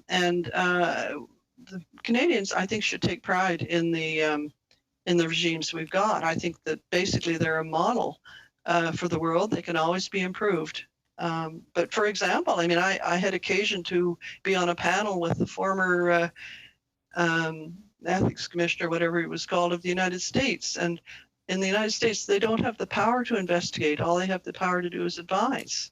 So, I mean, the regimes are what they are, and they're as good as they can be. But at some point, these regimes can't go beyond and into the criminal realm. That's a different field. So, I don't know. That's a bunch of random thoughts. That's very helpful. And do you think that there's an ethic problem within the Parliament, or perhaps our government? Not our government, not the current Liberal government, but the government system. Do you feel that there's an ethic problem within the Parliament and our government system? There's always going to be ethics issues that come up. So this is a vehicle to deal with them and to try and make things better.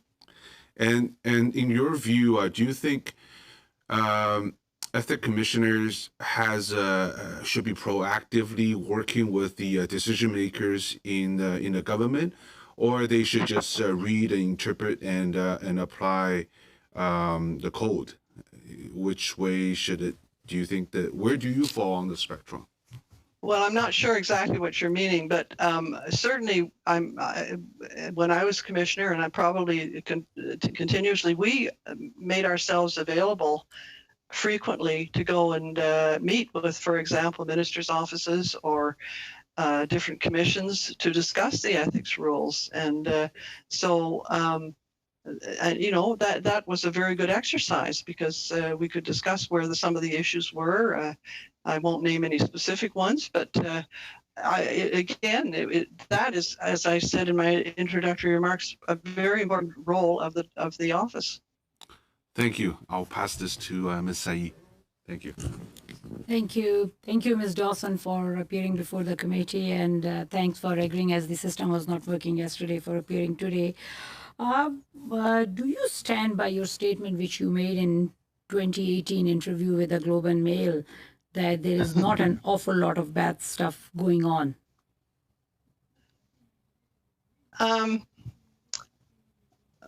Yeah, I think so. I mean, I don't know. What do I know? I just know what I see in the media or whatever. But to me, we're a pretty good society. I'm proud of being a Canadian. Do you have any suggestions where we should be drawing a line in determining who is a family member, and in regards to the involvement of the family members in charitable or professional work, so that could overlap with the decision making the MPs and the cabinet makes? I'm not sure what you're getting at, but if you're, I mean, we do. That's what we have the conflict of interest screens for, if there's any concern. But it's a question of whether the charity is looking for money from the government or looking for some kind of support. In that situation, if one has a position that makes decisions on that, then there have to be some conflict rules, and it would involve your own or your families or your relatives' situations as well in certain cases. Thank you so much, Ms. Dawson. Handing the floor over to Mr. Curick for 5 minutes. Thank you very much, Madam Chair, and thank you to Ms. Dawson for appearing before this committee. I want to follow up with the question that Mr. Dong asked in the first place.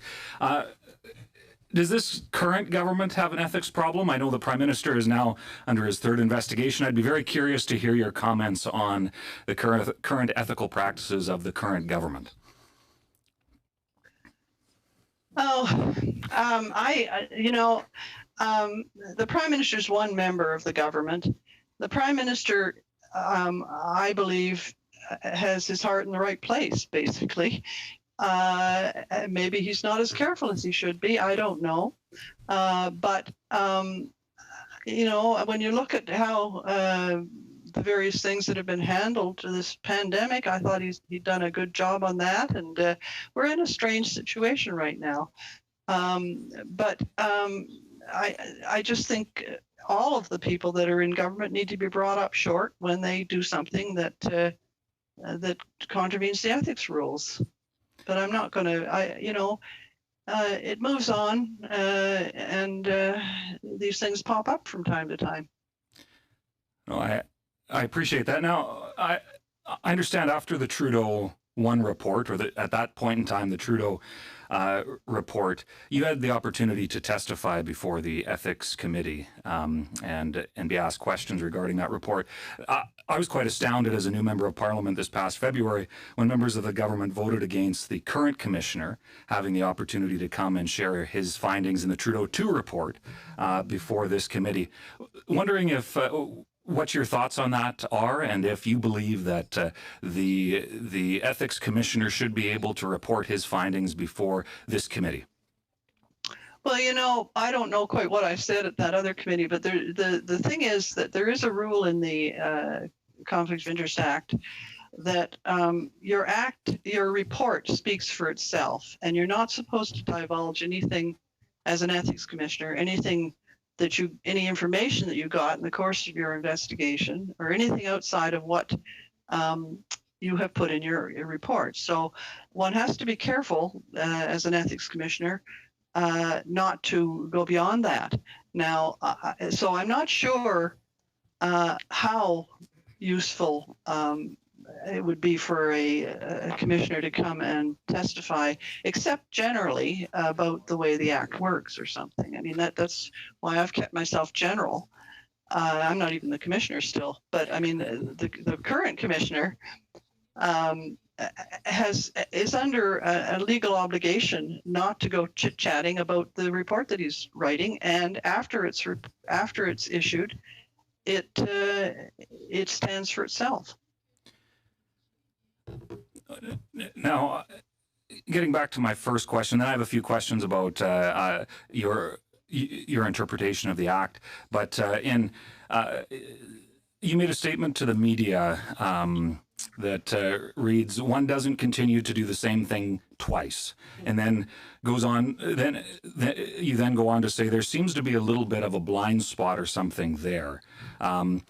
And that was in reference to the Prime Minister's ethical behavior. Just wondering if I wanted to read that into the record, but also if you'd have any further comments on what you meant by that, and in relationship to the current status of the We Charity investigation and the various facets of that, regarding both the Prime Minister and the Finance Minister, and it seems like each and every day its scope is expanding. Well, I mean, that comment was made in response to a question about the fact that there were 3 reports that came out, all of which had some sort of connection to the Conflict of Interest Act. And maybe it was a little bit of a flippant remark, but I mean, the point I was making was I feel that the Prime Minister's heart's in the right place, as I said. I feel that he tries to do the right thing. He tries to do good.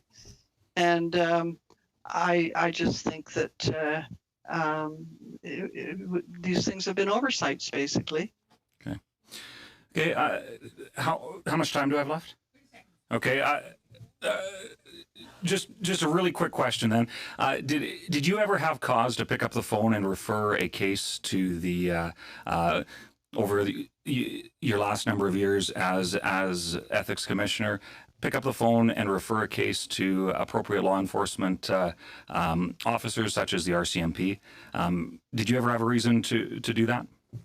Yes, I did, on several occasions. Okay. And you know, there were several occasions when they would have started something and they'd let me know that as well, and then I'd have to discontinue. Okay. Thank you. Thank you. Yeah. Moving on to Mr. Gerritsen, for 5 minutes, the floor is yours. Thank you very much, Ms. Dawson, and I, like others, very much appreciate you being here. I've learned a lot from hearing what you've had to say.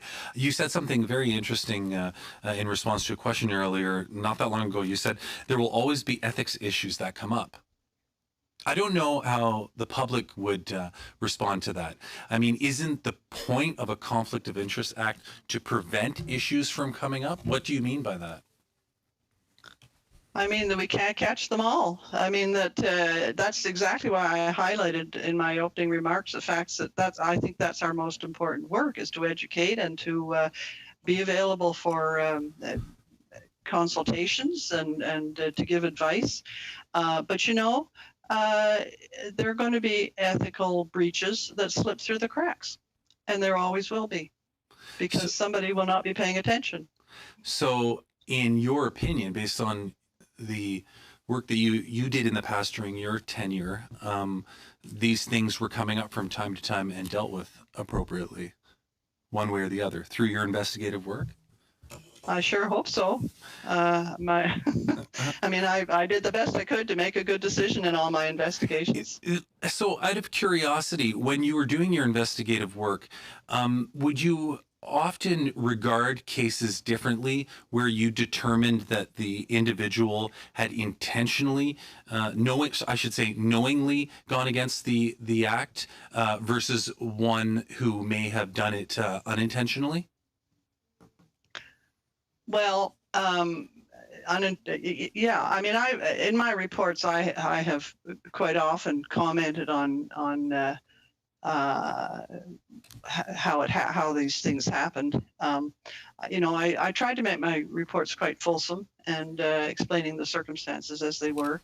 So, yeah, I'm sort of lost the train of the question. Yeah, no, I guess what I was getting at was that there had been a lot of questions, at least a few from the other side of the table, that were saying, you know, after you know, your second finding, should you be then the penalty be greater? And I respect the fact that you're basically saying it's not the position of the Conflict of Interest Commissioner to make that assessment, and it would have to be a criminal charge, etc. You got that point across. But I guess what I'm trying to differentiate between is the seriousness of repercussions for somebody who intentionally did something versus somebody who didn't. What's your opinion on that?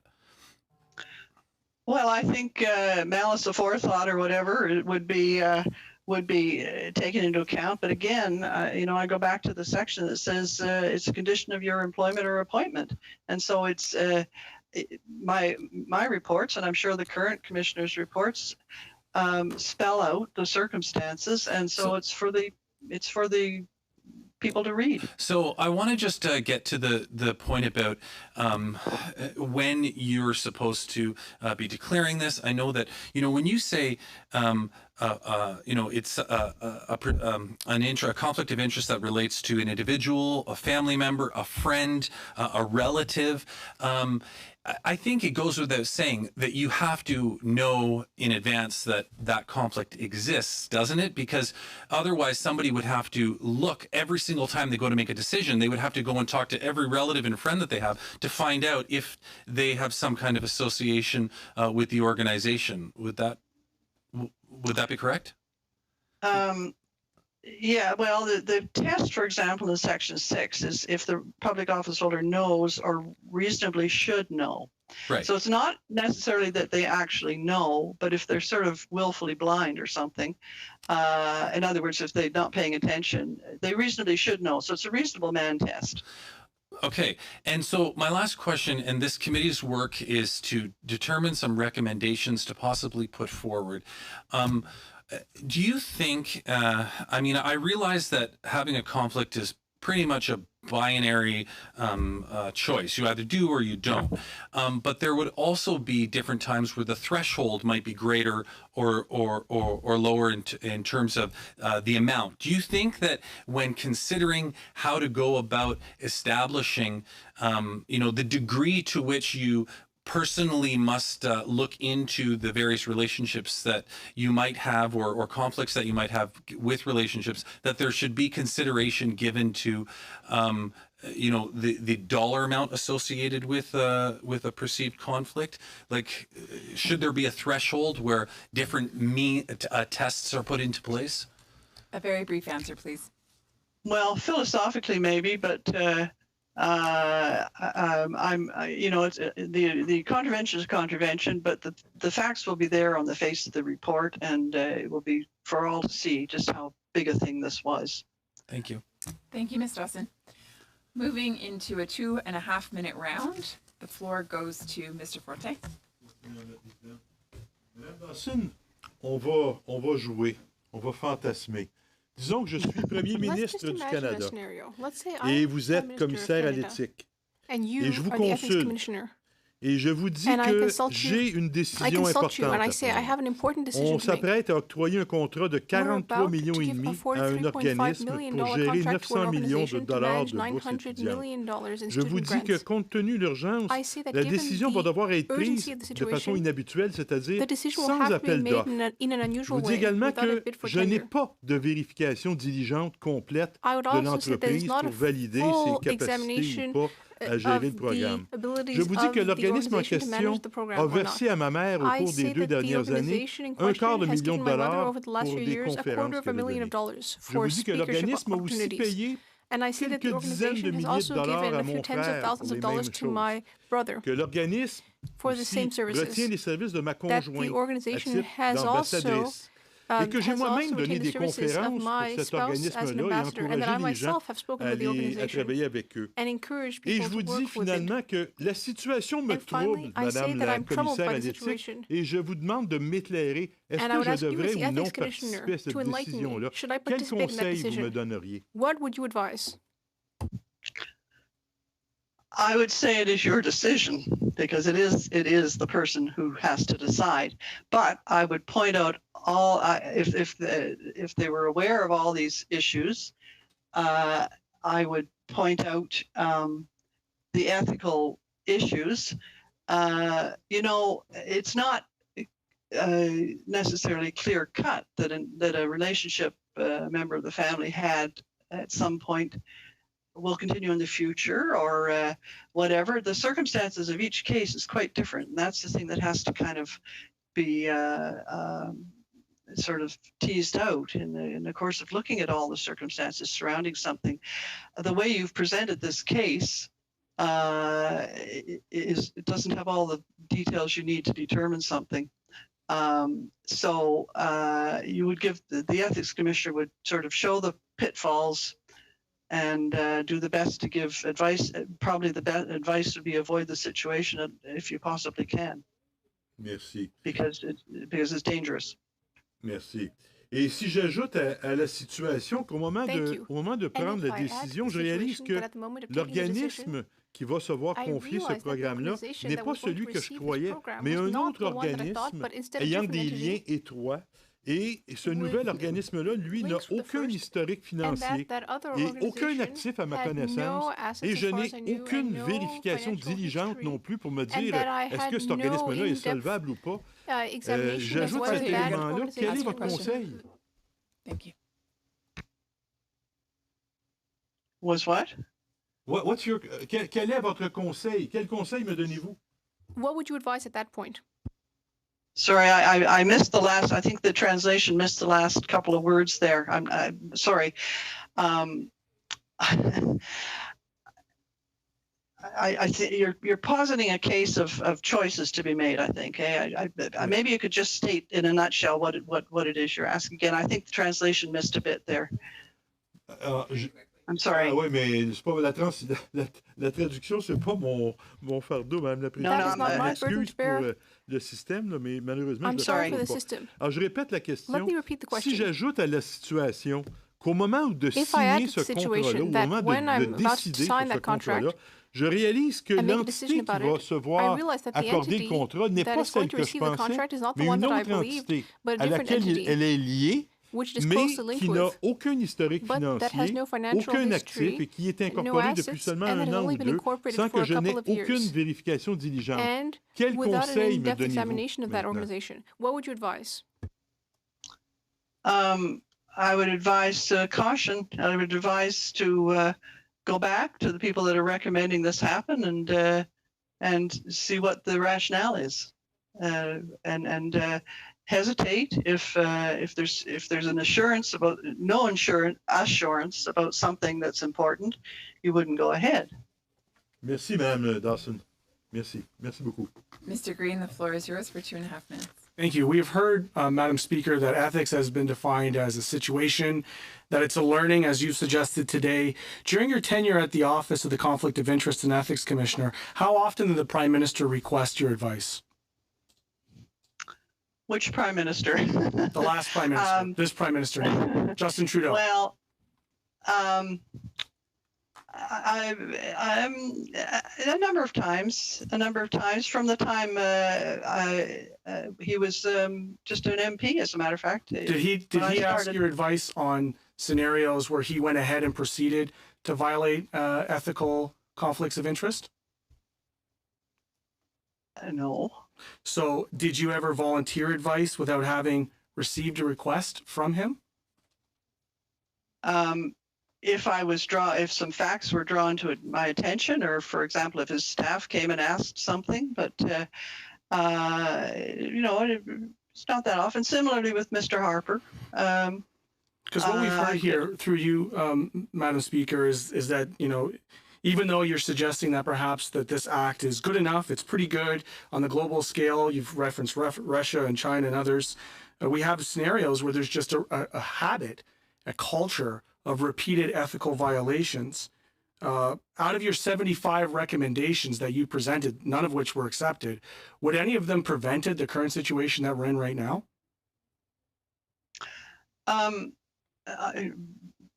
Probably not.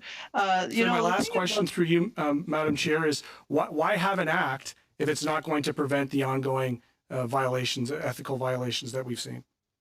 Because I think it prevents many, many ethical violations. It may not get them all. In your opinion, has there been learning from this? Is this Prime Minister learned from the 3 or 4 times he's been under investigation? I have no idea, but the 3 times, in fact, are quite different. Each of them is a different sort of circumstance. It's not as if the same mistake was made twice. I think all of those are all 2 that have happened, and assume the third decision will shed some light on some ethical rules. But I don't know, what more can I say? That's okay. Shed some light it will. Thank you. Thank you. We're moving into the final round here, each for 5 minutes. Mr. Curick, you're first up. Thank you very much, Madam Chair. And again, it's been very, very interesting. So thank you, Ms. Dawson. A couple of different topics that I'm hoping to cover here. First being gifts. Could free travel given to a family be seen as to a family be seen to influence or advantage a minister of the Crown? If that minister, for example, was given free gifts or travel by an organization? Sure. If there was something afoot there that they might want from him. In fact, that was one of the situations in the Aga Khan case. So with your unique experience related to this, and with the understanding that the situation the current finance minister is in, and the paying back of the $41,000 the day that he was set to testify before the Finance Committee, I'd be curious to hear your comments on his family's travel related to that, and that being seen as influence, his daughter working for the organization, et cetera, et cetera. I don't really want to comment on Mr. Morneau's case. I think, that has to be looked at, but certainly a gift of free travel would fall under Section 11 if it was inappropriate. Okay. No, I appreciate that. So I want to touch on the friends issue again and again. You have very, very unique experience in that definition. Based on what you've seen and read in media accounts about the ongoing WE scandal, would it be your opinion that Mr. Trudeau would be or would not be friends with the Kielburger brothers? I have no idea. You know, I've been up at my cottage a good part of the last 2 weeks, and I haven't been listening. I haven't been glued to the television, but I've been following it to some extent. But that's a fact issue. Yeah.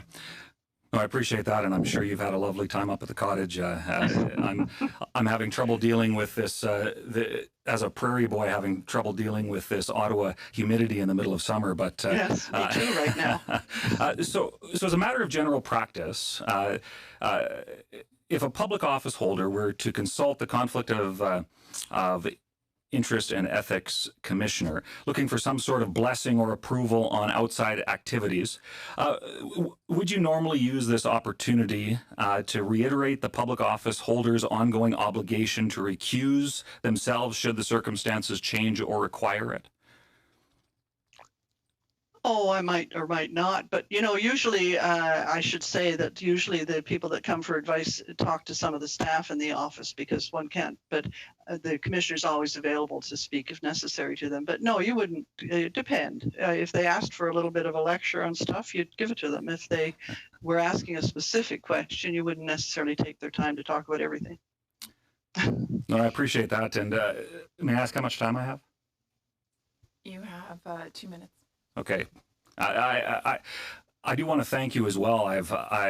Although my time as a member of Parliament and your time as Commissioner did not overlap, I've had nothing but tremendous experiences, whether it be in the annual filings, the onboarding as a new member, and a number of the questions that I've had to make sure that I am fully compliant with the Conflict of Interest Act. And I have no doubt that your efforts as Commissioner for that decade contributed to the culture that exists there, which I've certainly found very, very, very helpful.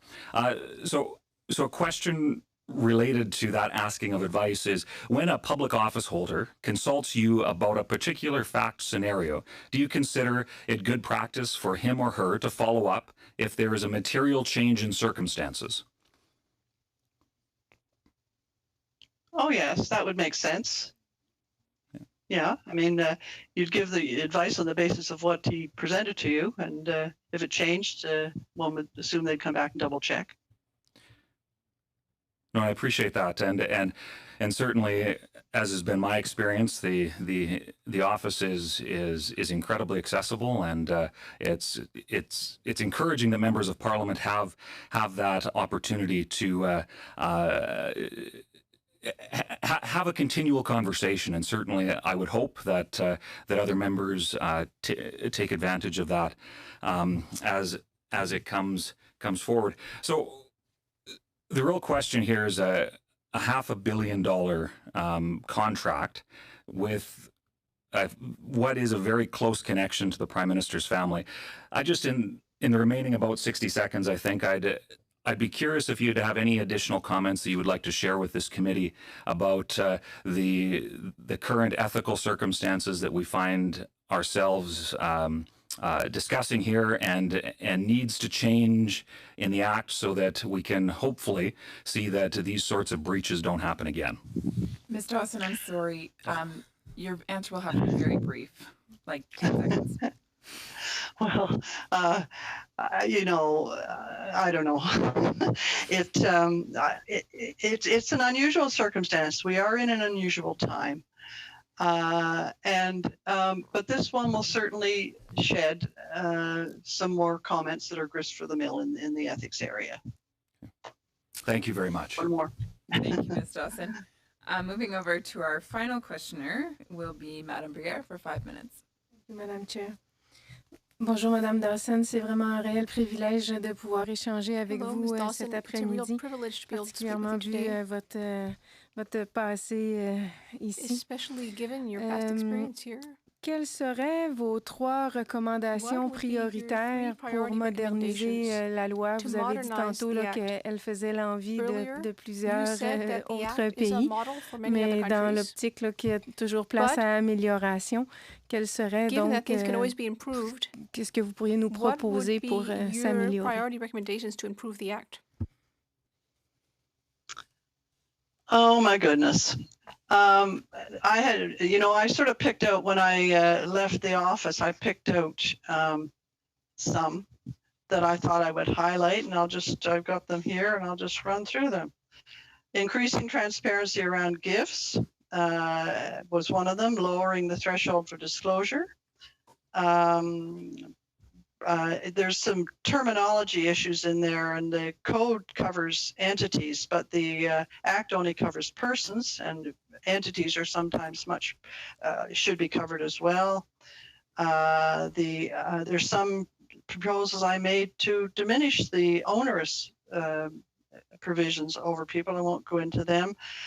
Strengthening the post-employment obligations. There's no reporting obligation for a post-employment person. The rules just tend to go on for a year or two after retirement, or sorry, post-employment. And there are rules that have to be followed, and it would be good if there was a slight reporting obligation there. I think some non-reporting public office holders there might be a couple of areas they should be reporting on. They're not covered. Harmonizing some of the provisions of the Act and the Members' Code I mentioned, because it's confusing to members, especially who are ministers, when there's two different rules there. And then I mentioned one in my opening remarks. I do think Section 11 creates this definition of there is no definition of friend, it doesn't need to be an exception to that gift rule, because reasonably seen to have been given to influence does it anyway. If they were a friend and it's not in a funny circumstance, it would have done it anyway. So that's something that was unnecessary there, and I think it could be improved. There's lots, but I mean, I've got, as I said, 75. I'd say 30 of them are probably technical little drafters nitpicks, but you know, and there's a couple of places where the French and English aren't exactly the same, you know, all sorts of things. But there's nothing dramatic, I don't think, with those exceptions. So that's sort of a little smattering. Merci. Vous avez parlé d'améliorer peut-être les définitions, notamment de amis. Et tantôt, on a parlé aussi de la définition de frère, sœur ou parenté, plutôt la parenté. Est-ce que c'est une définition aussi qui mériterait d'être étudiée? No, I think those definitions are not bad. You know, it's fairly clear it's not clear, for example, how far into cousins and things that the relative goes, but that's to a large extent a circumstance anyway, like how close you are to your cousins and whatnot. And that's worked out. One little area that's not defined is what a private interest is, and that's kind of an interesting issue. I think, in fact, the current commissioner may have gone a little further on where that applies. I always felt that it was significantly tied to financial matters, simply because that's the sort of stuff that got reported, and I generally said it didn't apply to political interests. But you know, so that's sort of like court cases. You have precedents that are built up and kind of work out what the thing must mean. But no, I you know, the number of terms in there you have to just kind of work with and figure out how far they extend. Merci. OK. Vous avez, lors d'une entrevue avec le Globe and Mail, dit que de façon générale, il n'y avait pas trop de... Well, I will say it in English. Not an awful lot of bad stuff going on. Est-ce que vous êtes toujours d'accord avec cette quote? You know, I'm sorry, but I could neither hear you nor the translator. I didn't get that question. Okay. Do you stand by your statement in your 2018 interview with the Globe and Mail that there is not an awful lot of bad stuff going on? Yeah, is that what I said? I mean, I generally think Canadians are pretty good, and there are always ethical errors, and that's what we've got the Act for. But generally speaking, I don't think we're a horrible country, and the government's generally well-meaning and pretty good. So I don't, that's just a general comment I guess I made. Thanks a lot. Have a good evening. Okay, thank you. Ms. Dawson, thank you so much again for being very patient yesterday and then, of course, coming back and being with us today. Your time is much appreciated, and we do hope that you get to enjoy some great rest at your cabin. And again, just thank you. Well, thank you very much. It was kind of fun. Good. Excellent. Thank you so much. Right. Bye. With that, I will officially adjourn the meeting. But if you could grace me for 30 seconds, that would be wonderful.